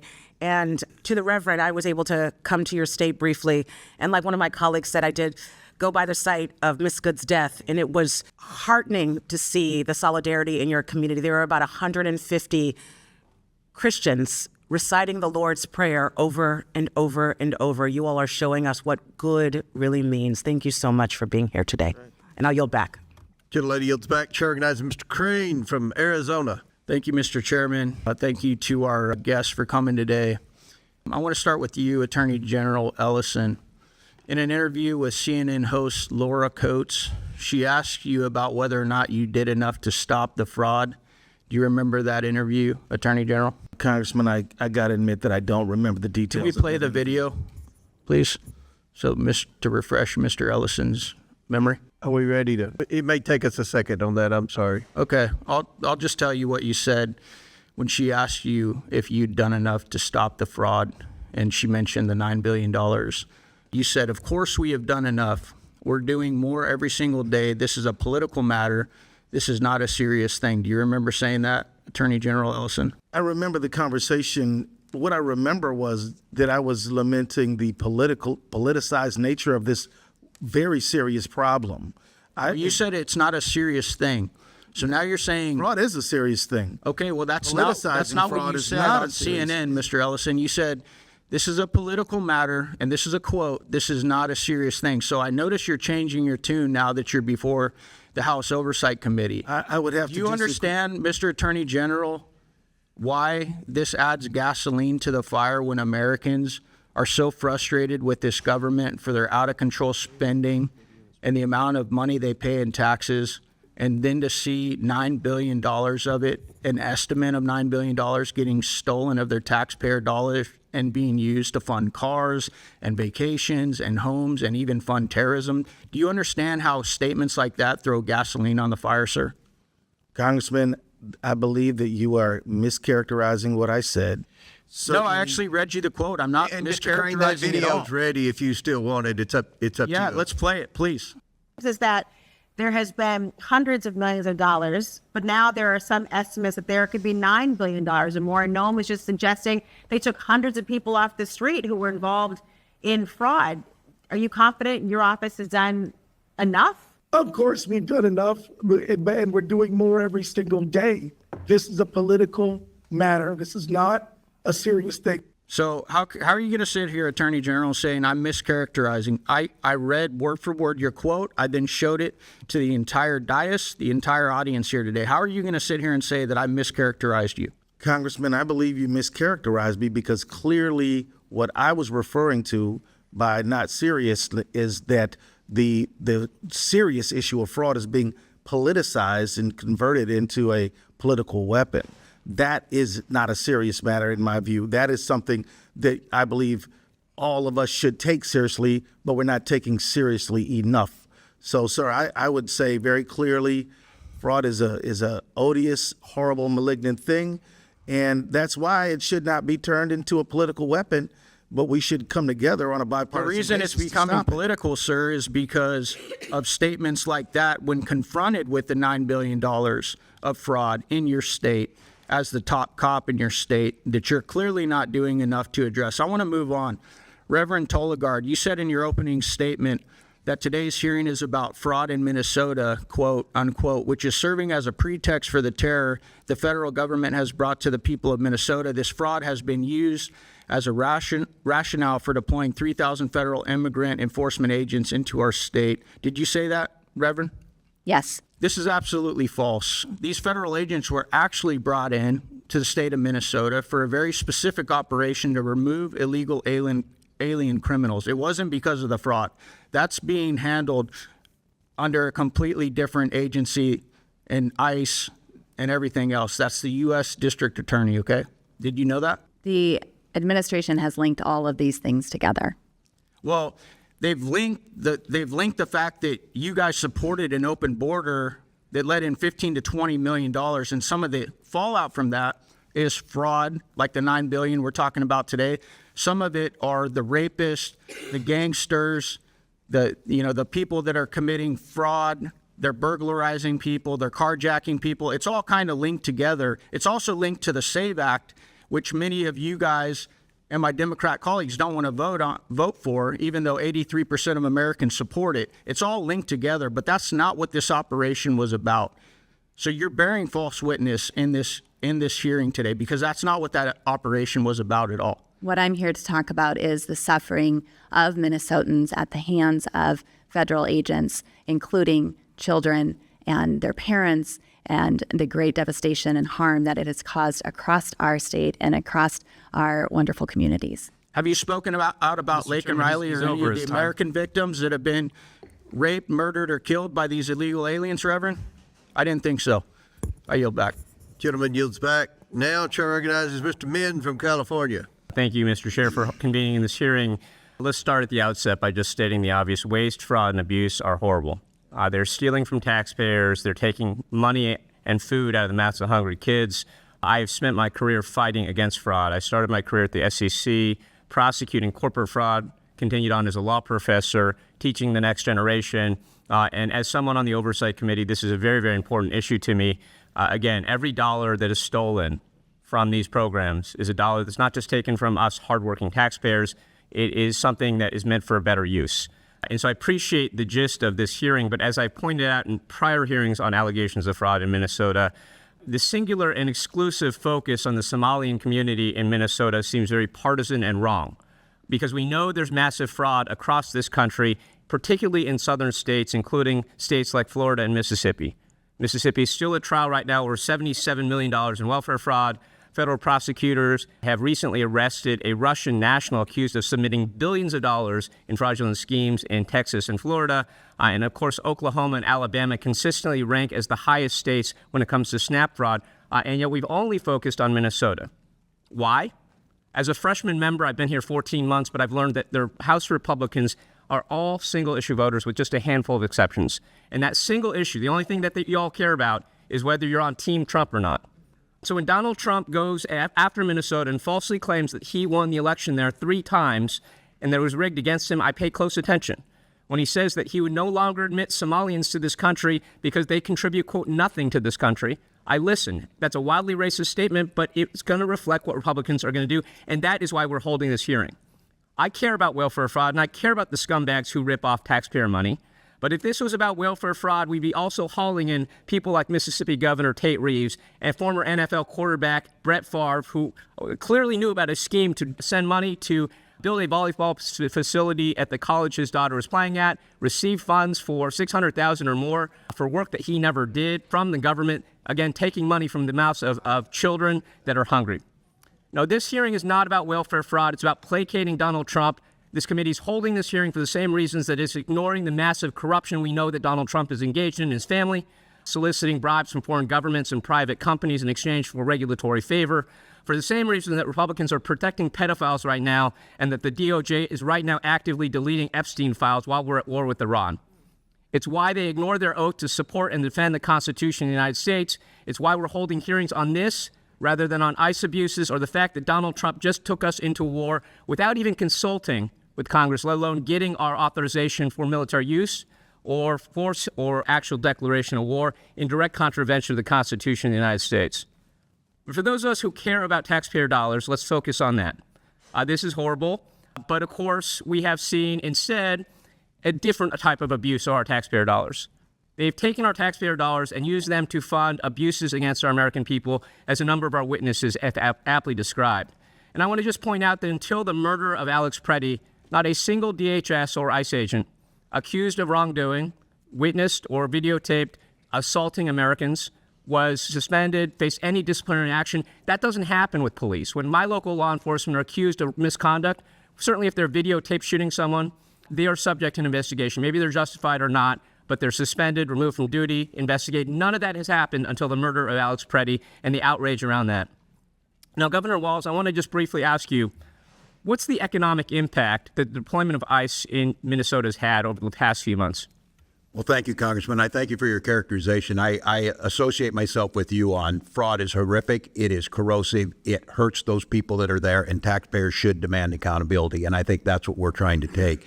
The issue can, again... What's the economic impact? I know business for us, we just had our economic numbers, and I would tell people that we have to balance the budget every year. Minnesota is strongly, we're AAA bond rated. That shows up good. It doesn't account for what happened over the last 3 months. And by estimates, the city of Minneapolis estimates they lost $200 million alone. And I remind people, you saw pictures of Minneapolis.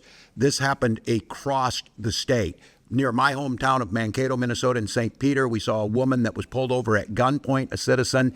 The chilling effect it had, businesses going under, especially immigrant-owned businesses, people who are here legally, citizens, starting businesses, were shut down. I'm just going to reclaim my time to make one final point here. I was at Minneapolis, had the chance to meet with you and others. I also met with a number of local police chiefs, and one of the things they told me, first, this is not the first time ICE has operated in Minnesota, but in the past, what is different about this time is that they did not coordinate, they did not tell anyone, and that resulted in a lot of 911 calls, because when you see masked men jumping out of vans, pulling people out, assaulting them, punching them in the head, as happens all the time with ICE agents. And by the way, that's not a matter of training. It's a matter of picking people who are predisposed to violence.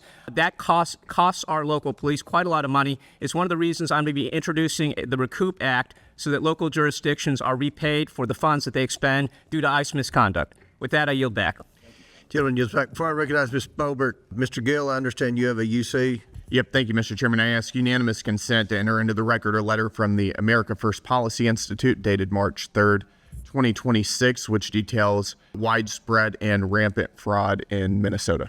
Without objection, so ordered. Chair now recognize Ms. Bobert from Colorado. Thank you, Mr. Chairman. I'm going to summarize some of the things that have already been said here today rather than ask these questions directly. The federal prosecutors that we have now charged nearly 100 individuals across multiple Minnesota fraud schemes, including Feeding Our Future and related Medicaid, daycare, and autism programs, with 85 of those charged being of Somali descent.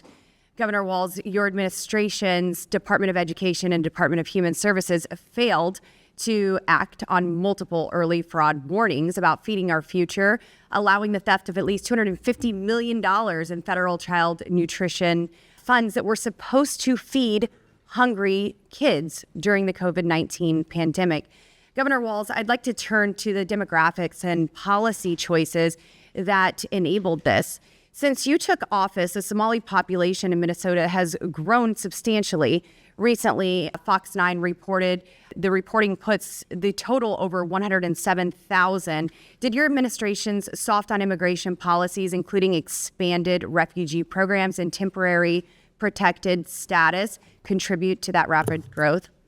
I couldn't speak to why people moved to Minnesota, other than it's a great place to live. It could be a sanctuary policy and refugee programs and temporary protected statuses. According to the Center for Immigration Studies analysis of census data, 81% of Minnesota households headed by Somali immigrants receive one or more forms of public assistance, compared to just 21% of native-born Minnesotan households. Why is that disparity so extreme under your watch, sir? I can't speak specifically, Congressman, but I would anticipate that new generation immigrants, whether they be Norwegian or whether they be Hmong or whether they be Somali, probably on the front end as they're establishing home ownership, education. I think we should be bringing folks to our country that are going to contribute and not just siphon off of the tax dollars. They are of contributing. American citizens. Mr. Governor Walz, yes or no, would stricter vetting of immigrants and refugees have prevented many of these fraudsters from entering our country in the first place? I wouldn't have any way to know that. Do you agree with stricter vetting processes for those who are coming to our country? I don't care where you're coming from. If you commit fraud, you're going to jail in Minnesota. That's what I care about, and that's what I'm here for. Yes or no, should Somali immigrants or any other immigrants who defraud American taxpayers and steal funds intended for hungry children be deported immediately? That's a decision for the federal government. You're responsible for immigration. Governor Walz, do you know who Victoria Eileen Harwell is? I do not believe I do. What about American Mafalda Tyer? I don't believe I do. Fair. These are Minnesota women who were brutally killed by illegal aliens in your state. You don't know who they are, so I would also assume that you did not attend their vigils or speak out to their families when they were brutally killed by illegal aliens. I'm not familiar with both of these, no, Congresswoman. No, just the hard-hitting CNN ones. Yes or no, would you support ending Minnesota's sanctuary policies to stop these fraudsters and murderers from using your state as a safe haven?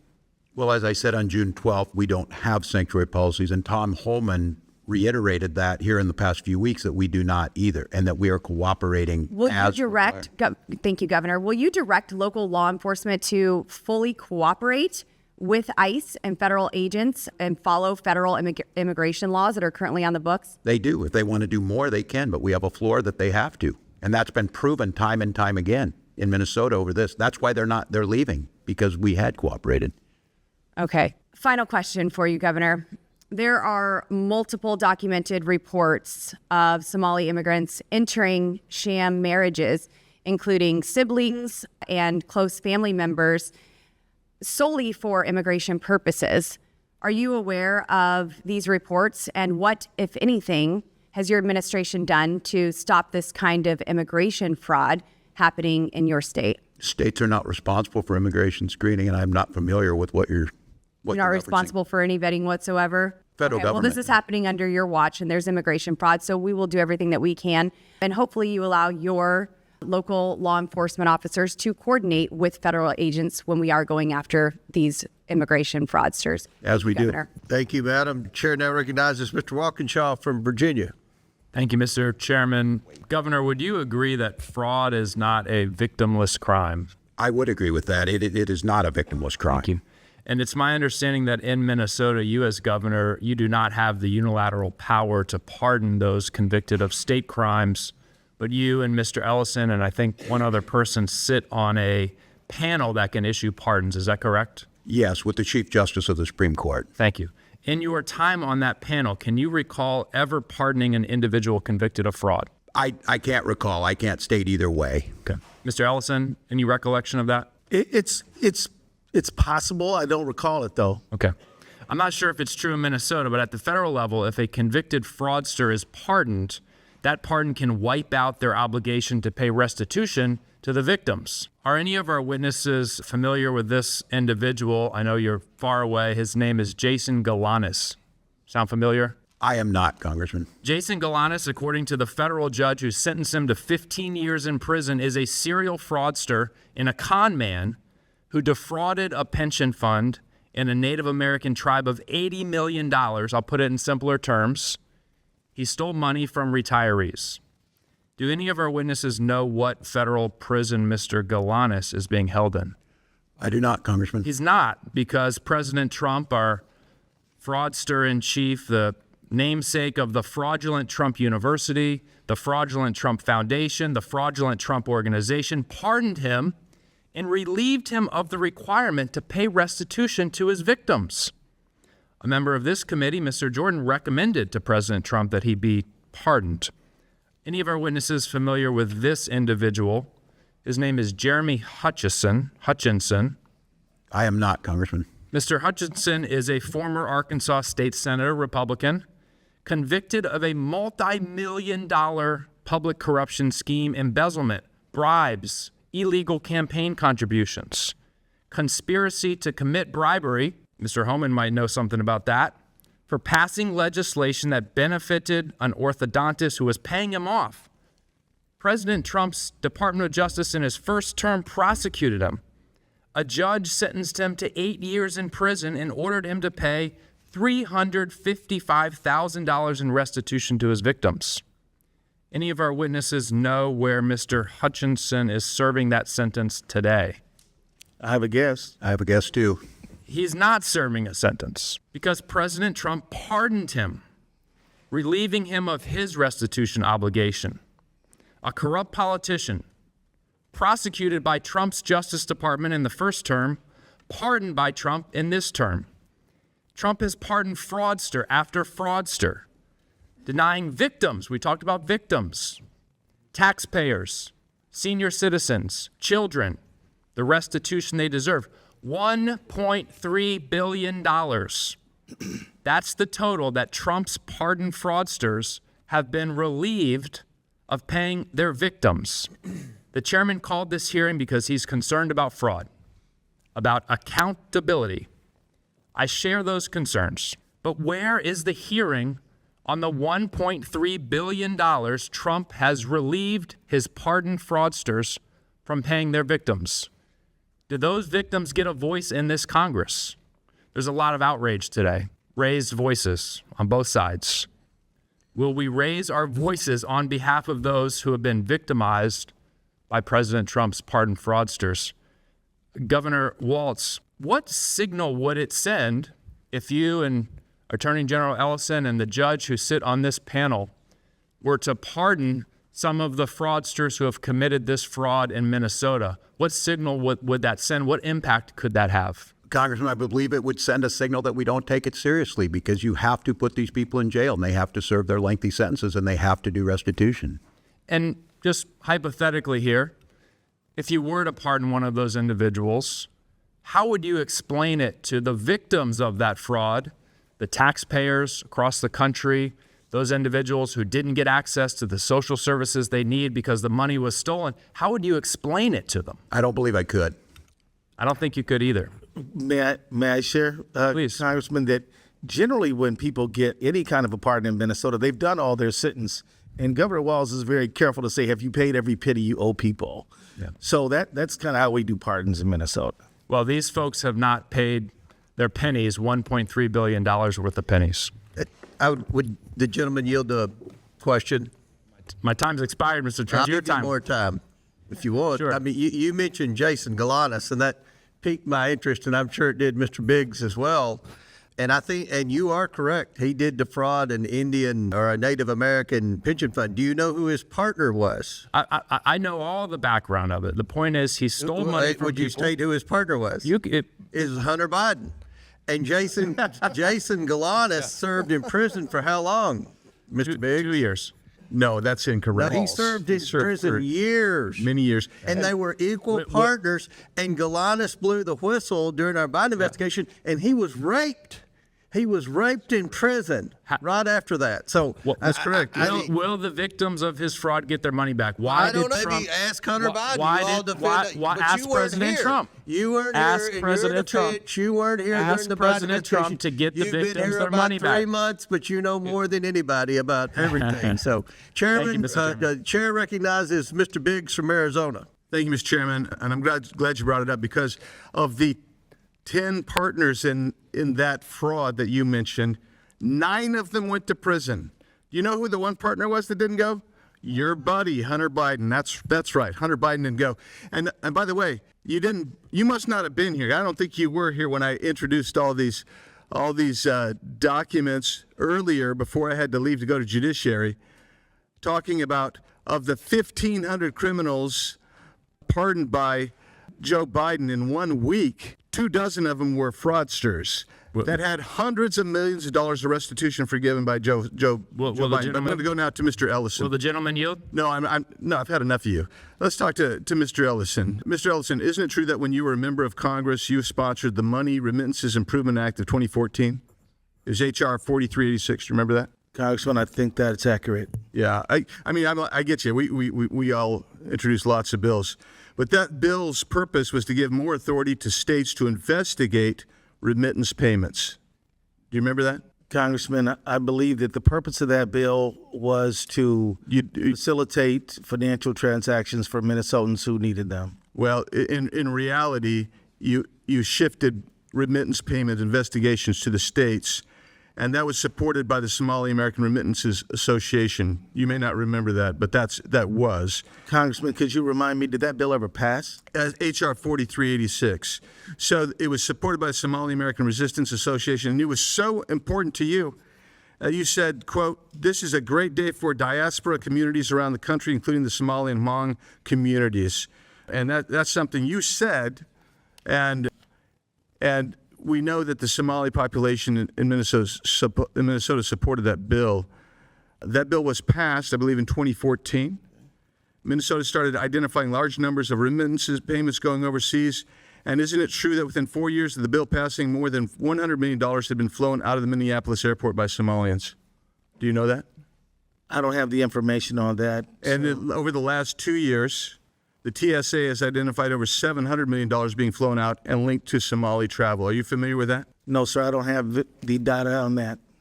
Under your tenure as the AG, the amount of remittance payments going to Somalia, which, by the way, some estimates as high as 40% of all Somalia's GDP comes from those remittance payments, and roughly 40% of families in Somalia receive some benefit, economic benefit directly from some remittance payments.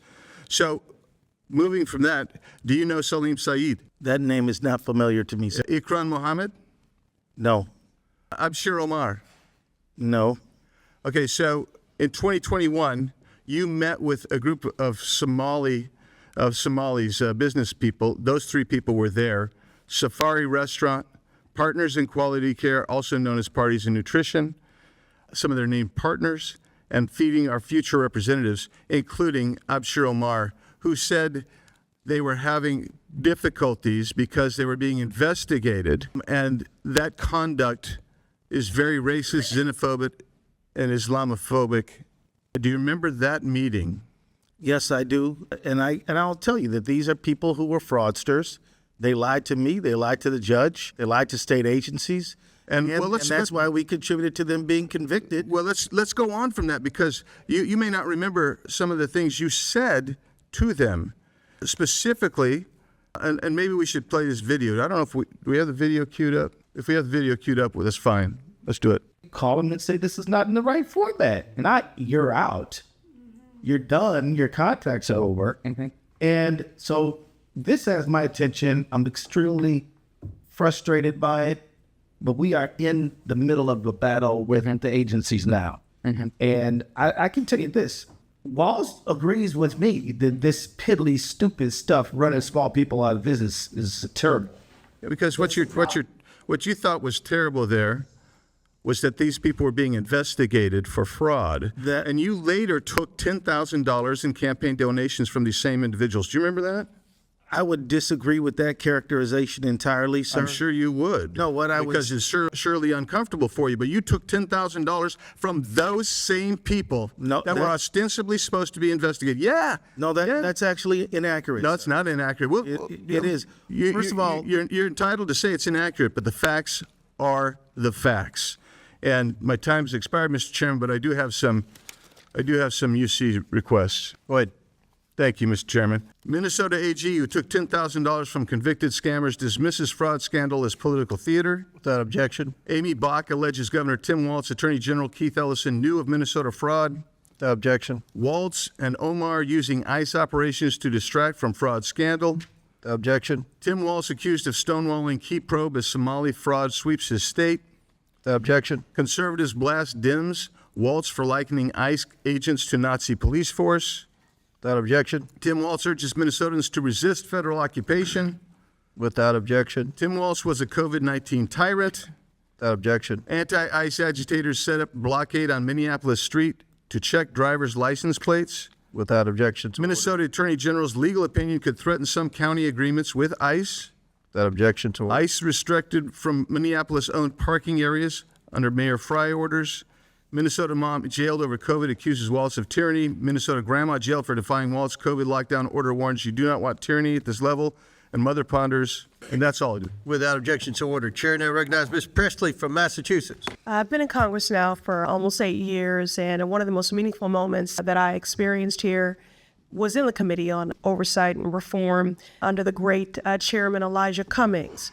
It was the first hearing to take place that I introduced in the House of Representatives on the epidemic that is childhood trauma. Though I represent the Massachusetts 7th, one through line has remained true in my travels and conversations from Massachusetts to Minnesota to Illinois to Texas, and it is the devastating impacts of Trump's terror campaign on our nation's children. This administration's policies, including but certainly not limited to Operation Metro Surge, in my opinion, I would characterize as child abuse, child neglect, and inflicting childhood trauma.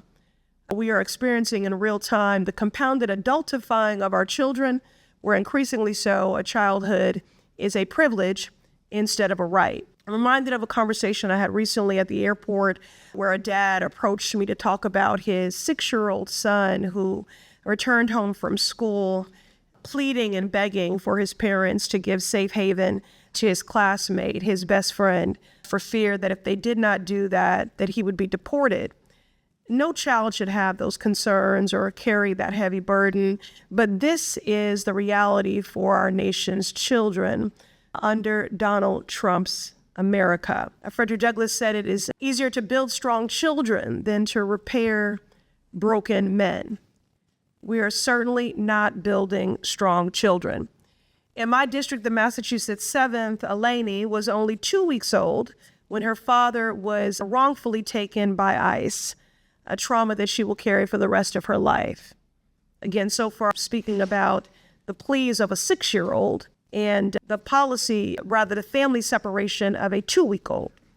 In Minnesota, Liam Ramos was only at the age of 5 years old, was detained by ICE and sent to Texas, and he'll carry that trauma for the rest of his life. There are the children that are directly impacted. Then there is that secondary trauma for those who have bore witness. While in Minnesota, I met with parents who have had to establish parental patrols with whistles and orange vests and their cameras to try to keep their children safe. Green Street Elementary, it was just across the street from one of the murders that occurred in broad daylight under Operation Metro Surge. Around the country, the children of Renee Good, Keith Porter, Geraldo Campos, and dozens of other children whose parents were killed by ICE agents will carry that trauma the rest of their lives. Trauma in their bodies, their classrooms, their sleep. It shows up in the ways they cling to their parents at school drop-off, in the silence of a child who used to speak freely, in nightmares that no child should be visited by. Governor Walz is a former educator and coach. You work closely with young people experiencing traumatic events. What effect does this have on them, their classmates, and community? And have you heard from mental health professionals or pediatric providers about how this is showing up in your state? No, well, thank you for the question, Congresswoman. First of all, I would say when I talk about Minnesota being one of the best states, if we're not first, it's usually because Massachusetts is. And I note that it is true because you care about this. And you mentioned it correctly. This is generational trauma that's been inflicted, whether it's learning loss that's happened or the trauma we've seen amongst our children. I say that as an educator, as governor, the deep concern, but as a parent of seeing this, what's happened to our children. We know that mental health issues will start to show up. We know that we'll see educational loss, and those have generational impacts on our economy and everything else. I will note, your colleague mentioned me being a tyrant during COVID. We had some of the lowest deaths due to COVID. Tyrant looks like children being drugged from their parents, old people being drugged out of their house without warrants, 2 dead on the streets. And your point, the world saw a piece of it on TV. I can tell you none of us are going to be the same, Congresswoman. We are going to deal with this, and we are going to put money into social service programs to address it while we tighten up fraud protections, because the idea is you have all these generous programs, yes, and our people are healthier. Our people are more educated. Our economy's stronger. So thank you. Thank you. I ask unanimous consent to enter into the record a February 2026 article from Hechinger Report titled Parental Stress, Raids, and Isolation. How immigration enforcement traumatizes even the youngest children. Yes. Without objection to ordered. You know, as I close, I've always taken issue with the myth that children are resilient. Something that people say because I guess it brings them comfort. The false notion that if you hurt kids, they will automatically heal. It allows policymakers to inflict harm and then to look away. But children are not collateral for reckless and godless policies, and they should not be ignored. Rather, we should center children to understand the impacts of all these policies. And Governor Walz, with these remaining seconds. I'm sorry, ma'am. Okay, well, I yield. All right, thank you. Chair now recognizes Mr. Sessions from Texas. Mr. Chairman, thank you very much. To my 2 former colleagues, I would welcome you back, and I know that this is something that is not as easily done, and I recognize that. I want to thank our Methodist preacher for being here. I want to put in some context what you've heard today, and that is probably to both of you, not a lot has changed up here. We're still trying to play the gotcha game. We're still people are trying to do their job. That's what we are trying to do here. We come back and talk about children, yet we forget that President Biden, President Obama had tens of thousands, 800,000 children that were lost by them that President Trump is still trying to find. We talk about not trusting ICE, which is a federal component, and yet the Boston bombers caused chaos. I can't imagine why we wouldn't want to form up a relationship instead of saying ICE is no good, we don't want you. It is the federal component. So with all that said, in fairness to each of you, you've heard what we've said today. So I would ask you, Governor, and then I will say it right up front. I was kind of hoping that you might show up, or both of you might show up, because you're Methodist preachers here, and say, we didn't do everything right. We think there were a lot of things done wrong. We think we want to learn. We come and ask that you understand that this is something that happened in our midst. My Methodist preacher, I'm a global Methodist. My Methodist preacher meets with me pretty often and makes sure that he knows and I know I look for balance, I look for fairness, I look for objectivity. And I know you've not been placed in a very good position now, but I got 3 minutes left. Governor, what did we do wrong here? How do you want to set that record straight? Because otherwise it's going to be a he said against you guys. And I want you to tell me, where did we get it wrong on this side? Well, Congressman, I appreciate that. And I do say... and you and I are friends. We are. And I've said it publicly before. We disagreed on some issues, but we had a lot of conversations on the floor. Look, I think I agree with you. As governor, I've taken accountability for this. I'm not going to run again. I need to spend the time fixing this. This does undermine trust in government. Do I wish there were things that could have happened earlier? Yes, but in this job, wish didn't do it. I'm looking into where I see it. I can tell you this, Congressman, that the safeguards we're putting in place are going to make a difference. I think other states can use them. I think one of the things is, I asked if helping in the partnership piece of this, understanding that this happens in all states, I'm certainly not proud this happened. I certainly understand it happened on my watch, whether it predated me or not, I'm here. I think some of the things is there's some legal changes we need around Medicaid eligibility issues that you're talking about that actually might get at this, because I would hope, Congressman, you and I agree, these programs are valuable and they need to go to the people who need them, and we need to stop the fraud that's in there. And I'm trying to explain to you what we did from the beginning. These people continue to be a moving target, and they are very sophisticated. Is there still a problem? Is there still fraud happening? Is there still a problem we'll say in Minnesota? I know we're not. I think there's more work to be done. Yes, I will tell you that. And we're working on it. I have a package that I introduced last week. One of the things that I think is going to be helpful, and I know you're working on it up here, is the ability to use AI. It's the pre-screening. What you don't want to hear from us is, and I don't want to hear, that we're arresting people after they did it. We need to stop it before it happened. And I agree with some of that. We're moving. We do need to arrest them. We do. But if we're just continuously chasing our tails, it's like I said, if you arrest. Well, I'd like to keep working with you because we've got to stop this. And so I would welcome that. If you put together a list that we can send to other governors and say, here's what we did. That's fantastic. Congressman Sessions, let me just say thank you for your question. I absolutely think there is more that all of us can do to protect the public dollar and get the money where it was intended to go. There are all kind of ways to make sure. Yes, we're talking about the lessons learned. Are you going to show up today and take, as the governor did, and say, we made a mistake, I owe an apology to people, we believe that what you've tried to do today to defend, I'm not trying to put you in a corner, General. I'm trying to get you, because we're sitting here trying to get to where we're going to go. I can assure you, Congressman, that I am here to work to improve this system, and there are improvements that can be made. And your offer to work on a bipartisan basis to solve this fraud crisis, I am all in. And if we can get out of fixing the blame and get to fixing the problem, that would be an enormous thing for me. And I thank you for asking. Well, it's my hope that you will know that being here today, we're doing our job, other people doing their job, but we've got to get to where we can then say, and here is the problem, and we'll take, so Governor did, I accept responsibility, and let's get on to fixing this, because tomorrow is a new day. Mr. Chairman, I appreciate the time. Yes, sir. I give back my time. Thank you. Chair recognizes my friend, Ms. Tlaib. He says that, but then he cuts me off. Thank you all for coming here. I think it's really important. And, you know, Reverend, I can tell that you care deeply about your community, and it takes courage to come before this committee, especially when you hear so much, to me, just misinformation, also embedded in racist tropes about your community. And so I wanted to ask you, you know, I think a lot of Americans, when you think about it, what compelled you to speak out and join hundreds of other faith leaders at the St. Paul airport to protest against the violent ICE occupation of your community? Thank you for the question. Yes, I am here just as I was that day at the airport, because I am representative of so many Minnesotans who are actively engaged in the work of neighboring. And I'm also here as I was that day because there are so many Minnesotans for whom it is not safe to speak out today.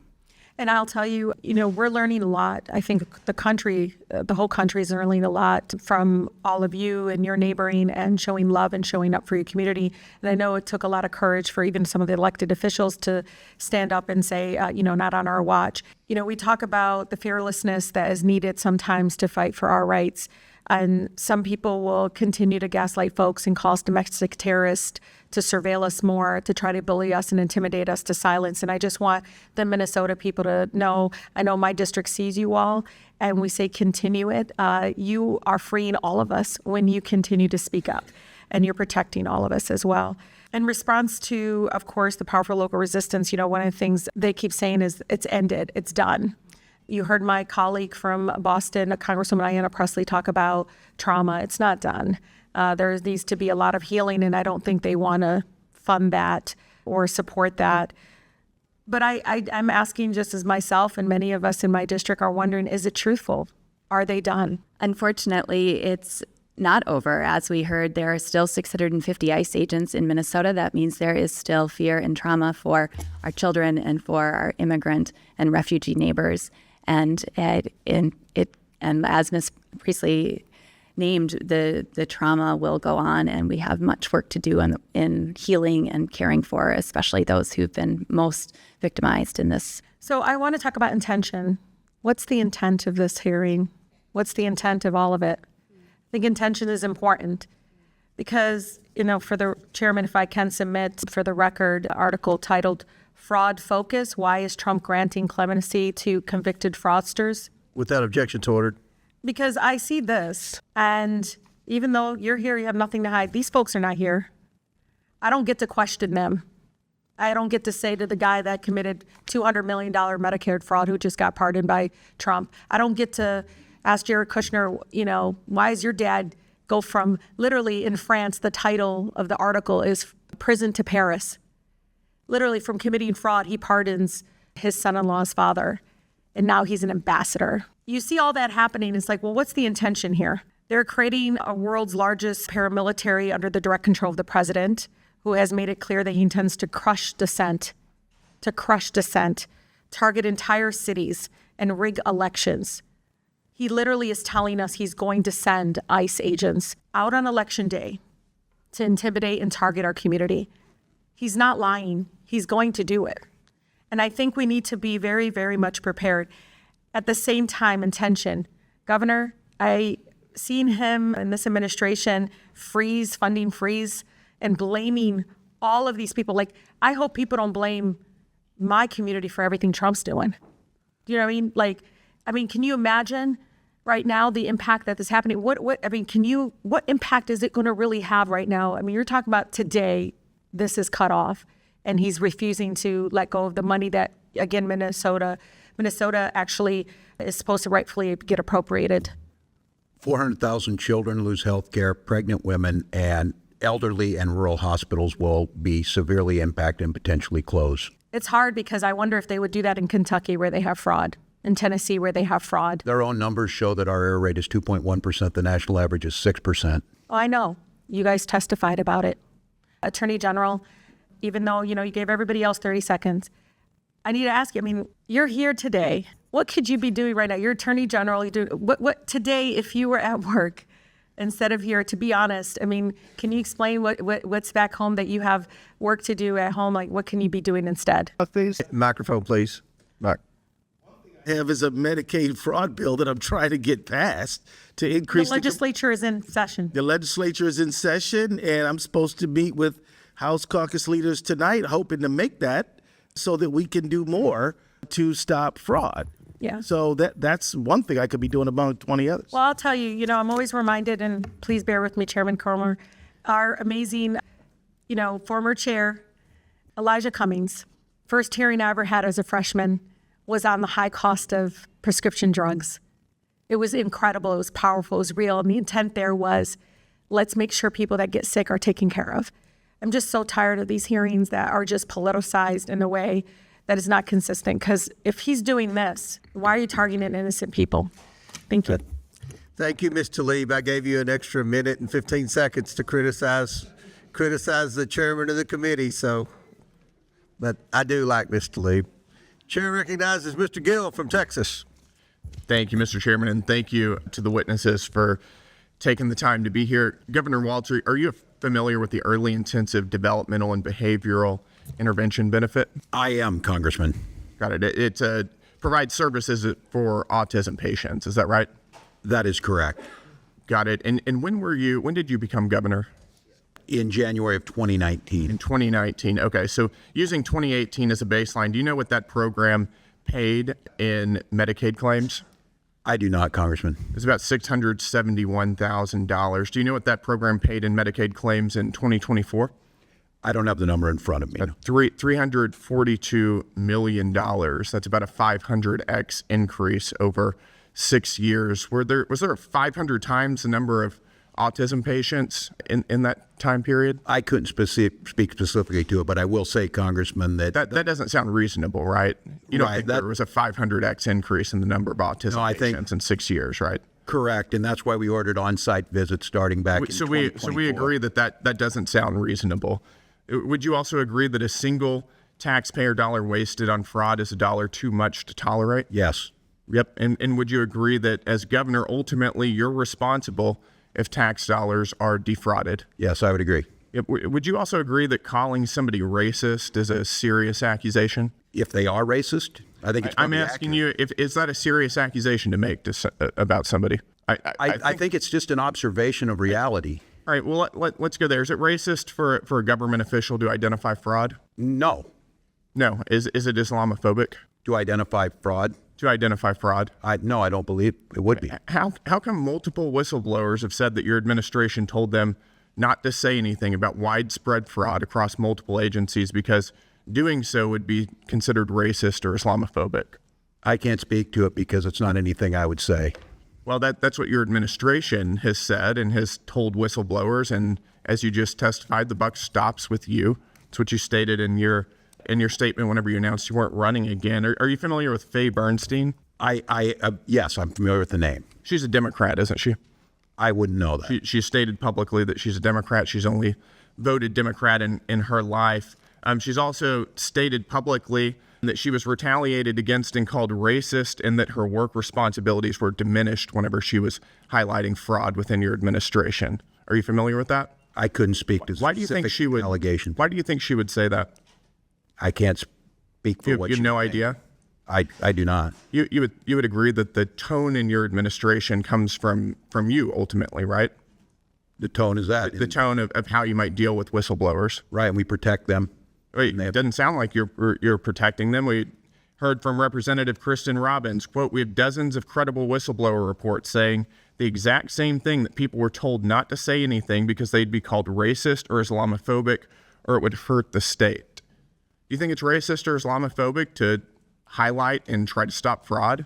It is not, and I certainly... It's not, but that was the message your administration was sending to multiple whistleblowers. I can't speak to that. You can't speak to that. You don't want to speak to that, I think. I have over 40,000 retaliated against? Pardon me? Do you think whistleblowers should be retaliated against? Absolutely not. They have strong protections in Minnesota and lots of paths. And the paths that's not what we're hearing from whistleblowers. Faye Bernstein, who, again, has stated that she is a Democrat. She's only ever voted Democrat. Says that doesn't matter whether she's Democrat or Republican. Smear campaign for trying to make leadership aware of illegal contracting practices. Why do you think that happened? I can't speak to that, Congressman, because we don't do it. You just don't. You don't know anything. I do know that we don't. We have strong whistleblower protections, and I can't speak. That's not what the whistleblowers are saying. According to another report, quote, "There's just a continuous effort to stifle you, to shut you up, and it's impossible to overcome."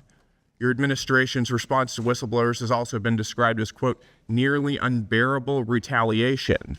We've heard claims that, quote, they've been denied vacations, promotions, and that it's hurt people's careers to speak out against fraud. Do you think that had something to do with the prevalence of fraud in your administration? I can't speak to it, but are you going to take responsibility for this? I supervise 40,000 employees. State agencies you have their own. supervise a lot of employees, and as you have said, the buck stops with you. And your administration has treated whistleblowers like absolute dirt, and that's a big reason why we've seen so much of our hard-earned tax dollars defrauded. Look, Congressman, I told you we have strong protections. We have an office of This committee has spoken to nearly 30 whistleblowers, and most of which are current employees in your administration who have intimate knowledge of what's been going on, who have all stated that they've faced retaliation for calling out fraud. I can't speak to them what they felt. And time is up. I yield back. Recognizes Ms. Ansari.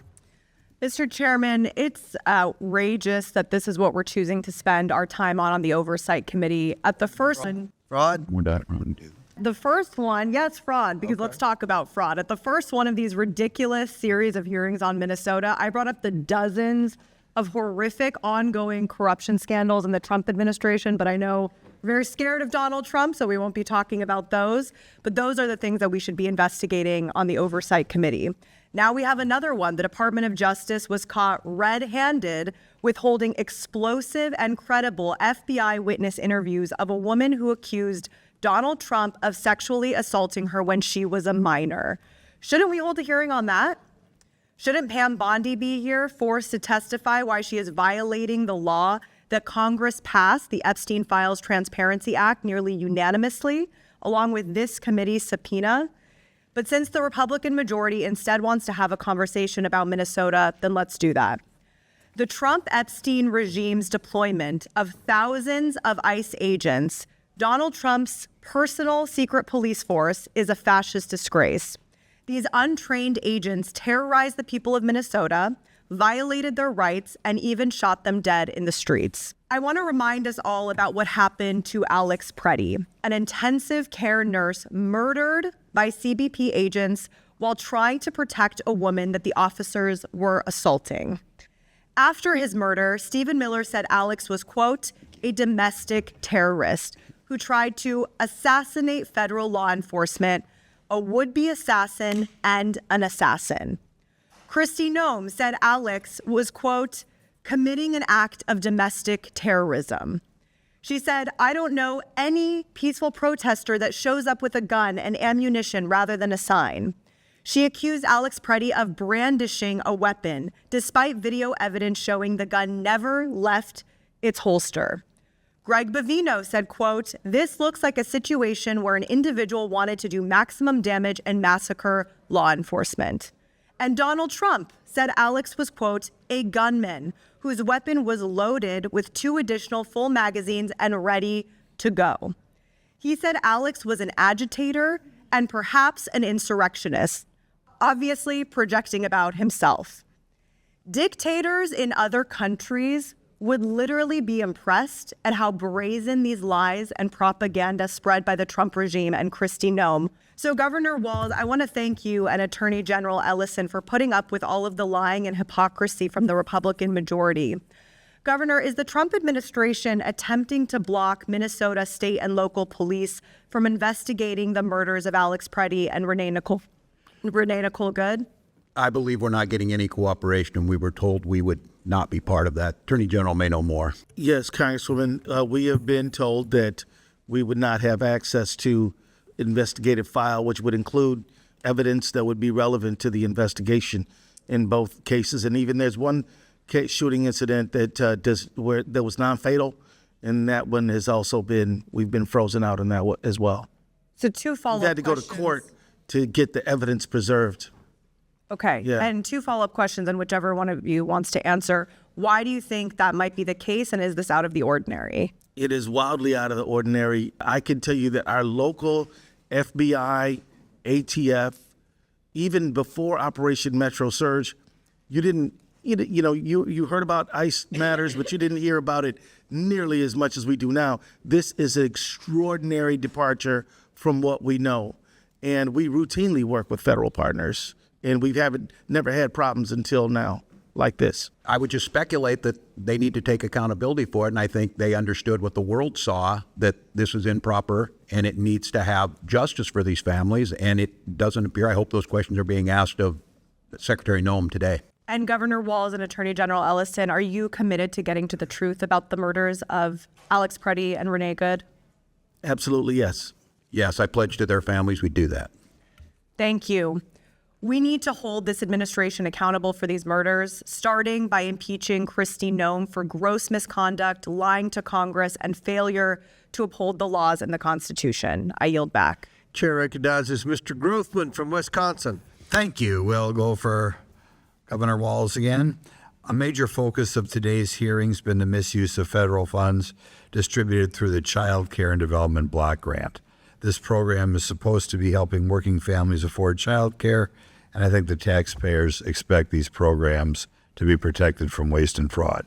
Most states operate these programs responsibly. The national improper payment average is about 4%.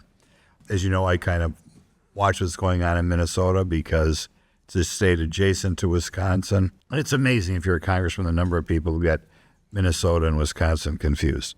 But when that number climbs above the national average of 4%, it should be a warning sign that oversight has failed. Minnesota's improper payment rate got up to 11%.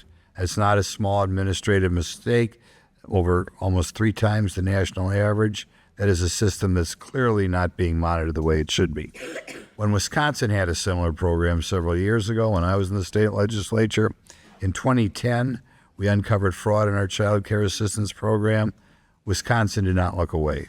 We took responsibility, implemented serious reforms, And those reforms included expanding background checks for providers, creating a dedicated fraud investigation unit, strengthening eligibility requirements, and instituting a comprehensive audit system. That would have been when Scott Walker was governor. Because of these reforms, Wisconsin now has an improper payment of under 1%. So in other words, we almost totally wiped out the problem. It didn't happen by accident. It happened because Governor Walker took responsibility and acted quickly. He thought fraud was a problem. Governor Walz, Minnesota had similar warning signs. Investigators, auditors, even internal officials kept raising concerns about fraud in social service systems. And it didn't just cost taxpayers money.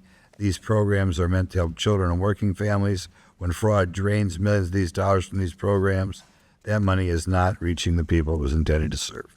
First of all, Governor Walz, when did your administration first become aware that fraud risks were escalating in Minnesota's child care assistance program? You were kind of an outlier in the whole country. Well, thank you, Congressman. This dates back to about 2012 that the action has been being taken. And as I stated earlier, on our first days in office, we started taking action. I would ask, if I could, on this, anything that Governor Walker did, I would appreciate if you would show us what those actions were. We're more than happy to implement them, and that's what we've started over the last 7 years. Reports indicate that some providers continued receiving payments even after the fraud concerns were raised. Was that a decision made by your administration, and who specifically you feel did not? I can't speak specifically to which those were. Decisions are made at the department level, but I can't speak to what those allegations were. We're told it was still 11% under your administration. When fraud indicators appear in a program funded by federal taxpayers, do you believe the responsible action is to pause payments until those concerns are investigated? I don't think it's that simple. As I said, these programs provide a really important service, and child care is a critical one. The issue is trying to make sure the legitimate payments are made and that you're stopping fraud. So I don't think in all cases that pausing those payments is the right action. Okay, just in general, I'll say when the fraud percentage reached 11% in Minnesota and we got it down under 1% in Wisconsin, I think it's a cause for concern. I'll give you another question because a little bit of this hearing wandered a little bit to what happened in your streets out there. When any agency comes to Wisconsin, any federal agency, I've talked to several of our sheriffs, could be ICE, could be Bureau of Alcohol, Tobacco, and Firearms, could be FBI, could be Secret Service. Our sheriffs always try to coordinate with the federal agencies, ask them what they need. You need us to set up a perimeter. Can we help you by transporting people to the local jail? Do you just want some squad cars parked around to presumably keep troublemakers at bay? That was not done in Minnesota like it's routinely done in certainly all of them. I don't think that's a correct characterization. I think Tom Holman indicated that those things do happen and have been happening.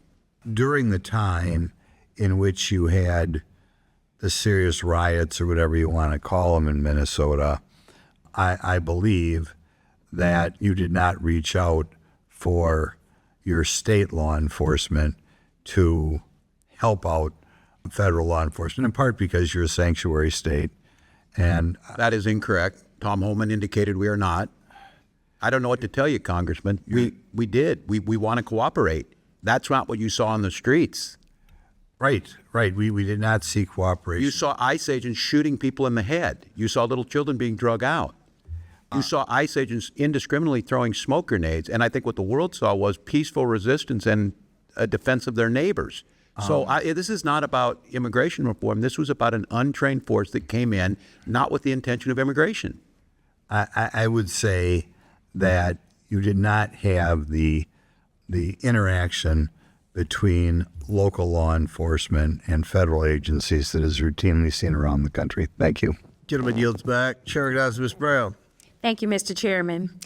13 months into the Trump administration, and this committee has failed to hold one hearing or one open investigation to hold this president accountable. It makes you wonder, are we the Oversight Committee or the Overlook Committee? Because there is no shortage of matters that demand our attention. I can share a few that come to mind. This is a president who has turned the White House into an ATM.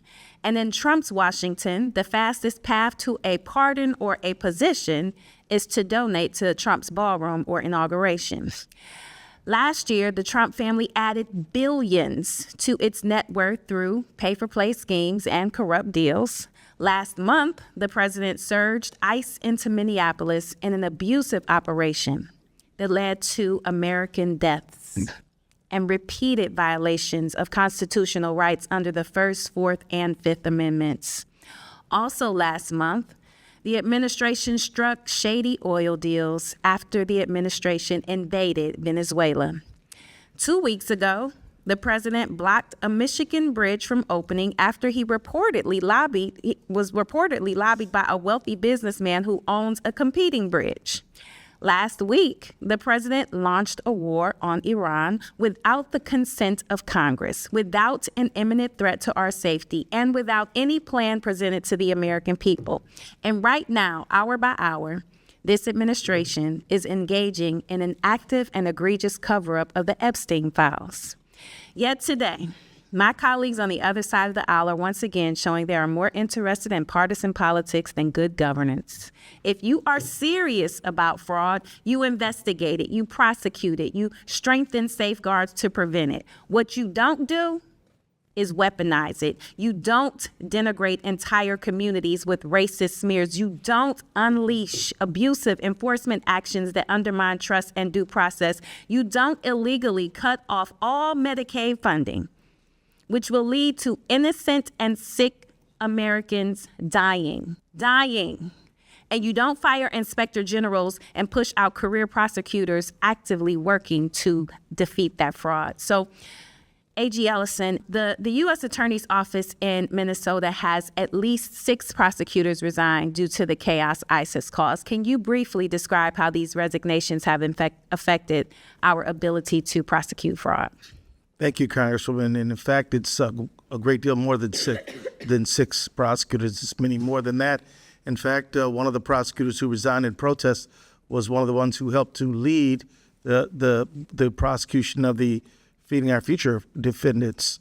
And it's 57 have been convicted. So the loss of those people is dramatically harming our effort to prosecute fraud, because in Minnesota, we have 87 county attorneys. The AG does Medicaid fraud, and the federal government prosecutes fraud that is germane in its jurisdiction. It operates as a web together. So it's not like the feds are doing it and nobody else is. They're doing the ones they're supposed to do. We're doing the ones we're supposed to do, and the counties are doing the ones they're supposed to do. If you take the feds out, that leaves an enormous gap, and it means, and criminals are shrewd. I mean, the reality is that fraudsters are pretty smart, and some of them are clever and know that if there's no federal, the prosecutors' numbers are depleted, you're going to see worse behavior. And I do fear that, which is one of the reasons why we need to pass stronger legislation in Minnesota to help my office prosecute Medicaid fraud. Thank you. And there's deeper hypocrisy here. Donald Trump was found guilty by a jury of his peers on 34 felony counts of fraud. He has pardoned a businessman convicted of defrauding a Native American tribe to the tune of $60 million. He has pardoned a Florida CEO convicted of running $1.3 billion Medicare and Medicaid fraud scheme. He has pardoned a nursing home executive who pleaded guilty to a $38 million tax scheme. I could go on and on. In fact, over half of the president's pardons have been for wire fraud, securities fraud, tax fraud, bank fraud, and healthcare fraud. And several of these pardons have come after massive political contributions to the president. In many cases, these pardons meant victims will never see a dime of restitution. House Judiciary Committee Democrats estimate the pardons for fraud-related crimes could deprive victims of more than $1 billion owed to them and American taxpayers. So this president is pardoning his wealthy donors and taking money out of the pockets of hardworking Americans. He is handing out get-out-of-jail-free cards to fraudsters while shamelessly using fraud as a pretext to go after perceived political enemies. What I believe is simple. Whether you are a president, a billionaire, or a regular American who has committed fraud, you should be held accountable. And with that, I yield back. Your lady yields back. Chair recognizes Mr. Palmer from Alabama. Thank you, Mr. Chairman, for holding this hearing. I appreciate the witnesses being here. I do want to respond to something that was said earlier by one of my colleagues across the aisle about fraud in Alabama, and he actually raised the question, why isn't the governor of Alabama here? It's very simple. Alabama actually did something about the fraud and SNAP benefits. We acted on that immediately. I would argue that if the state of Minnesota had done that, this hearing wouldn't be necessary. So I'm going to ask you, Governor Walz, is it true that your Department of Education was sued by Feeding Our Future for racial discrimination and improving food sites? I don't know exactly what they were sued for, but I know there was a suit. Doesn't the Department of Education have serious concerns about fraud, though, in Feeding Our Future and their sites as far back as 2020? That's correct, Congressman. They brought it to the attention of the USDA. And didn't your Department of Education determine there was fraud occurring because of incredibly large, implausible reimbursement requests? Well, I think at the time during the COVID pandemic, there was how these meals were being delivered and what safeguards, because as you know, the USDA changed the rules on these to make it easier for food to get out. Yeah, but one of the fraudster sites, Safari Restaurant, claimed that they served the same number of meals in 1 month as the entire St. Paul school district. In their transcribed interview, your commissioner of education said that this would be impossible. Governor Walz, you're an educator. Is it plausible for a single restaurant whose owner has already been convicted and is in jail for fraud was actually serving that number of meals? I think that's why he went to prison, if I'm not mistaken. But the question would be, why didn't the state of Minnesota? Wasn't that a federal conviction? It was turned over by the state. It was the state that found it. It was the folks at the Department of Education turned it over with our federal partners. They prosecuted them. Well, when we had the hearing with the state legislators, I mean, without exception, they all testified that they were bringing this to the attention of the state, and the state wasn't doing anything about it. Those legislators run the committee, Oversight Committee. They never held a single hearing until just very recently, and the chairwoman of that committee is running for governor, so I can't speak to why, but I can tell you that we certainly But you can't politicize this, something that was reported years ago. I mean, you could argue that she anticipated that you would resign or retire or however you want to characterize it, but I doubt that was the case. I think I want to be as respectful as I can be, and you know, we've served together. I'm not one of these guys that's trying to score political points, try to solve problems. But I don't think we can have a transference here of intention for one legislator that you say is running for governor when these issues were raised years ago. And prosecuted years ago. ago. Not all of them, because the fraud continued, and it's run into the billions of dollars now. I mean, the two people that were convicted in federal court, that was $250 million. That we now know that this has gone into the billions, and the question, and again, Congressman, can you tell me where the evidence is on the $9 billion? Because we're doing what we can. I mean, all the local press and all the folks in Minnesota are saying that's not the case. We certainly, you know, if every dollar you put out there, if you say it could be fraud, but there's no evidence to that. And the problem with that is, and this story came out last week, people in the U.S. Attorney's Office said when you're putting out these numbers that aren't true, it undermines our ability to tackle the actual fraud. I didn't say $9 billion. I said that I think it's run into the billions. And that's not just in Minnesota. Again, we've had, during COVID, the fraud was massive throughout the country, particularly in the payroll protection plan and the enhanced unemployment. I think it begs the question, Mr. Chairman, of why we haven't been more aggressive in going after this all over the country. The fraud that was mentioned by my colleague was SNAP benefits, and that's in California, his own state. It's $180 million, but to California's credit, they're doing something about it. So that's the issue here. I'm not interested in scoring political points. I'm trying to stop the fraud. I appreciate it. To get to a place where the public at the state and federal, in terms of state and federal spending, has confidence that we're properly managing the money, and wherever fraud occurs, that we're aggressively pursuing it. I think that's the question that's been raised about how your administration handled this. Mr. Chairman, I yield back. If I just say, that's fair enough, Congressman. I think that spirit is what we're trying to get at. I do think it's nationwide. I think we should share information. I think we're being as aggressive as possible, but fair enough. Mr. Chairman, I'd like to seek recognition for a unanimous consent request. Ask unanimous consent to enter into the record a June 17, 2025 memorandum from the House Judiciary Committee Democrats titled House Judiciary Committee Democrats Memorandum regarding President Trump's pardons cheat victims out of an astounding $1.3 billion in restitution and fines, allowing fraudsters, tax evaders, drug traffickers, and keep ill-gotten gains, which estimates that Trump's reckless pardons rob victims and let perpetrators walk away without paying $1.3 million in restitution. Without objection to order. Chair recognizes Ms. Stainsbury from New Mexico. Good morning. Good afternoon, as it is. Mr. Chairman, thank you for having this hearing. I know it's been a long morning for everyone here as witnesses today, and it's been a long several months for the people of Minnesota. We thank you for your service.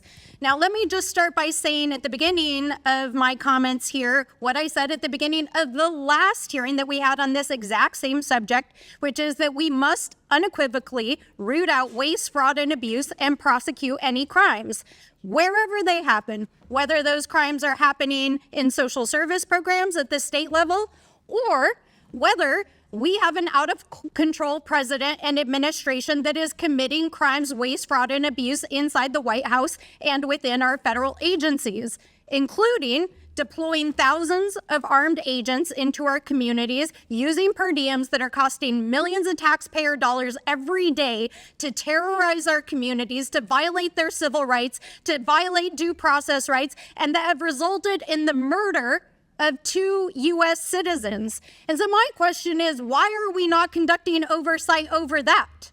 2 U.S. citizens that have been murdered by the federal government. Renee Good, a Minneapolis mom, murdered. Alex Preddy, a Minneapolis VA nurse, murdered.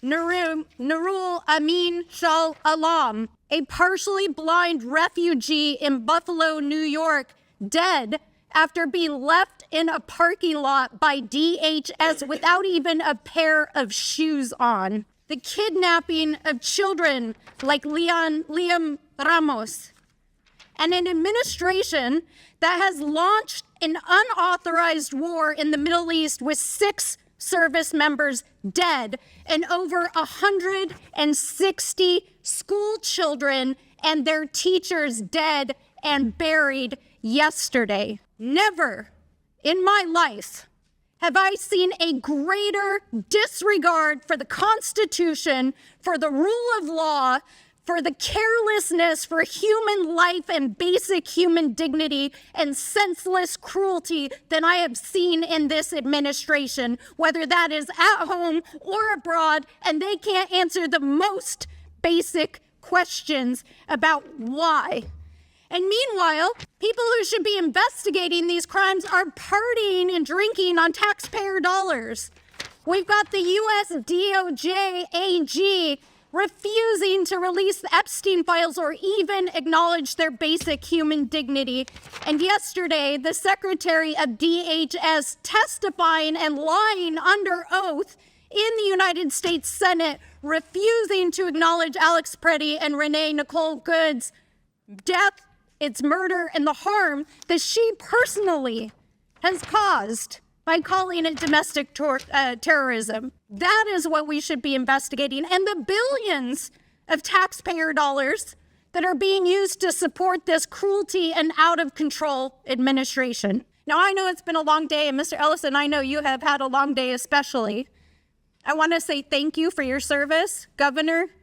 You have inspired the nation by helping to organize along with the faith community, our communities in resistance, in strength. And I agree with you, Reverend, that silence is complicity.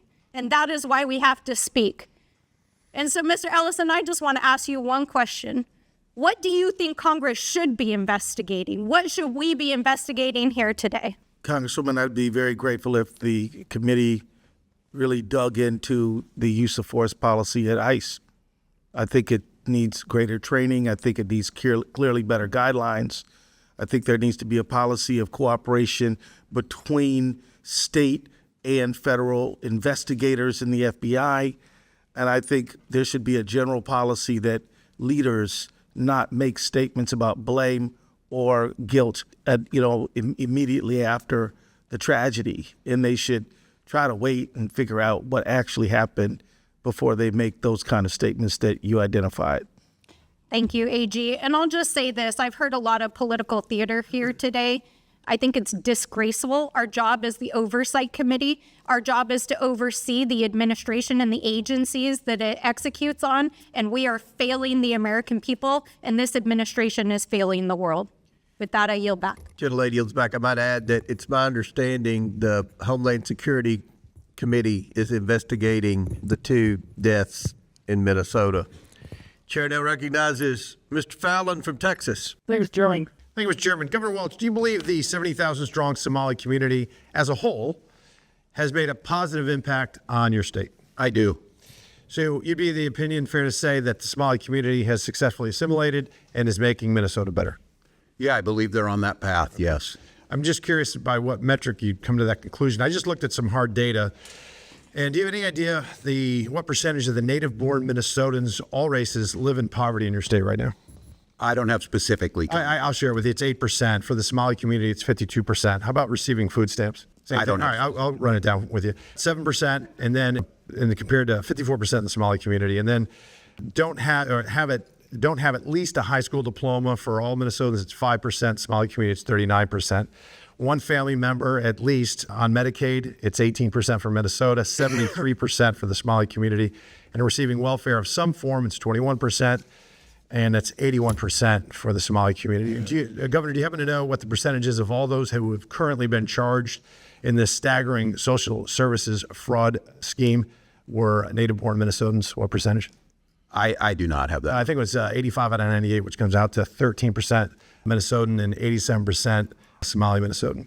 So I think this is an instance perhaps of where woke gets slapped by data. Governor, there's been billions stolen over 7+ years right under your nose. And really, there's only 2 explanations. It's either you were in on it or you weren't smart enough to see it. It's either criminal negligence or wild incompetence. And the only way this kind of fraud can reach this scale is if there's people in power that are colluding and collaborating and willfully blinding themselves to the realities around them. And in oversight, when we do investigations, it's rare for us to have whistleblowers because they face retribution and punishment and resentment, and they can be ostracized, and it's difficult and it's uncomfortable, and sometimes it's even dangerous. So when we're having investigation and we have even a couple of whistleblowers, it's very valuable to us because they provide invaluable insight. Do you have any idea how many whistleblowers are working from Minnesota are working with the Oversight Committee? I do not. We have our own strong protections in the OLA, the Well, it's 30. I mean, I haven't seen that in 5+ years in Congress. 30. Governor, on September 16th, 2025, did you announce your re-election bid? Pardon me? On September 16th, last year, did you I don't know the exact date. In September, roughly the fall last year, did you announce you're running for governor again? Yeah. I believe that's correct. Okay. And then I think you said in your quote here, we've made historic progress, but we're not done yet. And then just 3.5 months later, on January 5th, you dropped out. I got to ask you why. I mean, were you tired of making historic progress? No, Congressman, I think I've done the job for 2 terms, and I said talking with my family, and I said I want to focus on doing the job, not Did it running. have anything to do with this epic, historic, awful fraud? It has everything to do with trying to do the job right for Minnesota. The facts are your leadership and really your lack of leadership has been responsible for one of the largest ripoffs of the American taxpayer in our history. And you traded, I believe, political expediency, the currency of political expediency, for your integrity. And, Mr. Chairman, I don't know if you know this, but it's been widely reported that in 2008, when Barack Obama was choosing his vice presidential candidate, he had 3 criteria. He wanted to make sure he picked somebody that wasn't as smart as him and had less talent and charisma and couldn't possibly outshine him. So he picked Joe Biden. And then Joe Biden in 2020 used the exact same criteria. He wanted to make sure he picked somebody who wasn't as smart as him, had less talent and charisma, and wouldn't outshine him. And he picked Kamala Harris. And then in 2024, Governor, I think it's very evident why Kamala Harris picked you. The talent pool, Mr. Chairman, the talent pool isn't just shallow, brother. We have hit the shore, and I yield back. Gentleman yields back. Chair recognizes Mr. Superman. Thank you, Mr. Chair. So I have some concerns about not just the tactics of ICE in Minnesota and everywhere. I have concerns about the fact that Renee Good and Alex Preddy were killed, and there has been no real investigation by federal law enforcement and federal authorities. And so I would ask Attorney General Ellison, do you know if the FBI is actually investigating what happened? Thank you for the question, Congressman. To the information we have is that there was an affirmative statement by Deputy AG Todd Blanche that they were not investigating the Renee Good matter. On the Alex Preddy, we received information that was similar, and that there might be an investigation, but that the state would be excluded. So in the first one, they're not doing an investigation and we can't have the information. And the second one, they might be doing an investigation and the state cannot be part of it. And I know this is asking for your opinion, but why do you think they would want to exclude the state in the Alex Preddy investigation? Well, I don't want to speculate as to what somebody's motives might be, but I can just tell you this. It is a sharp departure from the norm. Normally, we investigate these things jointly, and when somebody doesn't want another investigator there, sometimes you might wonder if there's something that they don't want to come out. And it's my understanding that the federal government is better positioned to do such an investigation and to be able to prosecute such crimes because there might be federal immunity. My understanding, federal agents are typically immune from state prosecution if their actions were directly tied to official duties. What is your understanding of that? So my understanding starts with the Supremacy Clause in the U.S. Constitution, and then there's a line of cases. The first one is something called In re Nagel, and then there's a number of cases after that. What it says is that if a federal agent arguably commits a crime and is indicted or charged, that the federal agent would have a affirmative defense of saying that I was doing my job and I was doing it in a necessary and proper way. What I was doing was necessary and proper. If they can meet both of those criteria, a court might grant their motion to dismiss. If they cannot, the matter is going to face a jury. And matter of fact, there was a case involving, you may remember the case involving Randy Weaver in Idaho. That case actually was cleared by the Ninth Circuit to go to trial, but the local authorities decided not to pursue it. And to prosecute Renee Good and Alex Preddy, you would need evidence, right? Has the FBI or anyone given you or been able to cooperate with you on any evidence in this case? No, at this point they have precluded the state from access to the evidence, but there's a lot of other evidence out there, and we're also pursuing all options to get access to the evidence. Do you think with what you have now, you could prosecute Renee Good and Alex Preddy at the state level?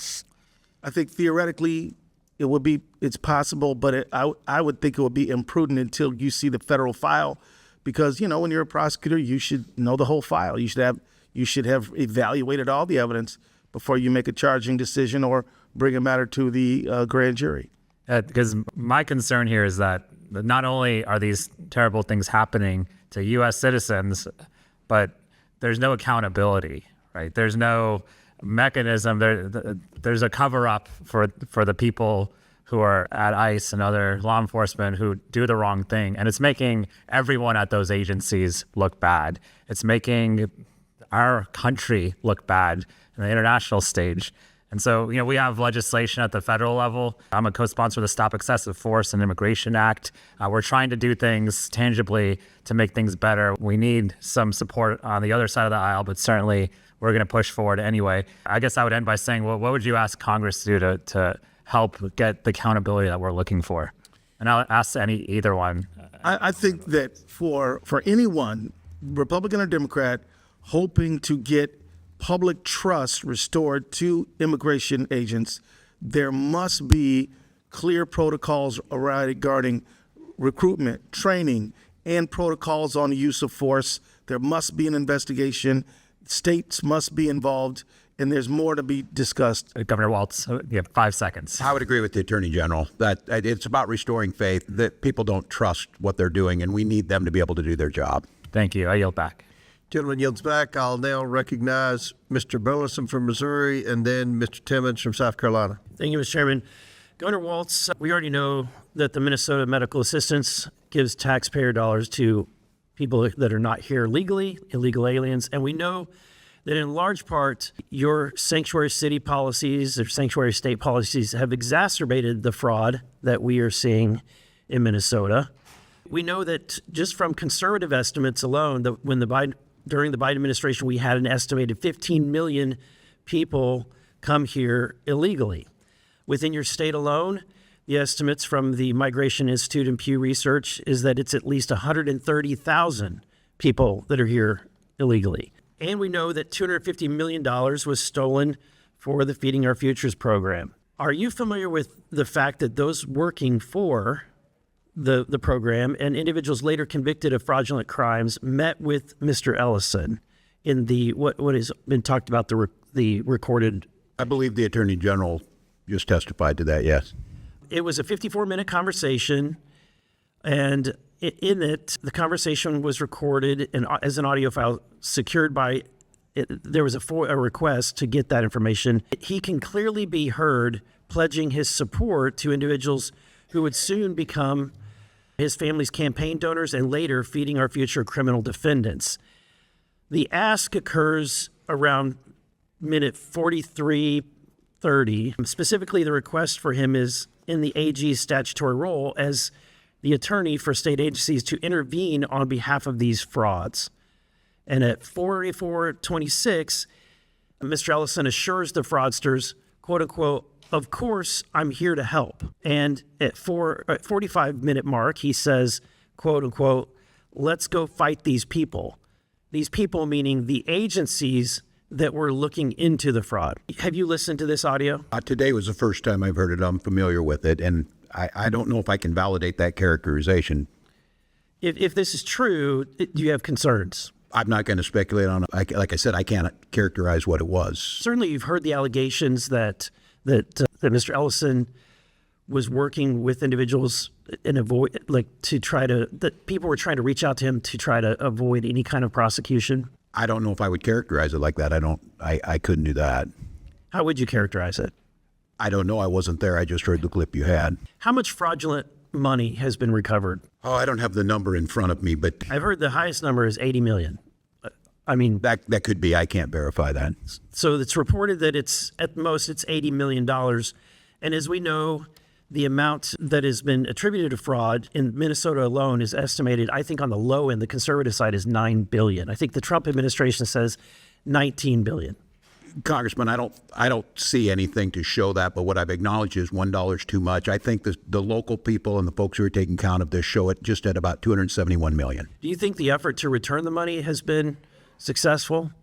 I can't speak to that. I don't have any part in that. I think that returning 80 million out of assume it's just 9 billion, which would be 0.08%, less than 1% of the money has been gotten. Congressman, no one's saying the 9 billion other than a potential for that, and that would mean every dollar that's out there. And I think that was characterized last week by the U.S. Attorney's Office as saying that caused problems because there's no evidence to back that up. But I want to be clear. That doesn't make it any better.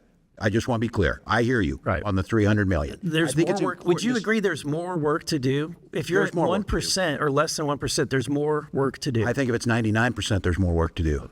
Last week you stated to the press that you have fired people who weren't doing their jobs. Is that correct? What I stated is that people have been put into new positions, that we removed people from positions. So you did not fire anyone? So people stepped away. Shuffled the decks on the Titanic. I think they left state government. Okay. All right. Thank you, Mr. Chairman. I yield back. Gentleman yields back. Chair recognizes Mr. Timmons and then McGuire. Thank you, Mr. Chairman, and thank you, Mr. Chairman, and thank you to the witnesses for being here today. Governor Walz, under your leadership, Minnesota has become the poster boy of fraud in America. Between the Feeding Our Future scheme and massive widespread fraud in autism and child care programs, your tenure will be defined by immense negligence, costing taxpayers at least hundreds of millions, if not billions of dollars. In 2019, in the first months of your administration, your legislative auditor found serious weaknesses in the child care assistance program including inadequate attendance verification, repeat bad actors cycling through the system, weak enforcement, and employees who feared retaliation for raising concerns. Those warnings were specific, they were actionable, and they were documented. And you were already in office at this time. If, as you say, the buck stops with you, Governor, it's unclear when the buck actually stopped.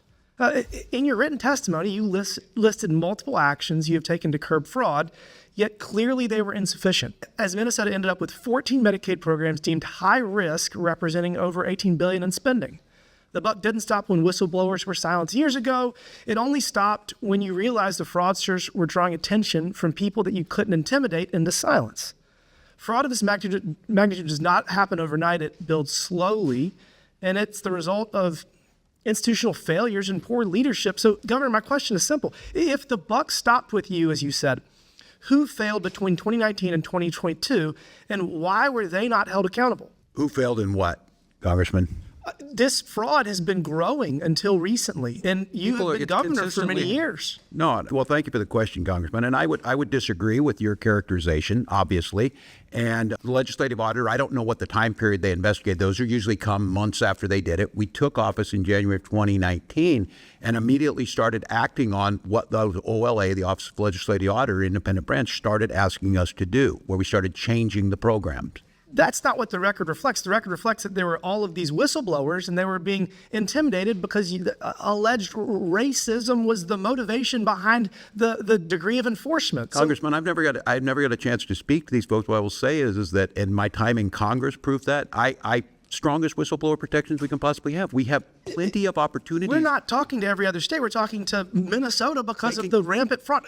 So look, was there no fraud in any other states? 3 members of the Minnesota State House of Representatives who all served on the Fraud Prevention and State Oversight Policy Committee gave transcribed interviews that confirmed that your administration was aware of the fraud happening in the state, yet chose not to act due to fear of political repercussions and intentionally silenced whistleblowers who have tried to come forward.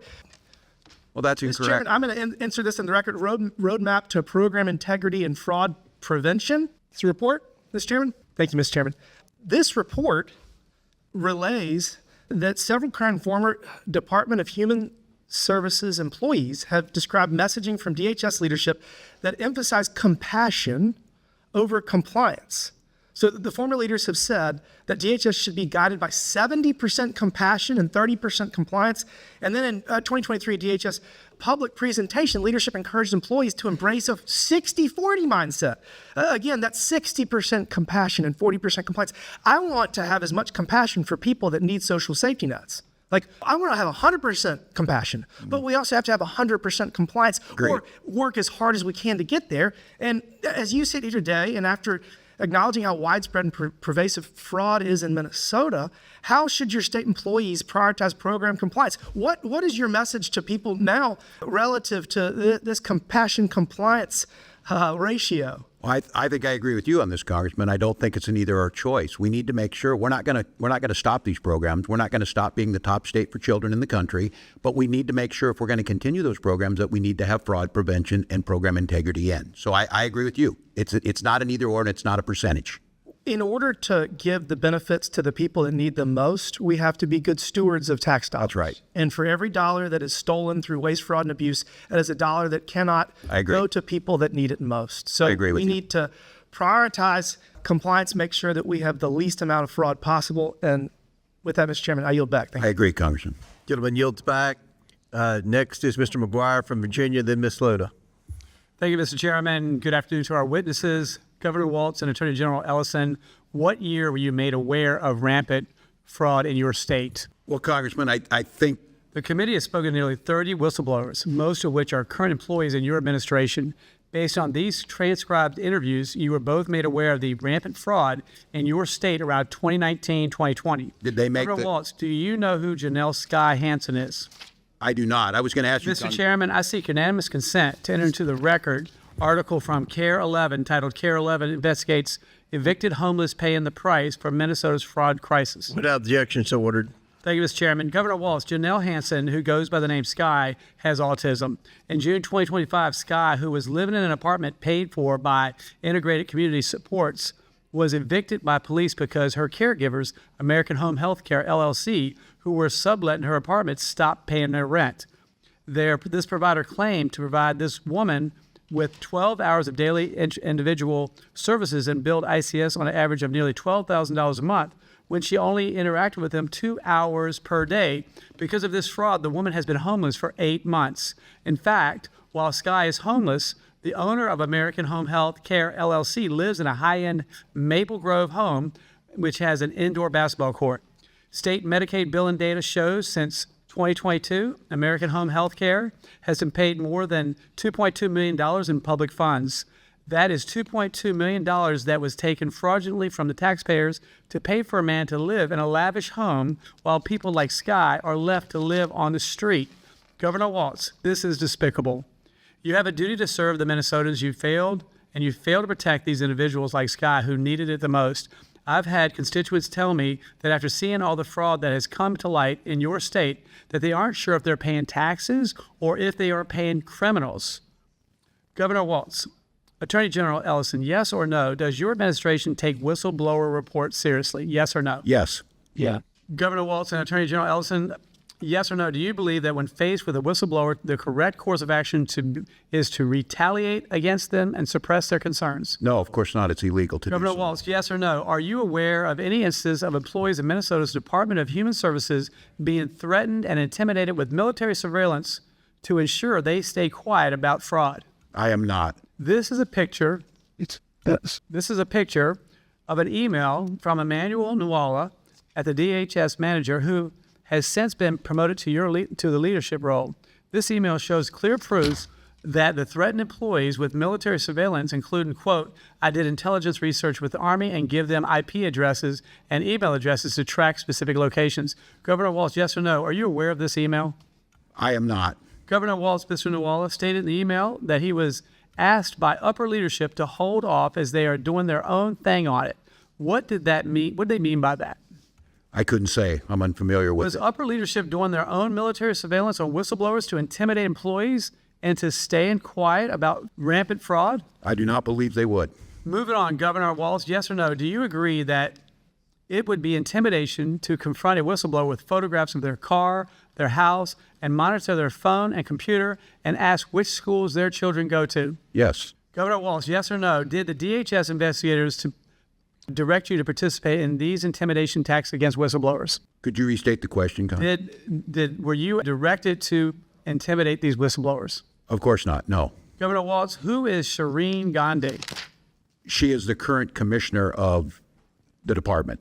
In her transcribed interview, Ms. Gandhi confirmed that DHS used outside entities to investigate DHS staff. Governor Walz, I think it's clear to the American people that your administration didn't take whistleblowers seriously and even further cultivated an environment of fear to intimidate employees from going public with the truth about the rampant fraud in your state and under your failed leadership. Governor Walz and Attorney General Ellison, your incompetence and inaction to stop pervasive fraud when you were first alerted was not only defrauded taxpayers of $9 billion, but you have also failed to protect those who truly needed these services, such as Sky. Because of your failed leadership, that woman was evicted from her apartment and homeless on the street for 8 months. Leadership matters. Now, Governor, you abandoned your troops before deployment. Right before they deployed, you told your law enforcement not to cooperate with federal agents, which led to a lot of the problems in your state that you don't see happening around the country. And you abandoned Minnesota by allowing this fraud to continue. And so I understand I'm so glad that you have decided not to Congressman, that's untrue. For re-election as governor. And with that, I yield back. Congressman, did you do 24 years in the military? Because I did. Was that not long enough for you? I'm sorry, you're now interfering with my time, but as a veteran, he's a veteran too. I don't think that you need to compare service. No one's discrediting your service, but I think they're discrediting your ability to lead your state and protect against fraud, being questioned, and I did. So if that, Chairman, I'd like to have my recognizes time. Ms. Luna from Florida. Thank you, Governor. Chairman, I would ask my the line ability of questioning is not for you. Please do not interfere with the witness's time. It's for your attorney. He didn't ask a question, so it is Ms. Luna's time. Thank you. Thank you, Mr. Chairman. I want to be very clear about why we are here today and why both of you should be concerned. I've already sent criminal referrals to Attorney General Pam Bondi recommending that both Governor Walz and Attorney General Ellison be investigated and prosecuted under 18 U.S. Code 371 and 18 U.S. Code 2. The U.S. Attorney Office estimates up to $9 billion in taxpayer money has been stolen on your watch, Governor Walz. Not a rounding error, not a typo, $9 billion, and both of you knew. Mr. Ellison, there's a widely reported recording of a meeting between you and Feeding Our Future on December 11th, 2021. At that meeting, those individuals that you were speaking to told you that the state investigators looking into fraud were acting in a, quote, racist manner. And your response was, and I'm quoting directly from the recording, let's just go fight these people. I want to ask you, what do you mean by fight these people? Congresswoman, first of all, this matter I've responded in writing to this committee. I've written an op-ed about this matter. I have gone through several committees, one in the state, one in the Fed, one in the Senate, now here today, and it's very clear that these people were clearly liars. They were lying to me. They lied to judges. They lied to the state agencies. They were fraudsters. Everyone agrees that they are fraudsters. And if I could, just because I'm a limit on time, though, I want to see, and I understand what you were stating. You're saying that you were essentially lied to.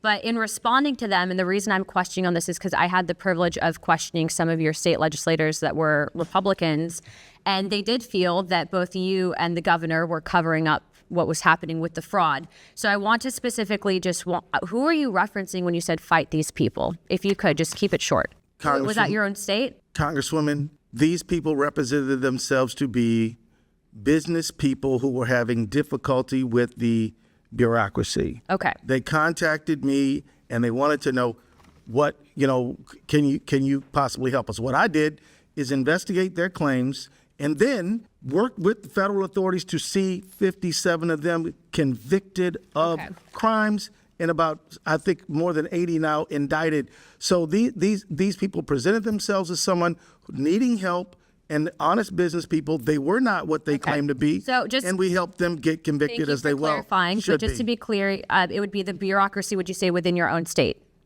Is that you were saying fight these people as in the bureaucracy within your own state, correct? Congresswoman, I was in Congress for 12 years. Thank you for and serving I did constituent services all the time. So I'm not going to get anywhere on this question.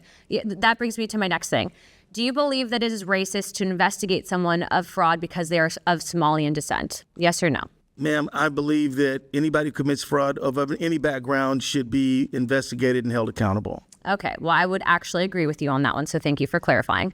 But to be clear, those individuals that you told the Department of Human Services were basically, it was racist than if you were looking into it for fraud. You took that meeting, you made that promise, and then it turns out that the billions of dollars in fraud continued. And I hate to bring this up because I am a parent, but your own son also received donations from those same individuals. Imam Omar, the man that you invited you and is listed a partial owner of an entity that was used to launder over $40 million in Feeding Our Future funds. I would say that you did mislead the public. Whether or not you at the time realized what they were up to, the fact is that you were then presented with the evidence, and it does feel, and according to your own state legislators, that you did not take that seriously enough. In my opinion, if you disagree, ma'am, I'm telling you what my opinion is. I don't believe that was a question, but I do believe, based on the recording, based on the fact that you were personally tied to it, and based on the fact that your family then had ties to it as well, seems a little sus. Aside from that, though, you're telling the American people essentially that maybe you didn't know about it when dozens of your own employees were afraid as being labeled as racist or Islamophobic if they stayed silent. And so I just want to be clear about something. You stated and you agree that anyone should be investigated based on, regardless of their background. But the fact is that your own employees came forward and were actually afraid of actually looking into that fraud because they did not want to be labeled as Islamophobic or as maybe xenophobic. So you dismiss this, as President Trump said, as politicizing the issue when $9 billion is not a political talking point. It's an embarrassment. The American people see what's going on, and this is fraud. I would say, and I would also advise the Attorney General to look into our criminal referrals. I do not believe that you guys could say that you didn't know what was happening because, frankly, even if, let's say, giving you the benefit of the doubt, you might not have known, you guys still chose to turn a blind eye to it. Thank you, Chairman. I yield my time. Gentlelady yields back. And before I recognize Mr. Langworthy, our last questioner, I want to say Congressman Jack is on the Rules Committee, and everyone knows that they put in long hours. He's actually managing the floor. If he doesn't make it back in time after Mr. Langworthy, I want to put into the record, Representative Jack is leading debate on the floor, but will submit his questions for the record. So with that, I recognize Mr. Langworthy from New York. Thank you very much, Mr. Chairman. Governor, you have served as governor of the state of Minnesota for nearly 7 years. Why did it take you until 2023 to launch an investigation under an inspector general into this massive fraud that's been uncovered? I don't believe that timeline's correct, Congressman. As I said, we were making changes, and this has been being worked, and these cases have been brought forward years before. But your administration did hesitate for years to fully investigate this fraud. Was it because you were concerned about you're the de facto leader of the Democratic Party of Minnesota as a governor?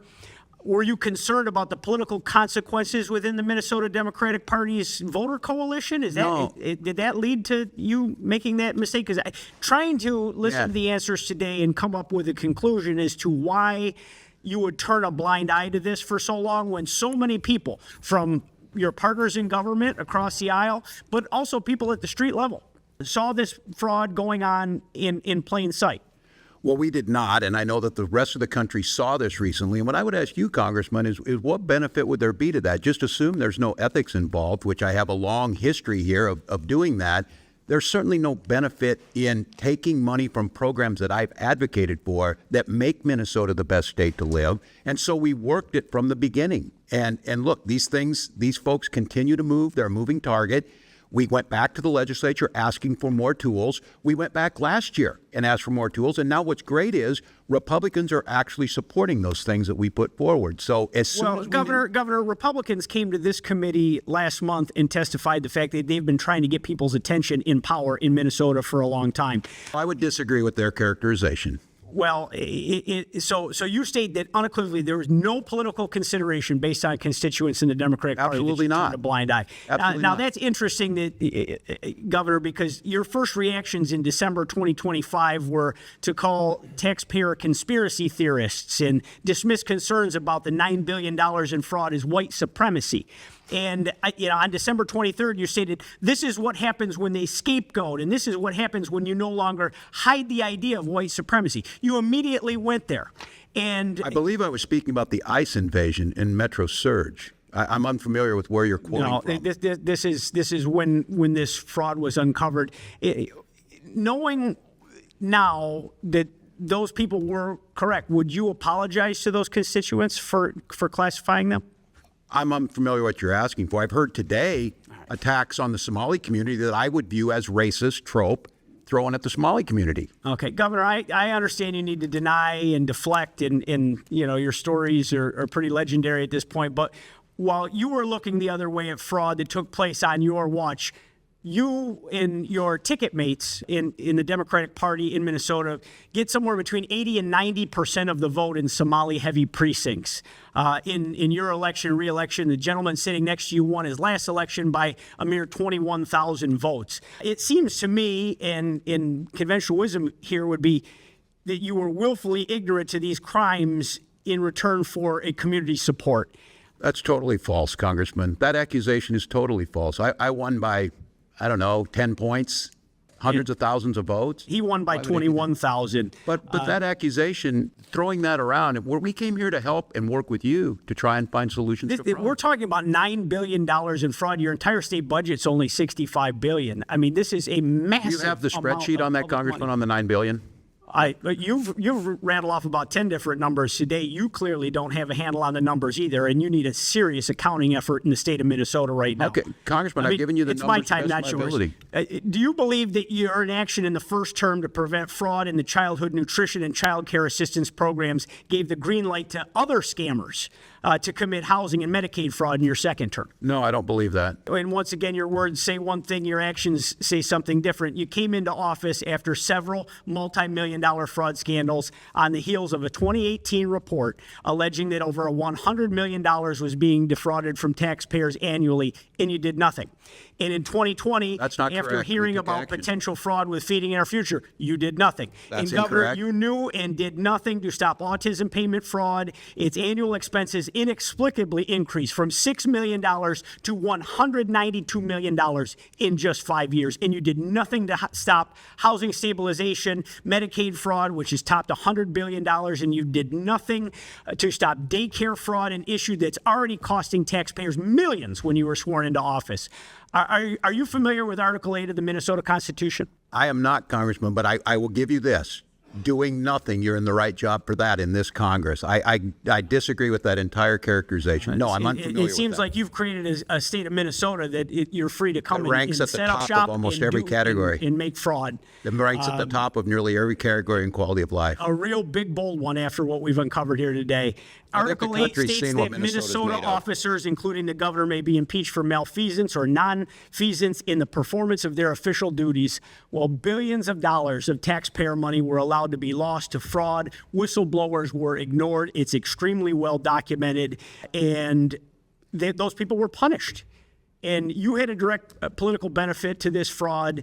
That's an impeachable offense. Mr. Chairman, I yield back. Gentleman yields back, and I think you heard the bell. I know votes are being called, so the ranking member and I have deferred any closing statements until we come back. I want to thank our witnesses for being here. We appreciate your testimony. Hopefully, you all will read the committee report and protect the whistleblowers, and hopefully we can hold some people accountable who have committed fraud. Pursuant to the previous order, the committee will recess for floor votes. We plan to reconvene right after the vote series. The committee stands in recess. Thank you all. You want us back? Yeah, at least. Yeah, the witnesses can be excused. Thank you all. Thank you. I know you have. Thank you, a lot of Chairman. claims to catch. We really appreciate you all being here. Thank you, Chairman. But you know, I did it. Okay. I'm going to gavel the committee back to order. I know there's some members that are still coming back from the floor, but we're going to go ahead and go through the bills, and then we'll vote on them if there's any debate. First motion is the Krista Morte motion pertaining to the Homeland Security Secretary. The motion is debatable. Do any members seek recognition on the Krista Morte motion? Anybody seek recognition? Chair recognizes Mr. Biggs. This is for Secretary Noem, is that correct? This is for Secretary Noem. So she's been testifying down and is continuing on in judiciary, and it is quite frankly hard for me to imagine that there'd be anything new that my colleagues across the aisle would want to ask her. So it just seems to me like this is. Would you yield to a question, Mr. Biggs? Yeah, sure. Did anyone during your judiciary hearing today ask about Minnesota and all of that? Yes, Mr. Chairman, to both of those, Minnesota and all of that. Okay. So she answered all those questions. Yes, Mr. Chairman, she did. I thought she was also cooperative because a number of my colleagues across the aisle asked her for more information. She's going to provide more information, and it just seems to me like this is deleterious and duplicative, and it'll be a waste of time. So with that, I would oppose this subpoena and yield back. All right, gentleman yields back. Chair recognizes Mr. Chris Forte. Thank you, Mr. Chair. Look, I think that in this committee, we've obviously touched on topics that are covered in other committees, including immigration, including other matters that have overlapping jurisdiction. But what has happened with ICE and CBP and DHS, not just with regard to excessive use of force and the Operation Midway Blitz or Metro Surge, but also the waste of money and government resources, merits its own kind of examination in this committee. So that's why, of all the committees, I think this one has the broadest jurisdiction and the one that is most concerned about rooting out waste, fraud, and abuse. And we've seen that in the DHS. Gentleman yields back. Next, going to recognize Ms. Luna, and I think she may have an announcement. Well, thank you, Chairman. First of all, I think that we are the greatest committee in Congress, and so I think that we have purview over every single branch, division, et cetera. So I want to talk to everyone, and I think that these are all valid concerns for members of Congress to want to speak directly to the secretaries. But I did also to do what some people don't do in Washington, and I picked up the phone and called Homeland, and Secretary Noem has agreed to have us, all the members, over to Homeland to answer any questions that we may have So that option stands, and I will be taking full advantage of that, not next week as we're out of session, but as soon as we get back. And so with that being said, I think that pretty much says that there's no need for a subpoena. She'll come in, she'll answer questions and or have us over there. And you have stated that you would coordinate. So very good. I yield. Thanks. Chair recognizes Mr. Merchant from Tennessee. I was going to ask Miss Luna, will there be food? I think we can arrange something. Maybe Chick-fil-A, if everyone's No, tired of I'm Chick-fil-A. so dadgum tired of chicken. Give me a Maybe pizza with some vegan. meat on it. Vegan's good, you know. No. Any other members seek recognition on the Krishnamurti? All right. We're going to, all those in favor of the Krishnamurti motion signify by saying, all those opposed signify by saying no. No. In the opinion of the chair, the noes have it. The motion is not agreed to. Yeas and nays, please. Okay, recorded vote has been ordered. All votes will be rolled to the end of this debate, which hopefully will be pretty soon. Next motion is the motion by Ms. Mace to referencing Pam Bondi, the Attorney General. This motion is debatable. Do any members seek recognition? I'll comment on it. Did you want recognition? I had a phone call with the Chief of Staff for the Attorney General, and the Attorney General has offered to give members a briefing, a few at a time, to come into the Department of Justice and get a briefing on where they are with respect to Epstein documents and anything else pertaining to that. So I'm certainly interested in getting a briefing from the Attorney General.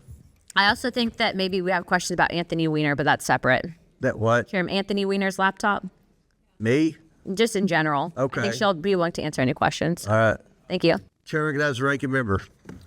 Thank you. I want to support Representative Mace's motion for the Attorney General. Look, the American public have significant questions about the DOJ and their process for releasing of the files. I think the Attorney General has gone to speak, obviously, to other committees. I think it's important that she is in front of our committee. She can directly answer questions about the release of the files, about transparency, about ensuring that victims and survivors are protected. And so we certainly support Representative Mace's motion as it relates to bringing the Attorney General here to have a hearing in this committee. And if there's other opportunities to speak with her, we would welcome those as well. Any other members seek recognition? Seeing none, all those in favor of the Mace motion signify by saying aye. All those opposed say no. No. In the opinion of the chair, the noes have it. The motion is not agreed to. Recorded vote has been ordered. All votes will be rolled to the end of the debate. Okay, now the next motion, number 3I4, is Ms. Mace, the Mace number 2, pertaining to her issue, and I'll yield to Ms. Mace. This would be a subpoena for information on the sexual harassment slush fund. That's really, I want those documents and information related to it and members that were included in it. Chair recognizes ranking member. Thank you, Mr. Chairman. I just have some comments on Representative Mace's motion, and I'd want to offer just a slight amendment to it, which I think would help protect certain staff. And I just want to kind of clarify. First, I want to appreciate the actual effort.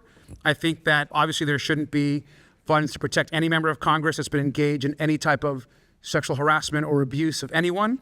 So I do appreciate that effort. Now, we have heard some concerns from the Office of General Counsel that the breadth of this motion, covering members, senators, staff, Library of Congress staff, GPO, GAO, Capitol Police, and other entities and employees covered within the actual motion, makes it more likely that the Office of Congressional Workplace Rights could push back based on some confidentiality language.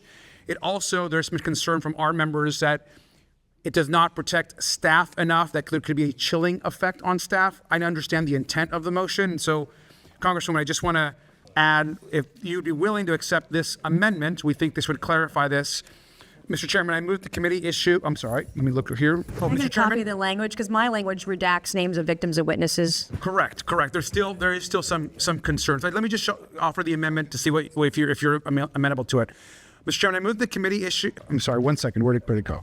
Right here? Here it is. They're trying to cover for their at the end of your motion just now. So, Representative Mace, at the end of the motion, we would add this language, and I'm happy to pass this out, which we're putting out right now.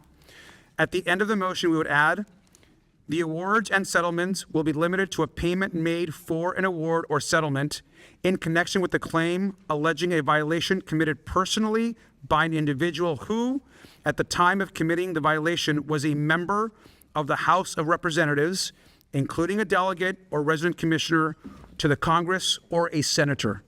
Are we okay with that? I'm fine with language. Okay. That is something that we believe that we could support. This amendment would limit this, of course, would limit this to members, senators, and with that, I would recommend that we vote yes to support this amendment. Officially making an amendment. That is the amendment to add to the motion. Mr. Garcia would like to amend the motion, basically to exclude staff.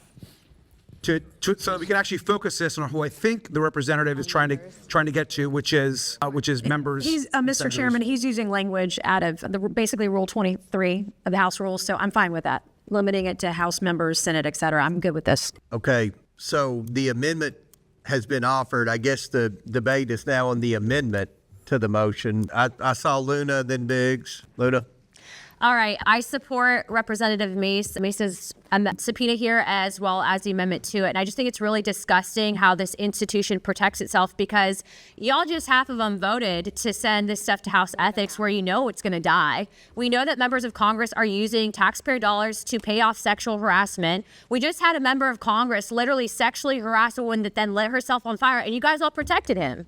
You guys all protected my own side, your side. And so if you guys want to talk about victims, if you want to go out and virtue signal, and then you guys are going to kill her stuff on the floor and then try to pass it, yeah, of course, we should subpoena all of this stuff.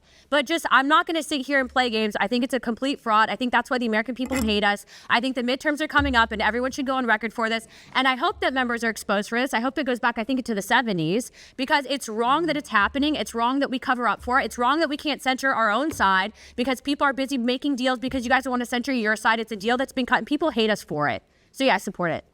Thank you, Representative. Chair recognizes Mr. Biggs.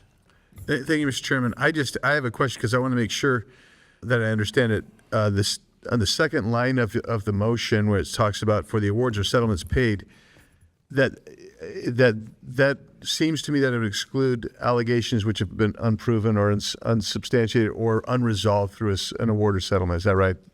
If we're using the word, yes, the word allegation would include allegations, yes. Not just things that have been completed, it's allegations. Well, but it doesn't say that. It says, and oh, it's just final settlements. Yeah, it says awards or final settlements. I just want to make sure that that's the case. Correct. Okay, and I'm good with the I'm all in on the underlying, and I'm actually okay with the amendment, although I do think it narrows it more than perhaps I would like it to see. But yield it back to you, Mr. Chairman. Chair recognizes Mr. Khanna, then Ms. Boebert. Thank you, Mr. Chair. I just want to recognize Representative Mace's courage first in standing up for the disclosure of the Epstein files so we don't protect pedophiles.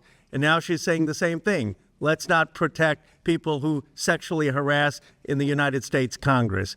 And she's saying, and she's saying, let's have Pam Bondi tell us why half the files are still hidden.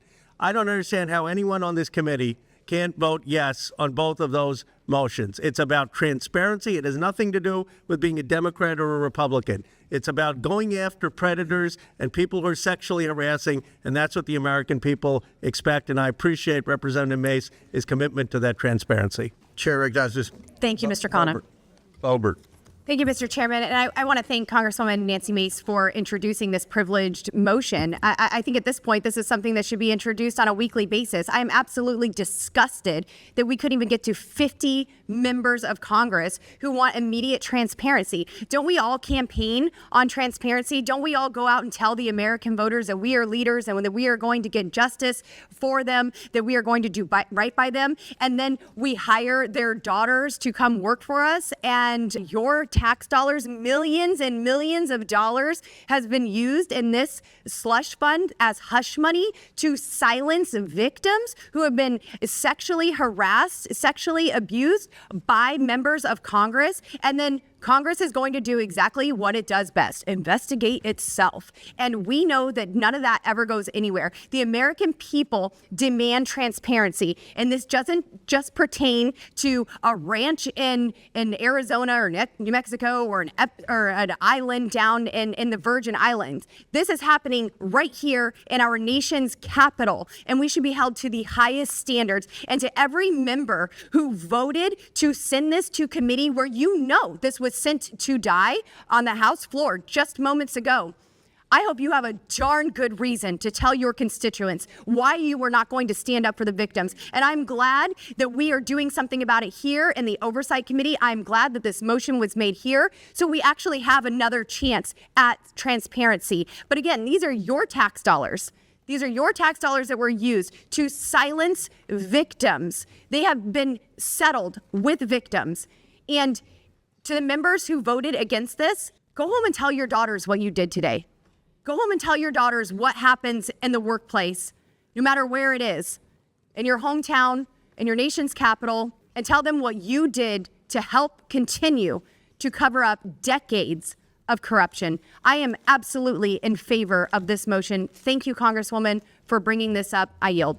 Chair recognizes Mr. Donalds and Mace. Thank you, Chairman. It's really more a question on I'm assuming an amendment to the motion. This is the Garcia amendment to exclude staff. All right. So I guess my question for Mr. Garcia is why are we going to make a limitation on staff? If congressional dollars have been utilized for the purposes of essentially trying to cover up or cure harassment that's occurred, why are staff members being exempted from that level of transparency? No, I think that's a good question. So in our conversations with the Office of General Counsel, I think the one concern, and it's been brought up by some members as well, is that there are some staff in congressional offices and other places that they have made settlements for a variety of different reasons. And the concern is that they, in a process of disclosure, could be unprotected from their settlement process that they agreed to. And the Office of General Counsel is unclear that they would be protected in those cases. And so that is the concern. At the end of the day, I think the intent is this is for members of Congress and for senators. So that's the one thing that we're trying to clarify. For a question. Hold on. And I appreciate that, but I guess what I'm trying to understand is if that's the standard for a staff member, that there was a settlement based upon the reasonings that you said, but that same level isn't for the staff member, whether they're a current member or a previous member that's been in this body. I'm just trying to understand what the limiting principle is for what we're trying to accomplish. Because if the goal is transparency to make sure that harassment that has occurred on Capitol Hill is now transparent, but that's only for elected members, current and past, but doesn't deal with staff members, both current and past, then I fail to see how the level of transparency is being arrived at with the motion. I appreciate. Can I say one more thing? I think this is a good back and forth. I think the other issue is there's some concern that staff members that have on their own agreed to a settlement, and if there is additional disclosure in a settlement that they negotiated for a variety of different reasons, if they were the actual victim, that this would cause a chilling effect in small legislative offices. No, I understand that, but by that logic, that would occur throughout the entire Capitol complex under that logic. Because if you're going to say that in a small legislative office, where let's be clear, half of the House has small legislative offices, if that's the case, wouldn't that same logic proceed to the floor of the House and the floor of the Senate? And mind you, I'm in favor of the motion. I'm in favor of transparency. But I'm trying to ascertain, are we trying to create a limit to that transparency for the stuff that, to be blunt, is just hot topic? Or are we trying to have transparency? No, can I respond one more time? So I actually think this is an important debate as piece of this. I'm going to support the motion. We want to support the motion as Democrats. We believe that Representative Mace is. We know what she's trying to get at here. We want to support it. What we're trying to do is address a real concern of some of our members and the offices that we're talking to about could this have a chilling effect on certain small offices that have gone into settlements. That's what we're trying to eliminate. I think the focus here is on members of Congress and senators. I think this amendment is tries to address that, either way, we're going to support the final motion. I certainly am. And so I just wanted to pass it along. Mr. Donalds, would you yield for a few seconds? Yes, sir. I just want to say I agree with you. I think if we're going to do this, we don't exclude anyone. If we're going to disclose the settlement, let's disclose every penny where it went, even if it went to staff. Because at some point people are going to say the amount of money that was paid out, and I have no idea how much was paid out.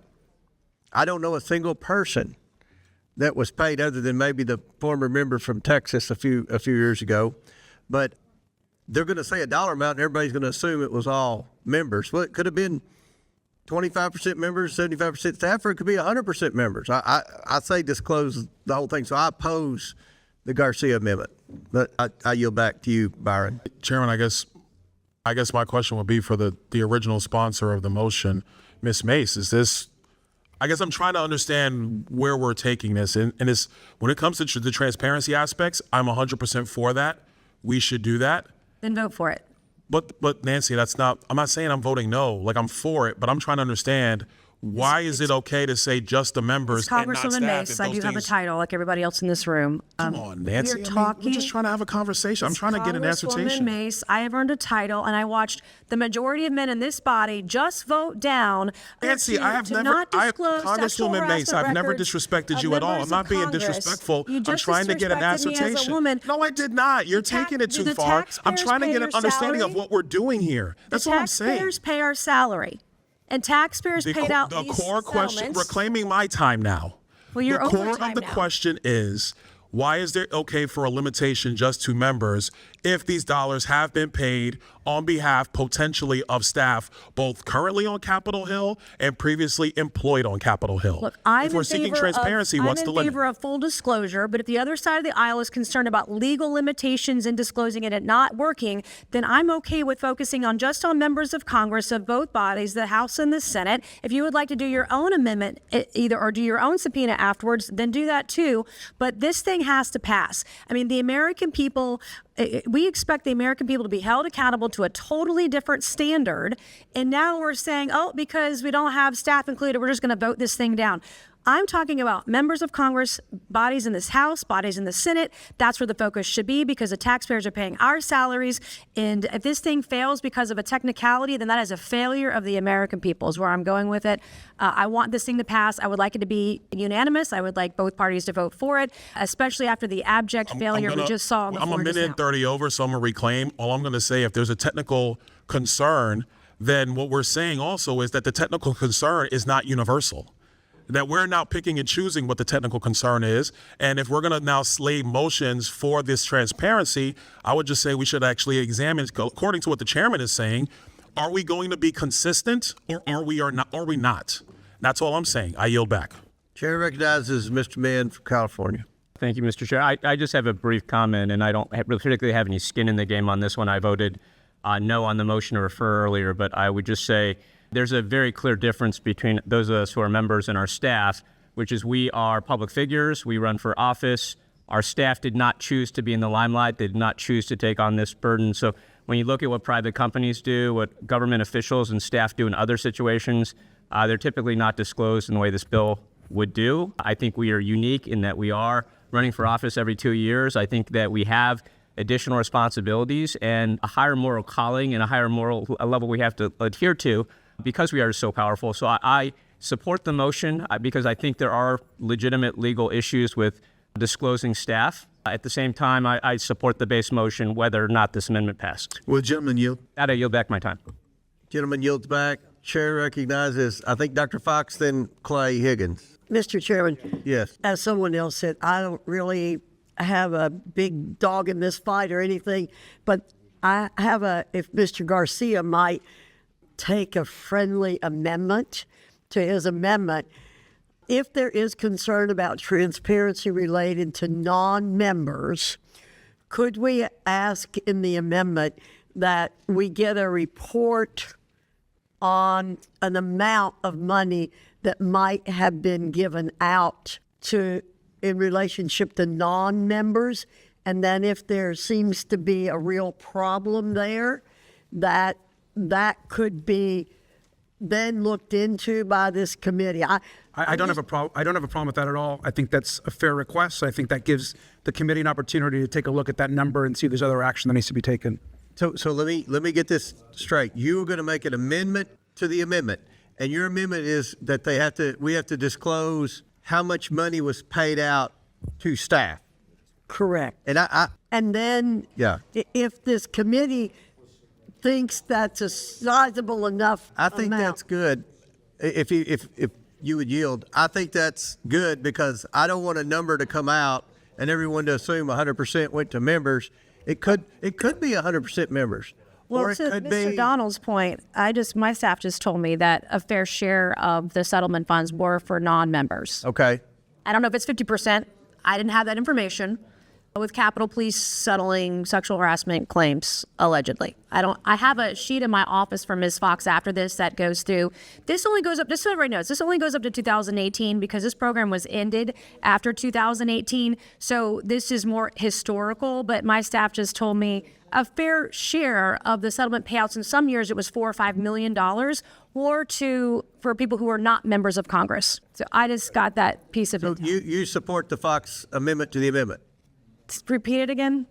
What was the amendment? Well, what I'd suggest, Ms. Mace, Congresswoman Mace, is that in order to sort of deal with the transparency issue, I'd like transparency too, but that we go forward with the Garcia amendment, so we're focusing only on members, but we ask whoever it is we're asking to provide the total amount of money that had been paid out for. I'm fine with that, and I actually have that list. I have that list by year, but I'm good with that amendment. If you want to do an amendment to the amendment, I'm fine with that.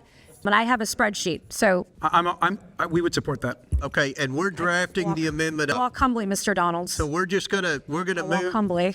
If anyone else wants to talk about the amendment to the amendment, I will recognize them. It's going to take staff a few minutes to draft this up. Mr. Burleson. Fair description. Getting a little bit confused, but I just want to make sure, and I don't know who would be able to answer this, but as long as, and I didn't even think about this until this conversation happened, but as long as the public is able to ferret out whether it was the member who was the one victimizing and the reason for the harassment, or a staff on staff situation, I think that's probably that I just want to make sure that is right able to be ascertained in whatever is released. Yeah. Mr. Garcia, do you understand my question? I do, and that I think that is why we're making the amendment as well, is we want to be very clear this is about members of Congress and senators, and I think that Ms. Fox, Representative Fox's amendment clarifies that we would get a report on all other settlements with numbers so that we can then have information to make any additional motions. I do think that's good, because if you have a continuing problem in an office, even if the member is not the one doing it, but they're not having oversight of their staff in a proper way, then that's a problem. But I just want to make sure it's transparent, whatever we're releasing, that whoever the victimizer is, whether it's the member or their staff. Okay. Any other members? So do we have it typed up yet? I know we don't. Can we do that or not? Does anyone object if we go and discuss the Bell motion? We're gonna. This isn't. Do you object, Ms. Tlaib? No, just for clarification. We're trying to type it up. That's why we're know. Okay. Are we exempting chief of staffs and things like that's? Some of these, as an attorney that worked on these kinds of cases, sometimes it's management positions that are considered staff, but the member looks the other way, kind of thing. So I'm just cautiously saying that I think Congresswoman Fox is right in looking at amount, but really should it be based on an amount, or should it be based on whether or not this person had a supervisor position that is supervised by a member? Does that make sense? So the member is fully responsible for their chief, right? And I just feel like, some of the horror stories I've heard is a member knows, they kind of look the other way and allow the person managing their staff get away with it. It sounds like because I'm all you for oppose protecting both amendments but support the bill. No, I support it. I want to do it. I think And most people but I support the also- bill. I'm I just saying also, that you oppose excluding staff. Well, this is the thing. As a person that was sexually harassed at work, I had a supervisor who reported back to someone else, and I probably, if I had known it would get information, I probably wouldn't have reported it. And so I get what our ranking member is saying, because especially when you're younger, okay, we're at a time in our lives for my fellow sisters in service here, but for younger staff members, this is scary to think about any of this information coming out, because no matter what you all think, it will impact their future prospects. They don't, and especially if it's a small staff, they're going to figure out who it is. It's just a ripple effect. So I just want, as we draft this, be very cautious in making sure we're not protecting people. The goal is to have people that are fully the ones responsible, making sure and preventing this from happening, and that is the member, the senator and the House of Representatives member. But we got to make sure that, you know, in other situations where a lot of this stuff can be enabled by the member and not addressing these issues. But at the same time, Chairman Comer, I do worry about, you know, victims and folks coming forward, right, not wanting to come forward because of what we're trying to do. And we're trying to do this because people are getting away with it. And Congresswoman Mace is right. People are getting away with not being held accountable and paying off folks and looking the other way. And again, probably repeating their abuse afterwards. All right. And since now that Ms. Tlaib yields back, the amendment is typed up. Everyone should have the amendment to the amendment, and I will read it. The Fox Amendment included will also be an annualized list of the amounts of awards and settlements paid to or on behalf of non-member staff. So that's the amendment to the amendment. Does anyone else want to debate the amendment to the amendment? If not, Dr. Fox? Well, the only thing I'd like to say is I think Ms. Tlaib is right about threats to younger women. And if a report comes back that has a lot of money attached to it, says there's a lot of money, then this committee can go ahead and do some investigation. My point was, let's give an opportunity for the committee to do more if it needs to, but I think Mr. Garcia's amendment's a good amendment to narrow it now so we can move on. I think it's the best of both worlds. Okay. I hope. So, seeing no more, we're going to vote, Mr. Chairman, on the... Mr. Yes. Comer, can I just say a thing about the whole, are we voting on the whole thing right now? No. We're voting on the amendment to the amendment. That'll be the process. Were you seeking recognition, Clay? yes. Okay. So, all those in favor of... I was. you have. Go ahead. I'd just like to remind the committee and those present that we are once again presenting to the American people that this is the way the Oversight Committee pursues a subpoena. And this is not the way the Oversight Committee pursues a subpoena. We are the majority, and we generally will work with the minority party for an appropriate subpoena to be presented by this committee. And this, like every time we have a hearing now, an opportunity to be recognized is going to be some sort of grandstanded subpoena, whether by the majority or the minority. And I think it's beneath the dignity and the procedures of this subpoena process that is long-standing, established by this committee, and the hard work that the committee staff does to accommodate the desires of a member on either side of the aisle to pursue a particular subpoena. I think, Gary, this is not the way we normally do it, although this is becoming the norm. And let me say that this amendment, as it's being pieced together, is poorly assembled, and nobody really knows what this thing is, or what the impact will be. The good lady stated that there could be absolutely some impact on staff, and people will figure out who's who because of small staffs and when the incident took place. And finally, let me say that the original motion to subpoena references a date of December 12, 2018. Let me clarify. I had to ask, what was the significance of that date? Because that's when a law was passed that changed the process to what we have right now. But Americans watching this are saying, "Oh, you mean there's no process in place?" on how to appropriately handle a complaint like this, and there is. It's an administrative process that goes through general counsel set up by the House since 2018 that handles this. It's very, America, the members basically not involved. Now, I've never been sued like this. I've been sued one time or through the administrative process here in Congress is because I escorted the little fella away from a press conference one time.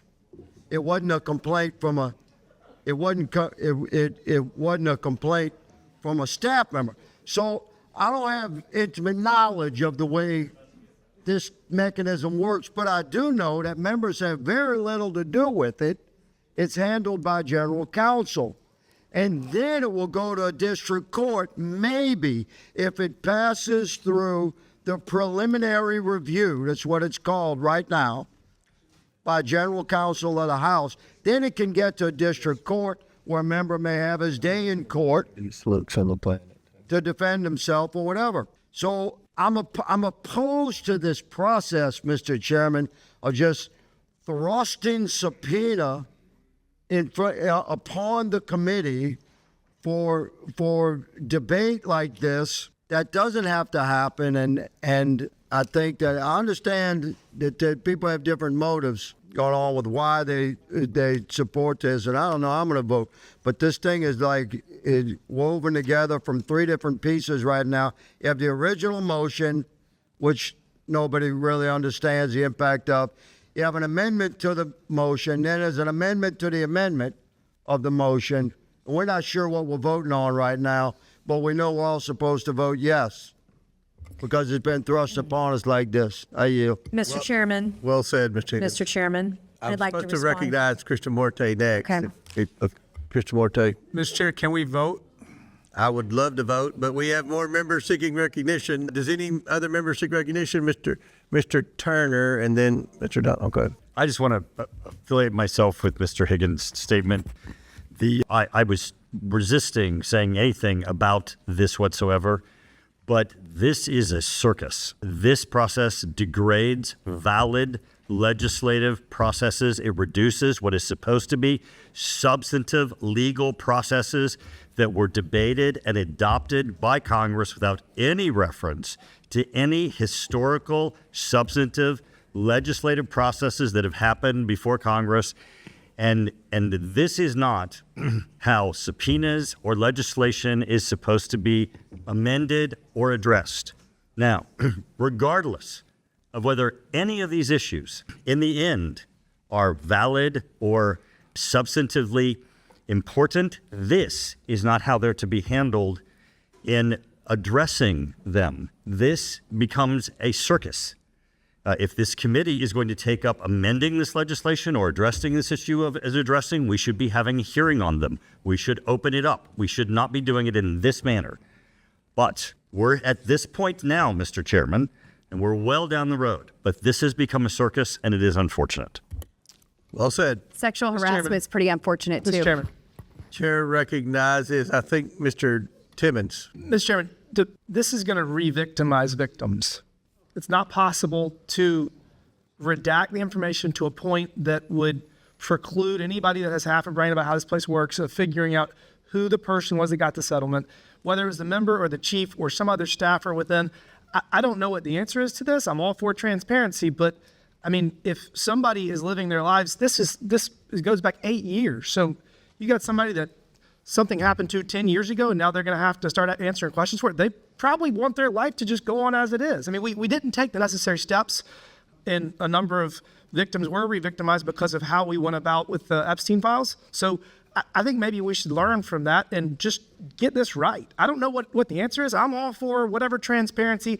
If there's a victim out there that would love to make a big deal about this 10 years later and hold somebody accountable further, great, knock it out. But I think for every one of those people, there's going to be another person that would prefer to never think about whatever happened again and enjoy the money they got. So I don't know what the answer is, but I don't think voting on, I mean, this is going to create more problems, and this is, I will definitely affiliate myself with Mr. Higgins' remarks. This is not how this is supposed to happen. Well said. Any other, Mr. Donalds and Mr. Sessions? I actually have a clarifying question on the Fox amendment, because as I read that, to amend the Garcia amendment. In my reading, and I'm not a lawyer, but I'm trying to understand this on the fly, it actually invalidates both amendments and we're back to the original motion. Because if we're not going to produce a list of the awards paid to or on behalf of non-member staff, which non-member staff I'm assuming would be any other employee in the Capitol complex not in a member office. That's what that says to me in lay terms. I think what we're actually doing is we're getting back to the original motion of Ms. May. So I'm just trying to get clarity on that, Mr. Chairman, before we vote this thing out. I can't clarify. I agree with some of the earlier statements. This is not how we're supposed to operate, but it's still Byron time. Are you still talking or are you? I just want to know if somebody wants to answer that. Anybody any thoughts on that? Anybody? If I could just say, I think they're going to print it out and vote your conscience, but I say don't support sexual freaks or deviants and support the amendment and let's get it passed. Thank you. But let's no to freaks. Well, hold on. Now here's what we're going to do now. I think it's important to understand exactly what we're releasing. Like I was fine with the original Mace motion, and then we were told no, we can't do that because there's a chilling effect. But the Fox amendment now kind of undoes some of the chilling effect, the language that the Garcia amendment does. So I don't think it's just as simple as saying, well, just vote it out and be done. I think if we're going to do this, members have to think very clearly about what we're actually letting through. I'm fine with the original motion as it is. That's my position. Right. And I just think that both motions really countermand each other to a degree. Mr. Chairman. Dr. Fox. I yield to Mr. Biggs. Yeah, Okay, Mr. Biggs, there's still 3 minutes. Yes. Yeah, I'm just thinking, trying to see if I could help clarify that if you deleted the term non-members and you just put behalf of staff of members of the Senate or House of Representatives, you're talking about the staff of members. Would that assuage your concern? I mean, I get what you're saying, and this does kind of get messy, I think, but I do think, the lawyer in me is saying, well, maybe you should get some precision in speaking, and this might be a little bit more precise than the generic Fox amendment. So anyway, just yield back to you. All right. Ms. Mace, would you add, Dr. Fox, you have anything to add, Dr. Fox? Well, I would just say, I think Mr. Garcia's amendment's pretty clear. It's going after information about a settlement made on behalf of a member of Congress, whether it is to a staff person of a member of Congress or anybody else. I don't think you have to say that it's a staff person here. It just says alleging a violation committed by an individual who was a member of Congress or a delegate or whatever. And then all I'm doing to assuage the concern about whether or not it casts too wide a net in terms of people other than members is to say, okay, well, we'll get a list of amounts of money paid out to other people, not staff members, and then see if it's warranted to proceed. I'm just trying to move us off the dime we're on right now and then see what else needs to be done. Nothing precludes further investigation. Chair recognizes Mr. Sessions. Did you seek recognition? Yes, sir. Thank you. Mr. Chairman, probably only this top row here were there some 10 years ago when this was a big issue. Oh, Andy was here. Okay. Well, it was a very difficult issue. It was in the papers. It was cost members their jobs. Some of it was true, some was untrue. It really didn't matter if you were guilty, if your name even appeared anywhere near it. There were some good people who got hurt in that. They took their lumps and they moved on. But there was an agreement that if you could, and this was by men, women, both sides, that if you could engage in this without public scrutiny. I think the fear at the time was it would hurt someone that claimed this, and you wanted to protect them also. And I just think that we should get into a circumstance, perhaps like Chairwoman Fox has said, let's go in and take a look at this to where we know what we're talking about before we do it. But I don't think in any way that I would be for protecting someone if they shouldn't be protected.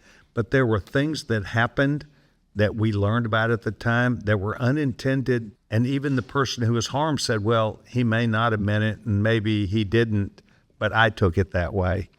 And so I'm just simply saying, I just think we ought to have a better idea about what we're talking about here before we go in and assume that there was a right and a wrong, because it was meant to protect people at the time. It was not a compromise.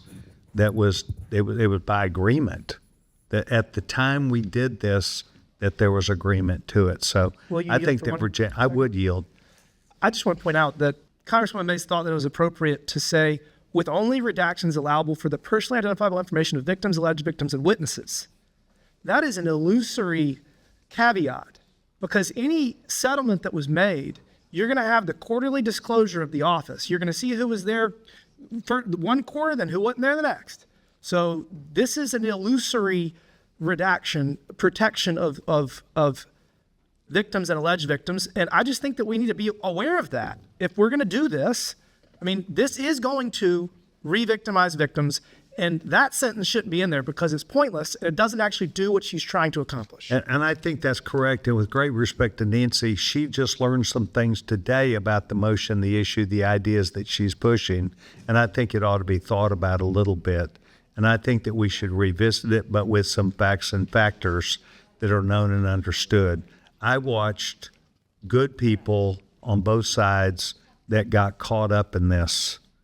And it is, we tried to work out of it by agreement, not because we compromised. I yield back. Any other members seek recognition on this? We're going to vote. Ms. Mace, you want to speak on the amendment to the amendment, or you'll wait? We're going to vote on the amendment to the amendment. So, okay. Are you good with that? I want you to be happy. All right. All those in favor of Dr. Fox's amendment to the amendment signify by saying aye. All those opposed, no. In the opinion of the chair, the ayes have it, and the motion or the amendment to the amendment is agreed to. Now we will vote on the amendment as amended, the Garcia amendment as amended by Dr. Fox. All those in favor of the Garcia amendment as amended by Dr. Fox's amendment signify by saying aye. All those opposed, no.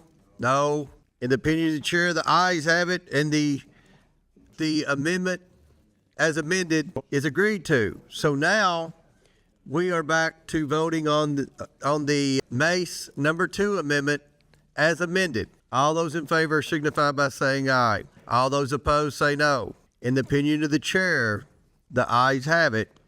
The motion is agreed to. Now, the last vote is the Bell motion. Mr. Bell, you want to explain your motion? I don't even remember what it was. Yes, Mr. Chair. My amendment was to bring in Gregory Bavino to this body.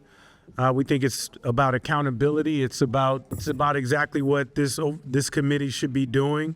There are operations in Minnesota that all of us should have questions about, and I think this is a no-brainer. This is exactly what we should be doing as an oversight, getting those questions answered. Anyone else think? Ms. Mace? It passed. Okay. Anybody else seek recognition on the Bell motion? Seeing none, all those in favor of the Bell motion signify by saying aye. All those opposed say no. No. In the opinion of the chair, the noes have it. A recorded vote has been requested. All votes will be rolled to the end of the debate. Now it's the end of the debate. We can vote on the bills, right? Vote on the motions. Okay. So the question is on motion number 1, the Cristamorte motion. Members will record their votes using the electronic voting system. The clerk will now open the vote on the Cristamorte motion. Have all members voted who wish to vote? Does any member wish to change their vote?